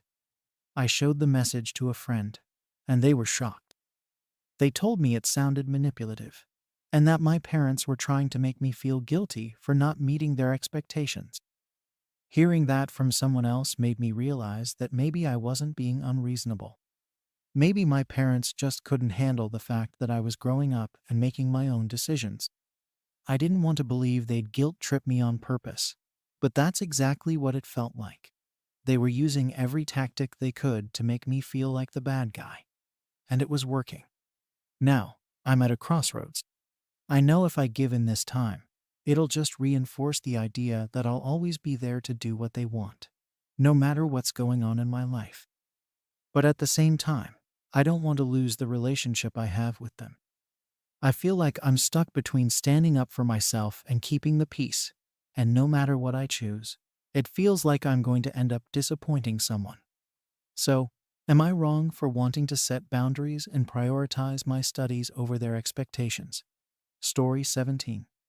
Am I being overly sensitive for asking my partner not to joke about my career?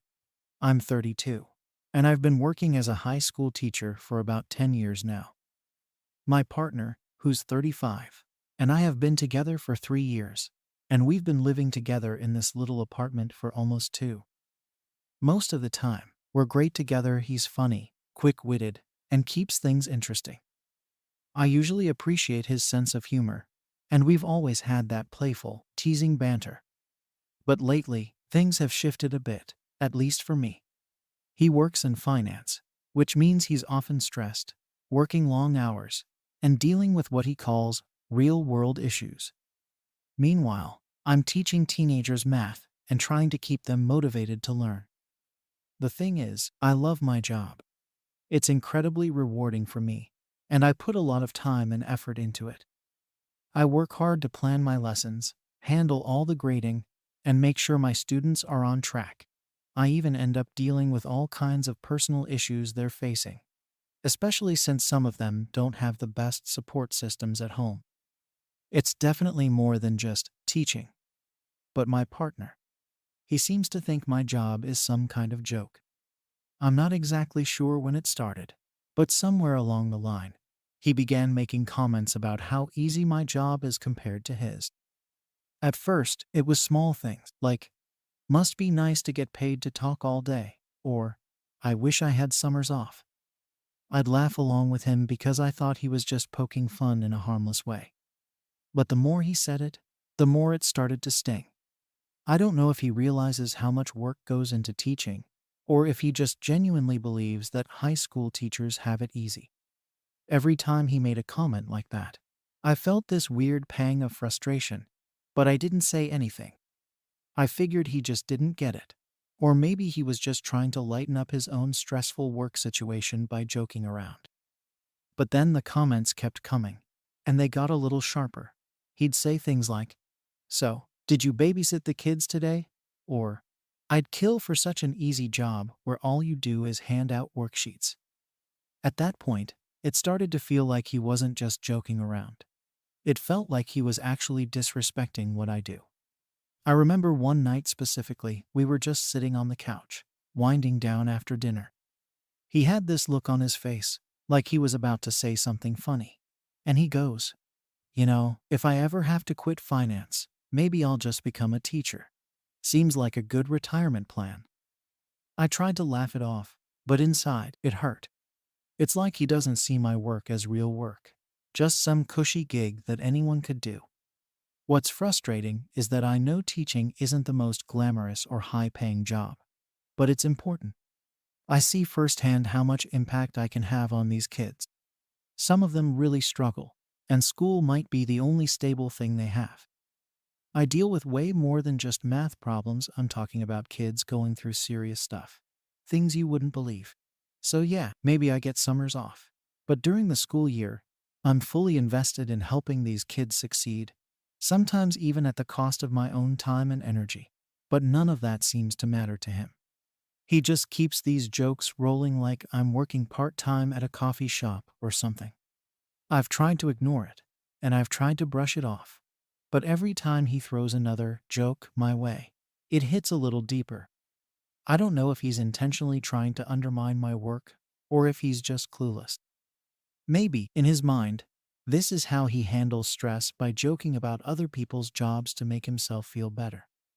Or maybe he genuinely thinks my work is that easy. Either way, it's starting to eat away at me. One evening, after another one of his retirement plan comments, I sat there, really thinking about whether I was overreacting. Am I too sensitive? Is he right that I just can't take a joke? But then I realized, it's not the jokes themselves that bother me. It's the fact that he doesn't seem to respect what I do.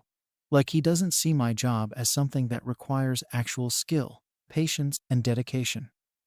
Teaching is far from easy, and the fact that he doesn't understand that feels dismissive. I don't want to be that person who can't laugh at herself. But this feels different. It's like, when he jokes about other things, I can laugh along because I know it's harmless. But with this, it feels personal, like he's not just teasing me, he's judging me. I had finally reached a point where I felt like I had to say something. After all these little digs about my job, I couldn't just keep pretending it didn't bother me. I didn't want to start a fight, but I felt like I needed to explain why his jokes about my career were getting to me. So, one night after dinner, when he made yet another comment about how easy my day must have been just talking to kids, I decided it was time to bring it up. I tried to keep my tone calm and casual, not wanting to turn it into a big deal right off the bat. I told him, as gently as I could, that the jokes about my job were starting to hurt. I said I understood he might see teaching differently because he's in such a high-stress, fast-paced field, but that teaching wasn't as easy as he seemed to think it was. I tried to explain that, yes, it can be rewarding, but it's also emotionally draining, time-consuming, and sometimes incredibly frustrating. But he just looked at me with this half-smile, like he thought I was overreacting, and said something like, "Wow, you really can't take a joke, can you?" That was honestly the last thing I wanted to hear, especially after I had just opened up about how his words were affecting me. It was frustrating, and I felt dismissed, like my feelings weren't valid because, in his eyes, it was all just harmless fun. I tried again, explaining that it's not about taking a joke or not. It's that he seemed to have this perception of my job as this easy, laid-back thing, and he didn't understand how hurtful that was coming from someone I'm supposed to be close to. I told him it made me feel like he didn't respect what I do or see the effort I put into my work. He just shrugged it off, saying I was making something out of nothing, and that he didn't mean anything by it. At that point, I could feel my frustration boiling over, but I didn't want to push it too far. So I took a deep breath and tried to let it go, thinking maybe he just needed time to understand where I was coming from. Maybe he'd think about it and realize that I wasn't just being overly sensitive. I was genuinely affected by how he spoke about my job. But over the next few days, nothing changed. He kept making the same comments, the same jokes, and every time he did, it felt like a little jab, like he hadn't heard a word I'd said. One night, it finally reached a breaking point. I'd had a rough day at school, a student was going through a really hard time, and I'd spent my lunch hour helping them, trying to make sure they were okay. I was exhausted, both mentally and emotionally, and just wanted to relax. When I got home, though, the first thing out of his mouth was another one of those comments. I can't even remember exactly what he said.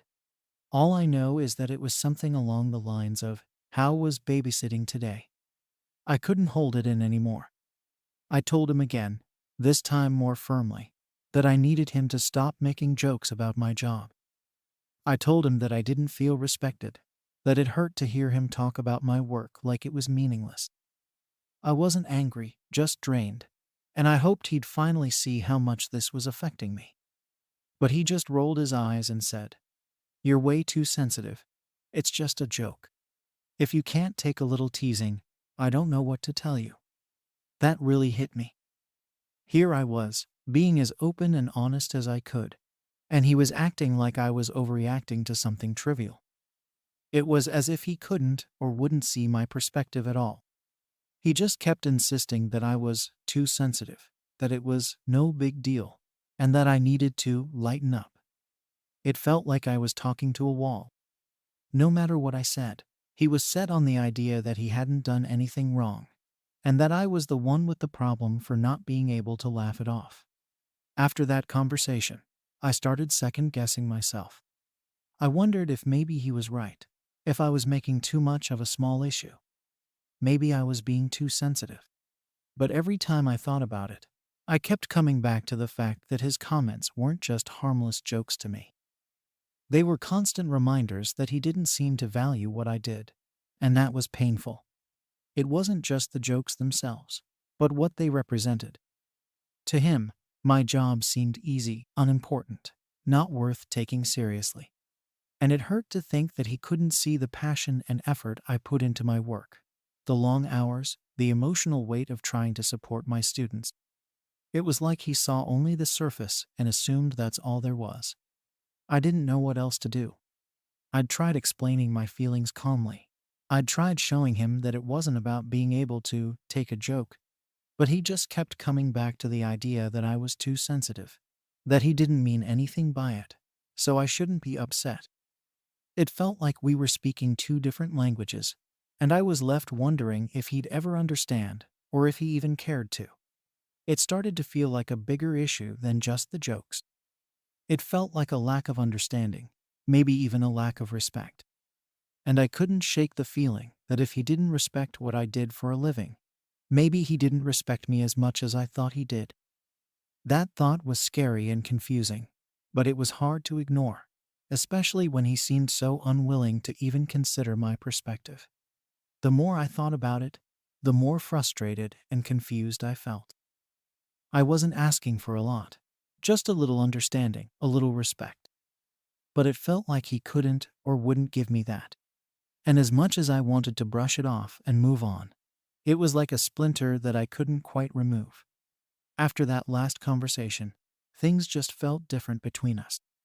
I couldn't shake the feeling that he wasn't willing to even try to understand where I was coming from.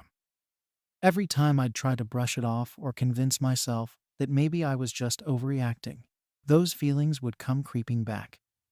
I found myself becoming more distant, not intentionally, but it was like I had this wall up. I'd go through my day as usual, but I stopped sharing little things about my students or the challenges I was facing. It just felt pointless when I knew he'd brush it off as easy work or make a joke that would cut deeper than he probably realized. A few nights later, we were watching a movie, and there was a scene where one of the characters was a teacher. She was going through a tough time with her students, and I remember feeling oddly emotional, watching it unfold. I guess I was relating to her struggle. Just as I was thinking this, he made some offhand comment about how she probably doesn't even have to show up half the time. I didn't even respond. I just sat there, numb. It was like he couldn't help himself, like he had to get a dig in no matter the situation. After the movie, he noticed I was quieter than usual and asked if something was wrong. I didn't even know what to say. I was tired of trying to explain myself, tired of feeling like I had to defend my job and my feelings. I told him I was fine, but he kept pushing, saying I was being moody and that he didn't understand why I was acting like this.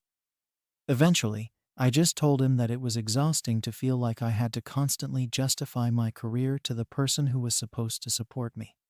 He sighed and said, "Look, I'm sorry if you feel that way, but I don't see why you're letting a few jokes get to you like this." That word, "if," just set me off.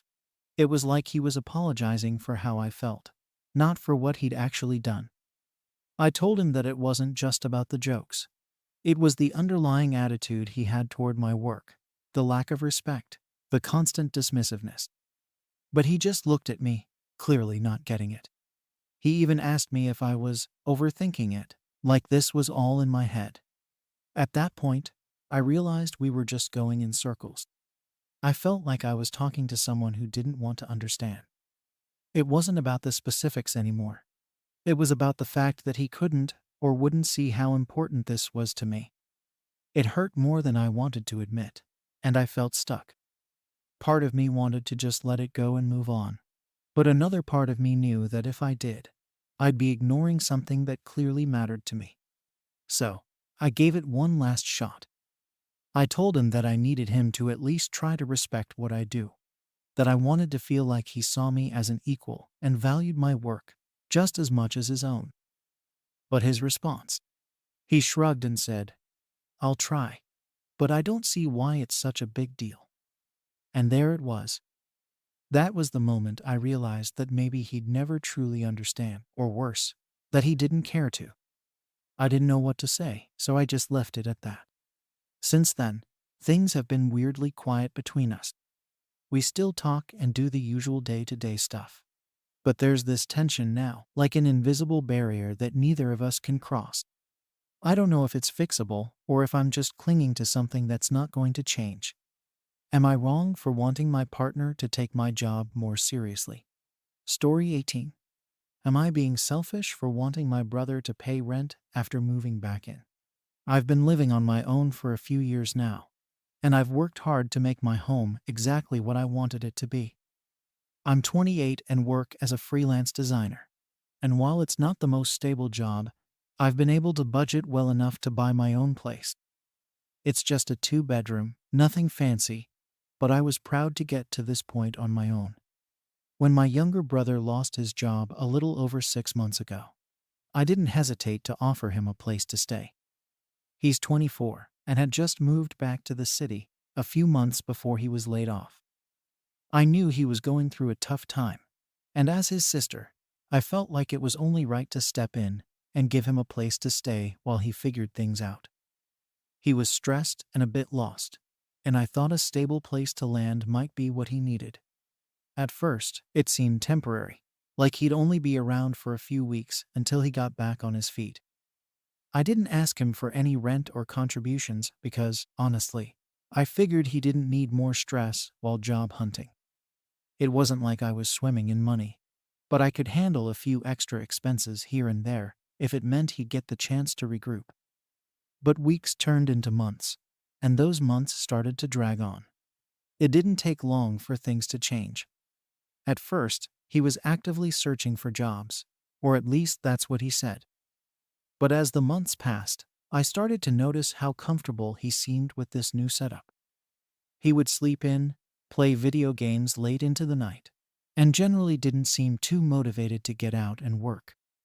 I was still paying for groceries, the utilities, the mortgage, everything, and he never once offered to pitch in. The few times I casually mentioned job opportunities or asked about interviews, he'd brush it off, saying things were just tough out there. I knew he was still in a rough spot, and I didn't want to add to his stress. But as more time went by, I started feeling frustrated and, honestly, a little taken advantage of.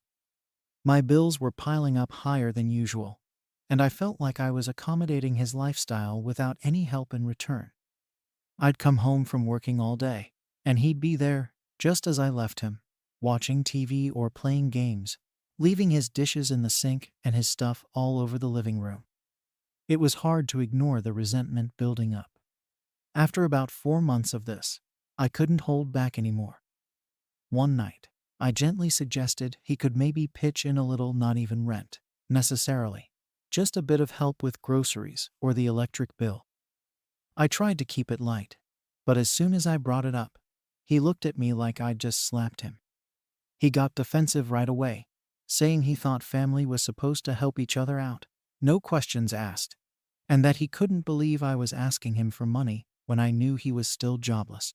It turned into a bigger argument than I expected, with him basically saying I was putting money over family, which really hit me hard. I didn't know what to say after that. I felt guilty, but I was also angry because, while I get that family should help each other, it felt like he was taking advantage of the situation. Still, I let it slide because I thought maybe he'd be more motivated to find work if I backed off a little. So, I let another month pass, hoping he'd start pulling his weight around the house, or at least find a way to contribute, even if it was small. But nothing changed. It was starting to affect my own financial situation more than I'd expected.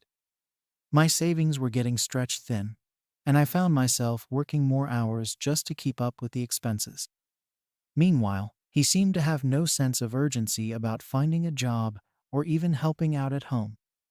The little things started to bother me more: the way he'd leave lights on all over the house, use up all the hot water without thinking, and let dishes pile up. My home, which I'd once loved for its peace and independence, now felt like it was slipping away from me. By the time the 6th month rolled around, I felt like I'd hit a breaking point. I was honestly just tired of the extra expenses, tired of his attitude, tired of feeling like I was walking on eggshells in my own home. So, I decided to bring it up again. But this time, I wasn't as soft about it. I told him directly that I needed him to start contributing, even if it was just covering part of the bills. I explained that my freelance income wasn't always stable, and with the cost of living going up, I couldn't keep covering everything by myself. He didn't take it well, to say the least. He accused me of being greedy and said that most people wouldn't charge their own family rent, especially someone who was out of work. It hurt because it wasn't about greed. I was just trying to make ends meet and keep my home in a place where I felt comfortable and supported, not burdened. But he saw it differently. He said that family is supposed to support each other without conditions, and that my asking him for anything was a betrayal of that idea. At this point, I didn't know if I was wrong to feel the way I did. I could see his side. He was going through a tough time, and I didn't want to kick him while he was down. But on the other hand, I felt like I was being used. It wasn't like I was asking him for a lot, just enough to feel like he cared about easing the load a little. I didn't want to create a huge rift between us, but I also couldn't keep pretending everything was okay when I was clearly struggling under the weight of supporting both of us. After that argument, I tried to just let things go. I figured maybe if I backed off, he'd start to take more responsibility on his own. But the more I let things slide, the more he seemed to take advantage of it. He started acting even more comfortable, like he was settled in for the long haul. There was no sign he was looking for a job anymore. He'd sleep in every morning, then spend hours on the couch or at his computer. I'd come home from a full day of work, and he'd still be in his pajamas, barely moving, unless it was to get snacks or heat up leftovers I'd bought. It was hard to ignore how little he was contributing, not just financially, but in every way. He didn't even help with basic chores. If I didn't do the dishes, they'd pile up for days. Laundry. Forget about it. He'd let it stack up until he was out of clean clothes. Then suddenly it was my problem because he needed the washer. I tried dropping hints by leaving some of the housework undone, hoping he'd take the hint and pitch in. But he didn't seem to notice or care. It was as if he was completely blind to everything that went into maintaining the house. I wanted to confront him again, but every time I thought about it, I felt guilty. He'd made me feel like I was in the wrong last time, and I didn't want to be the kind of person who'd kick someone while they're down. But at the same time, I couldn't help feeling resentful. I was going out of my way to support him, making sacrifices in my own life to make sure he had a roof over his head, and he didn't even seem to appreciate it. After another month, the tension in the house was impossible to ignore. I tried bringing up small contributions again, maybe just covering the water or electric bill, but he immediately shut it down. He said I knew his situation, and that it wasn't fair to ask him for money he didn't have. But what really got to me was the way he'd brush off my concerns, acting like I was overreacting or being unreasonable for even suggesting it. The few times I tried to talk to him about how the added expenses were impacting me, he'd make these comments about how I was doing fine and could handle it. He'd even joke about how being a designer must pay pretty well. Those comments hurt because it felt like he had no clue how much effort I put into staying afloat. I felt trapped between trying to keep the peace and the frustration of feeling like my own brother didn't respect me. I couldn't believe he didn't see how hard this was for me. And the worst part was, I started dreading coming home. I'd leave work or finish a client call and just feel this pit in my stomach, knowing I'd walk in and find him lounging around, acting like everything was normal. It was like my own home wasn't even mine anymore. It was just this place where I was constantly stressed, constantly worried about money, and constantly frustrated with my brother. Around the 7th month, things came to a head. I came home late one night after a particularly tough day, and the house was a mess. There were dirty dishes all over the kitchen, his shoes and clothes scattered everywhere, and he'd left the living room light on all day. I snapped. I didn't even bother trying to be gentle this time. I told him I was tired of feeling like he was taking advantage of me, that I needed him to start contributing, or at least showing some respect for the space. He was furious. He turned it back on me, saying I was being heartless, that I cared more about money than family, and that he couldn't believe I'd act like this when he was clearly struggling. He called me selfish and accused me of making him feel unwelcome when he had nowhere else to go. It was like he had completely twisted things around, and I was left feeling even more confused and guilty than before. Was I really the selfish one here? I tried to explain that it wasn't about the money. It was about the respect, about feeling like we were both putting in some effort to make this work. But he wouldn't hear it. He kept saying that family helps family, and that I was putting a price on that help. I was at a loss. It was like no matter what I said, he had a response that painted me as the bad guy. I felt completely drained, emotionally and financially, but I didn't want to ruin our relationship. So once again, I backed off. But things didn't improve. In fact, they got worse. He seemed even more settled in, like he'd won some kind of battle by refusing to contribute. And I was still covering everything, stretching my budget thinner and thinner, while he lived completely rent-free. I started to resent him more than I ever thought possible. Here I was, his sister, bending over backward to keep him comfortable, and he acted like it was his right to be there without giving anything back. At some point, I started to realize that this wasn't just a temporary situation anymore. He had no plans to leave, no urgency to get a job, and no intention of ever paying rent or helping out around the house. This wasn't the brother I'd grown up with. This was someone who'd gotten way too comfortable taking advantage of the people around him. I was angry, hurt, and honestly, just tired. But despite everything, I still couldn't bring myself to ask him to leave. I kept telling myself that he'd come around eventually, that he'd see how much I was doing for him, and maybe, just maybe, he'd appreciate it enough to change.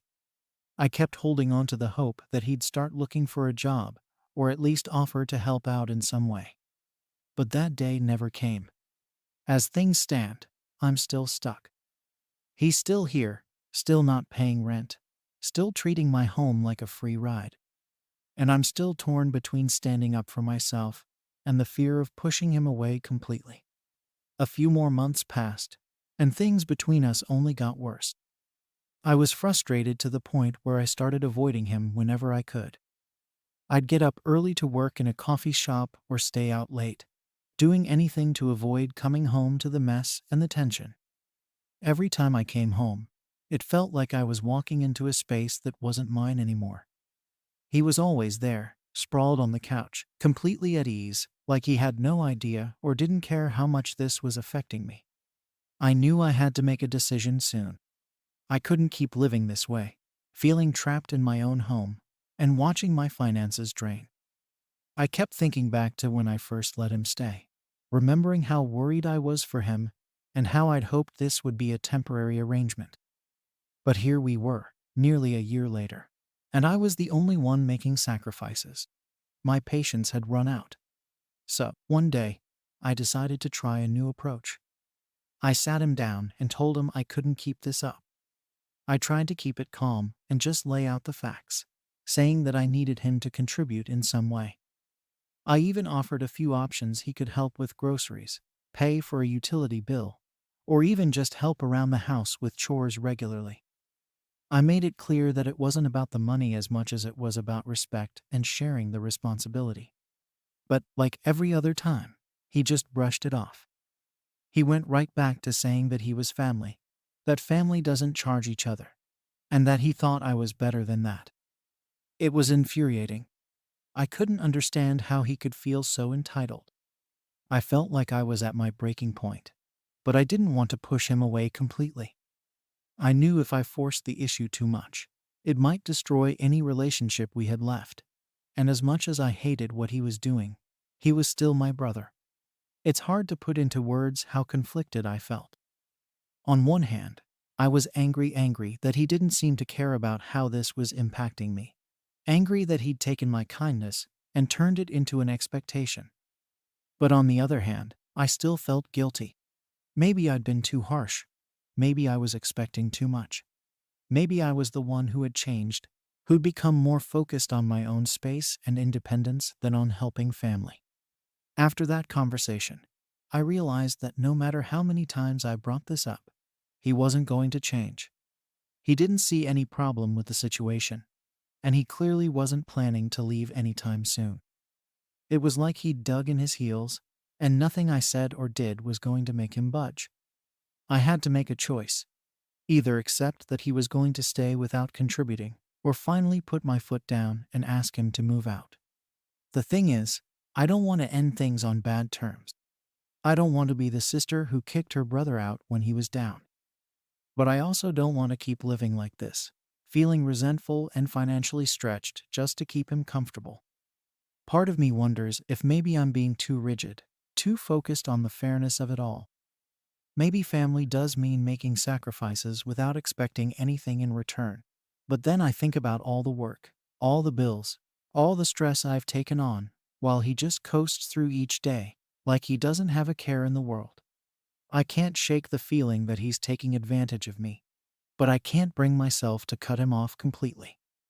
I keep going back and forth, wondering if I should just let it go and keep supporting him, or if I need to finally set some boundaries and put myself first.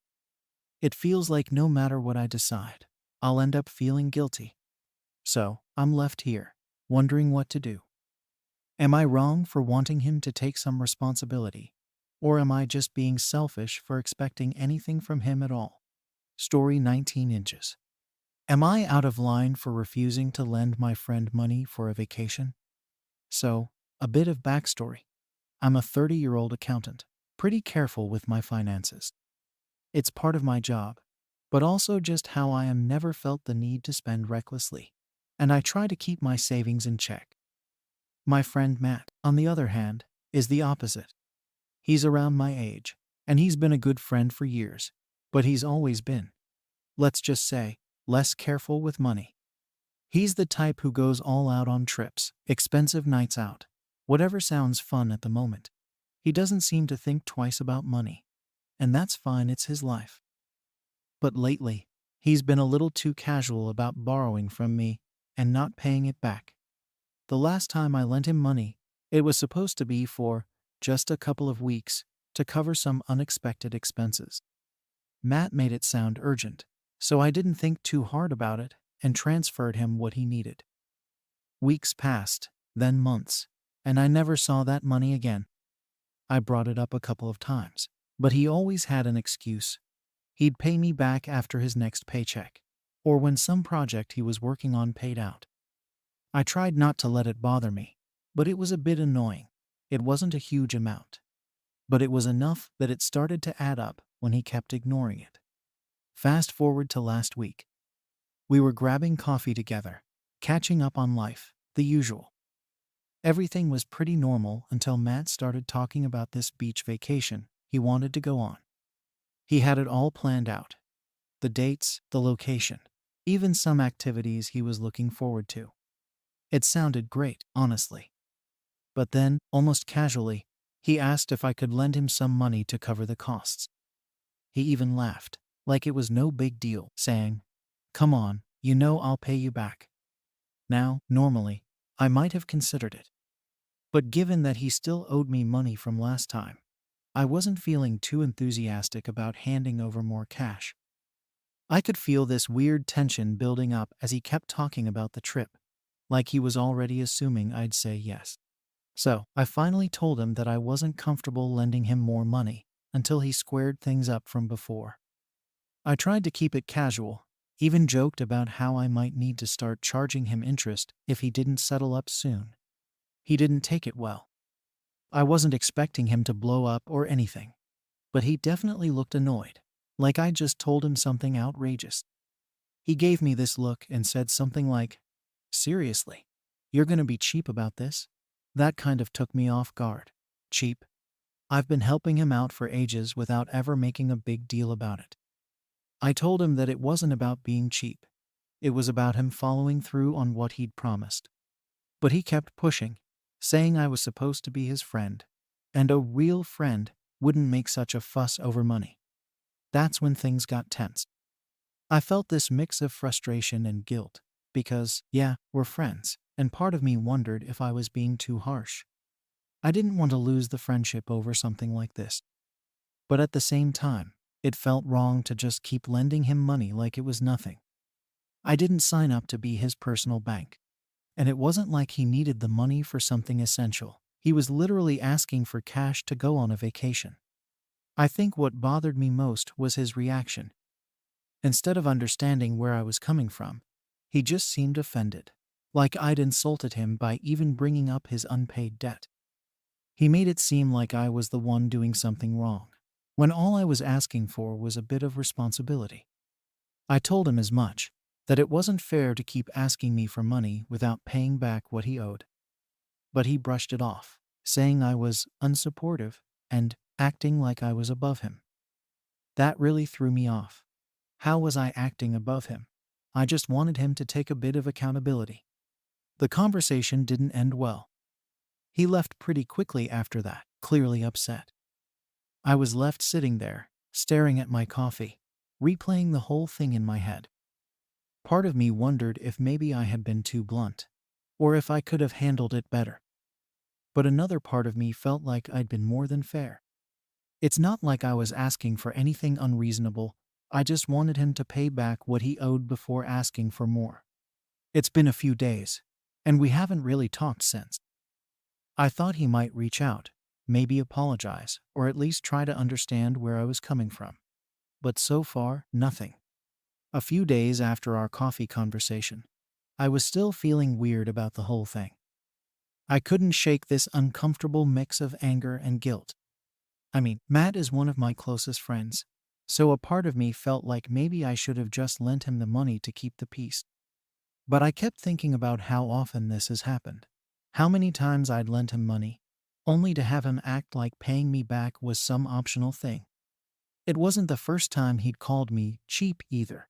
He'd done it jokingly before, and I brushed it off, thinking that's just how he is. But this time, it felt like an accusation, like he genuinely believed I was being unreasonable. I tried talking it over with a couple of friends, just to get some perspective. Most of them were on my side, saying I was right not to give in.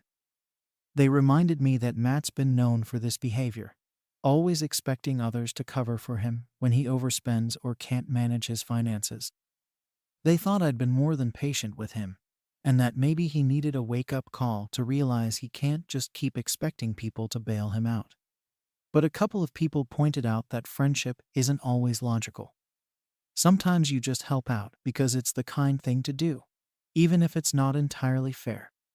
That got me thinking maybe I was being a little too harsh.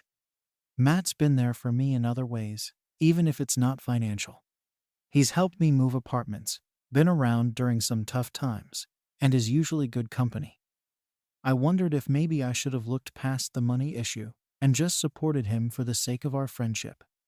At the same time, though, I couldn't ignore the fact that this wasn't about just one loan.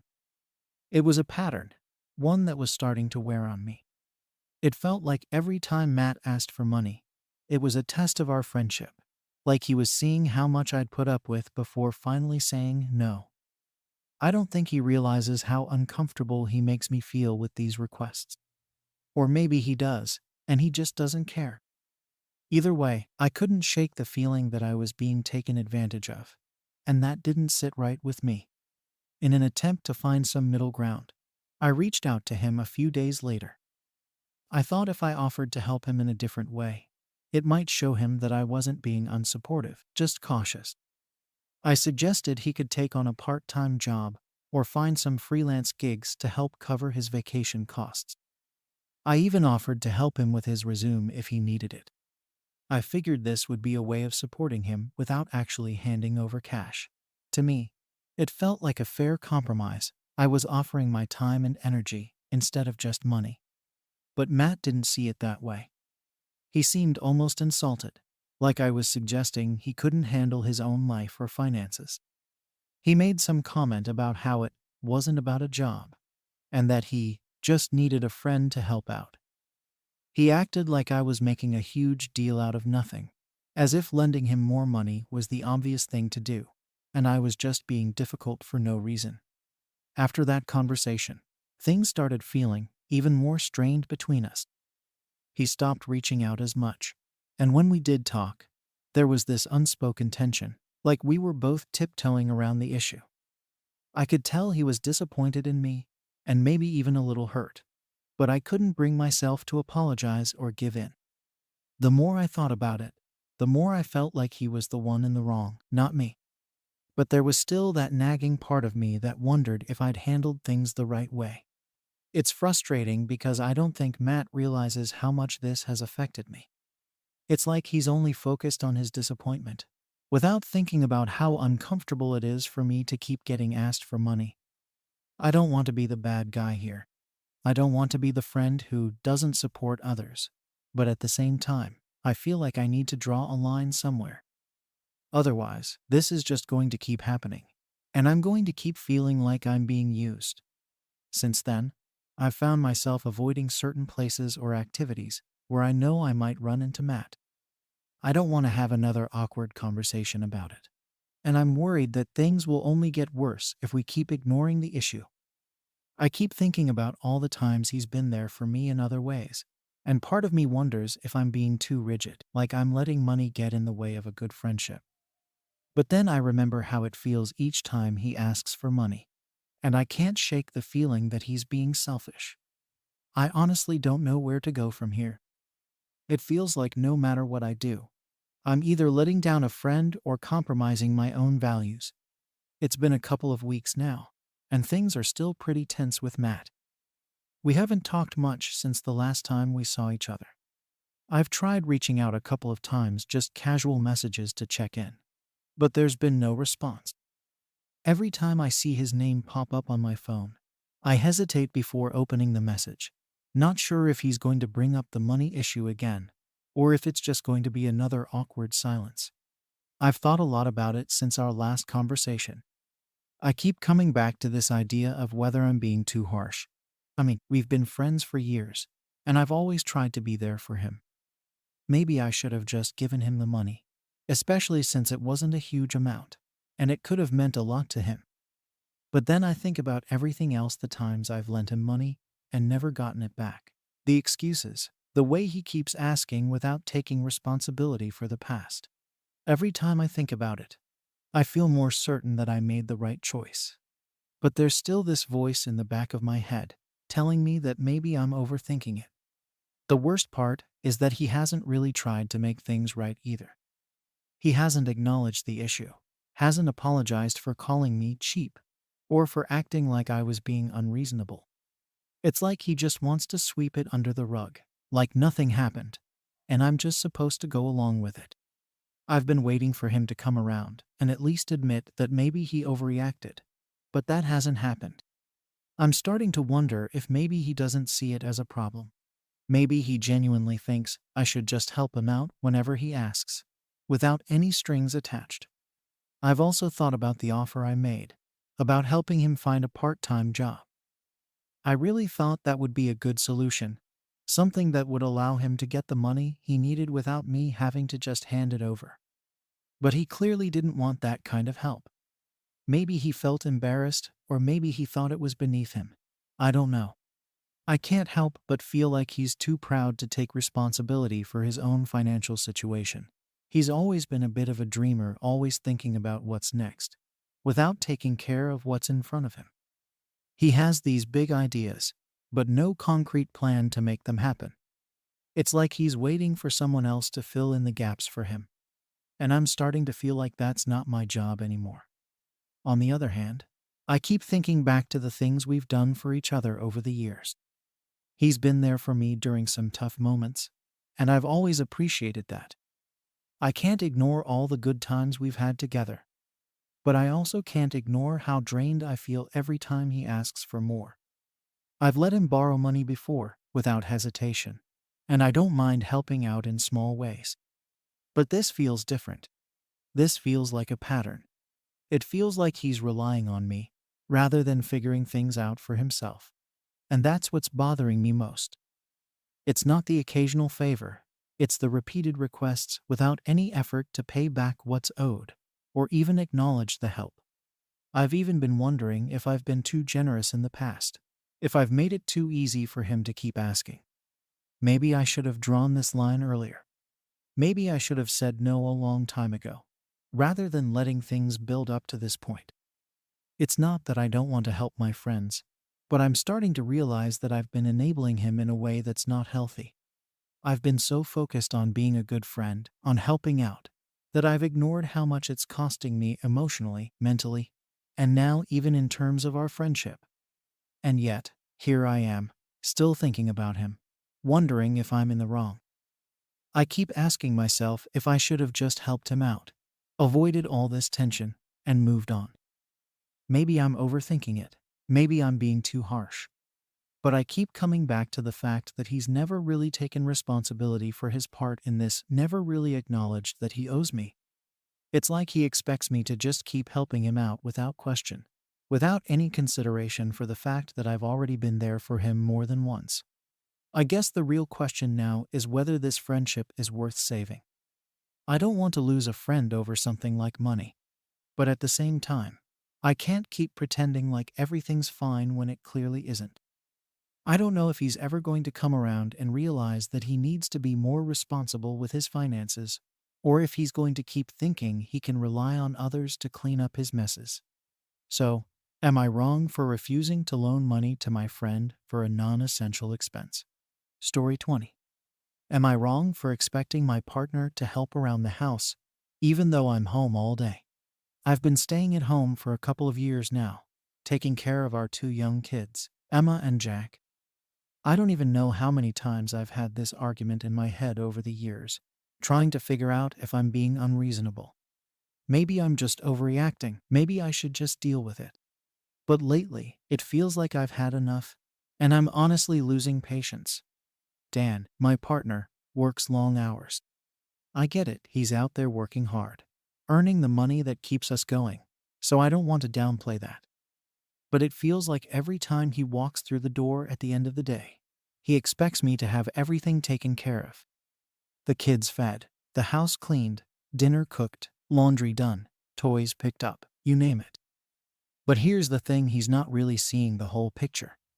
I'm not sitting around all day watching TV.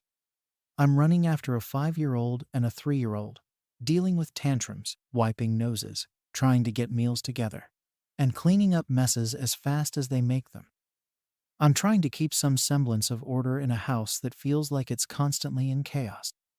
But when Dan comes home, he sits on the couch and just zones out. He doesn't pitch in. He doesn't ask how my day went. He doesn't even look at the kids. And that's been the pattern for months now.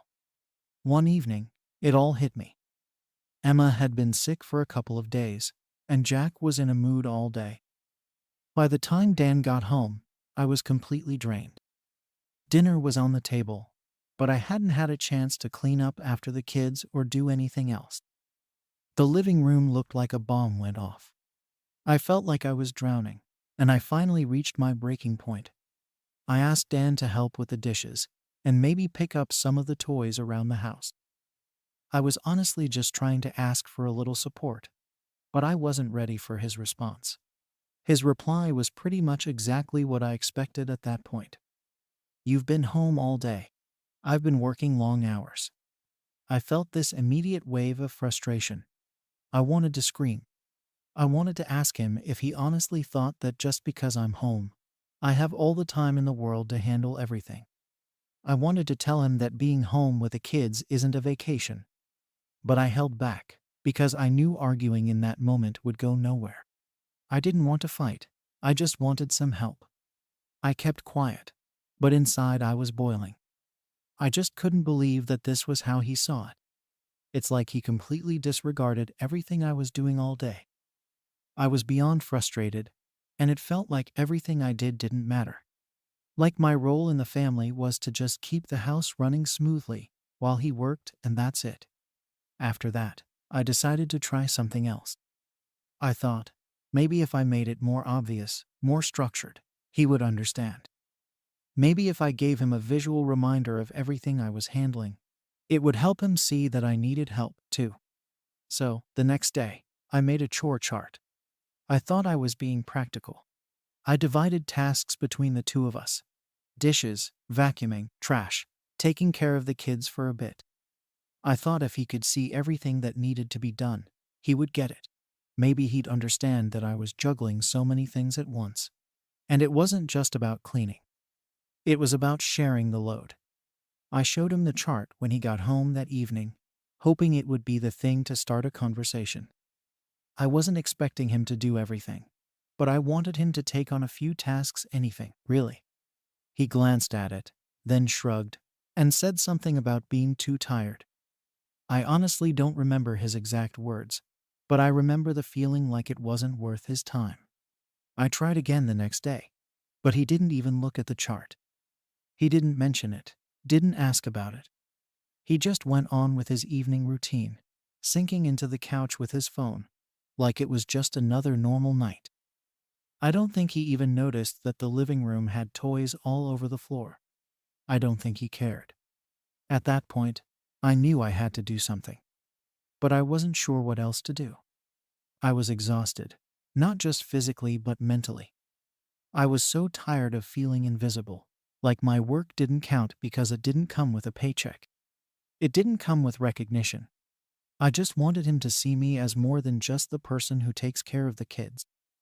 I wanted him to recognize the effort I put into keeping everything together. But instead, it felt like he just expected it all to be done.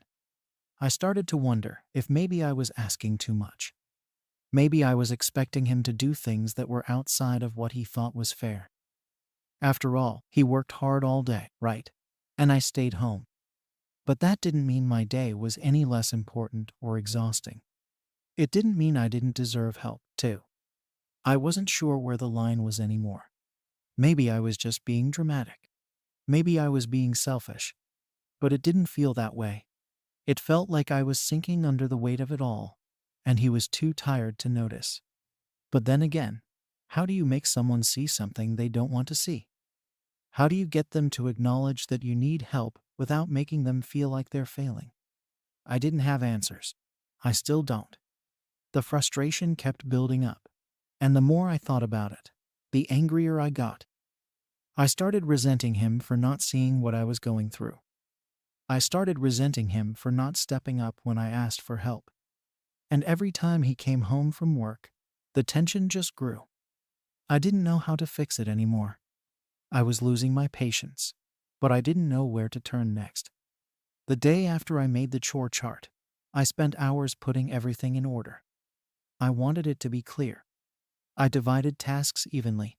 Things like doing the dishes, picking up after the kids, trash, laundry, everything that needed to be done around the house. I also made sure there was some flexibility in it. Nothing was set in stone. If one person didn't get to something, the other could pick it up. I didn't expect him to be perfect, but I wanted him to see that I wasn't just sitting around all day. I was managing everything, and I needed him to pull his weight too.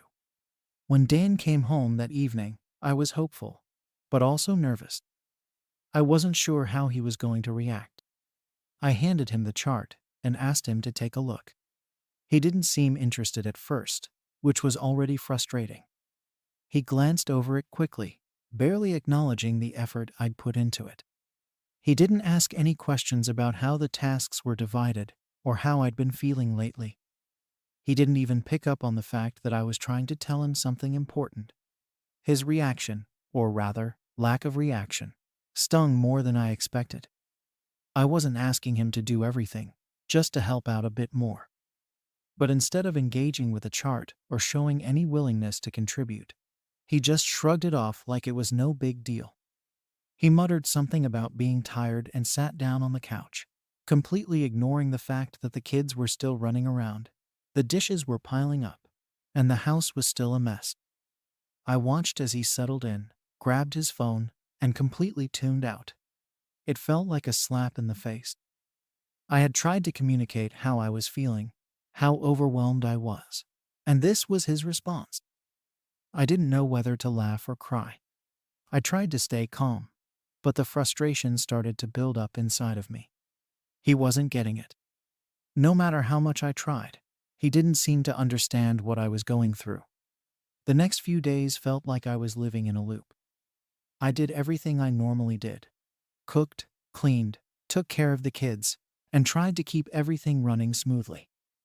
But at the back of my mind, all I could think about was how little support I was getting. Every time Dan came home, I couldn't help but feel resentment. It wasn't just about the chores. It was about the lack of acknowledgement.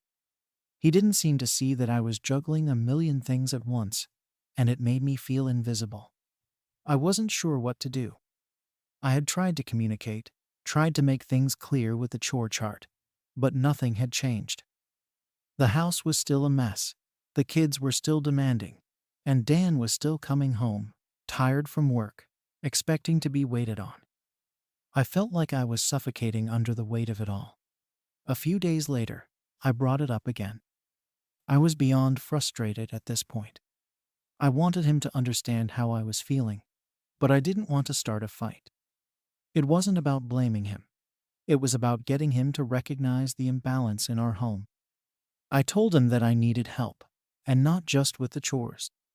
I needed him to see what I was going through, to appreciate the work I was doing, and to step up as a partner, not just as a provider. But as usual, he didn't take it well.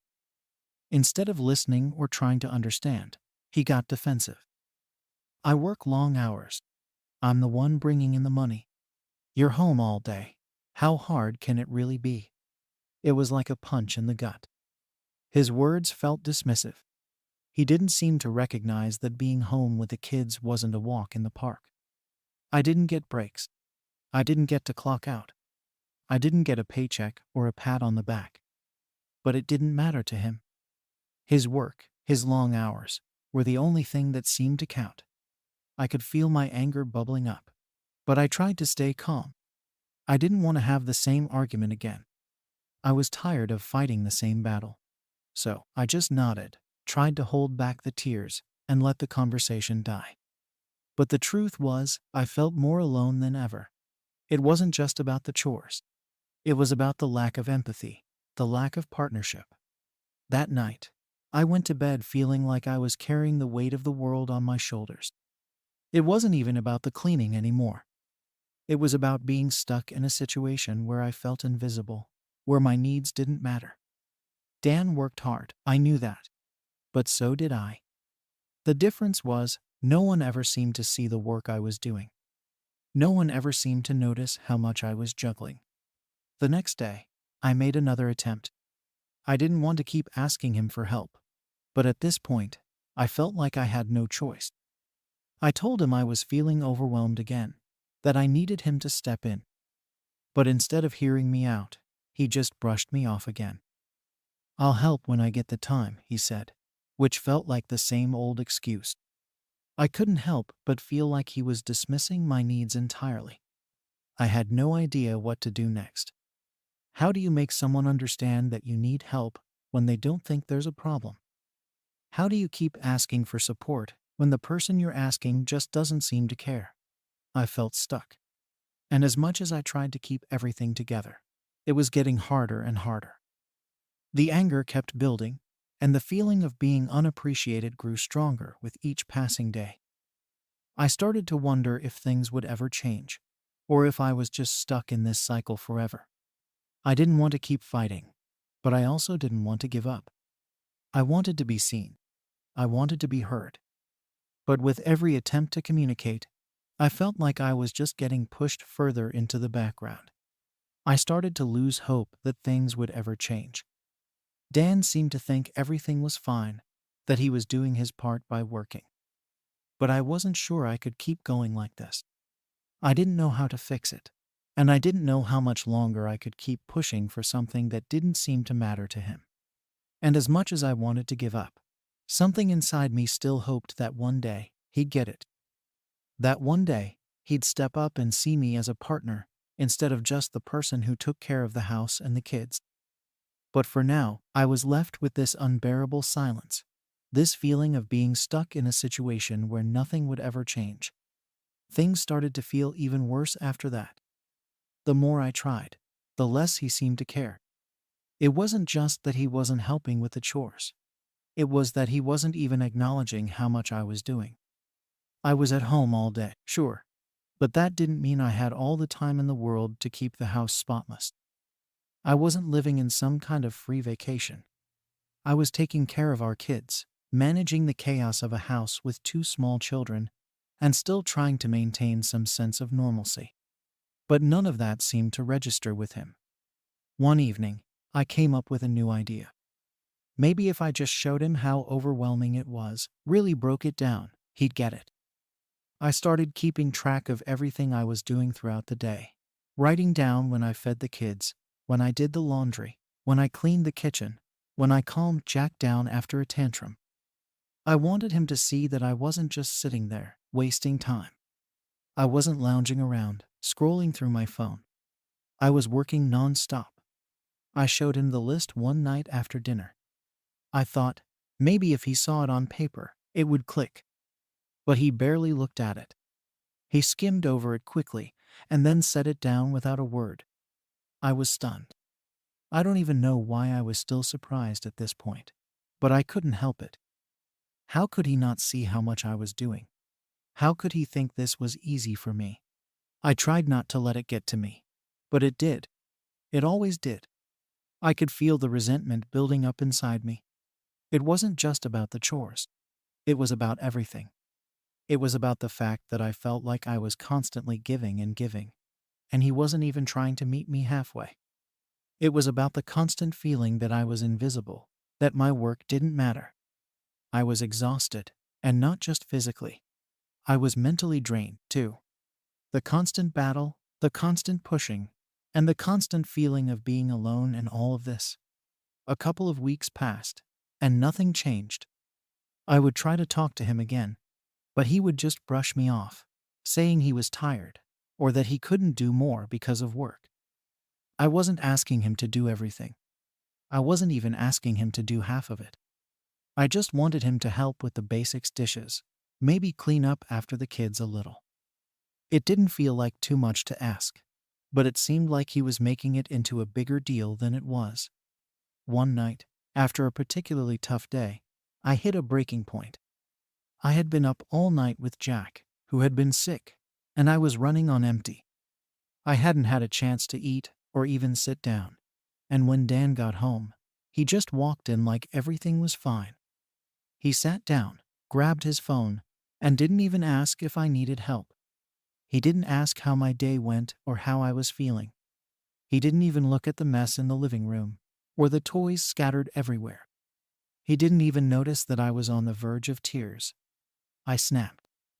I told him that I couldn't keep doing this alone. I told him that I needed help, that I couldn't carry all of this by myself anymore. I wasn't asking for much, just some basic support. But once again, he didn't get it. He just looked at me like I was overreacting. He said something about how hard he was working and how he needed time to unwind when he got home. I felt like my heart had sunk to my stomach. I was tired of the excuses. I was tired of feeling like I was invisible. At that point, I wasn't sure where to go from here. I had tried everything I could think of, from making charts to keeping lists, to having calm discussions. Nothing seemed to work. And the worst part was, I was starting to feel like maybe he didn't care. Maybe he didn't care about how overwhelmed I was. Maybe he didn't care about how much I was doing. I tried to ignore that thought, but it kept creeping in. I kept thinking about the future. How could this keep going?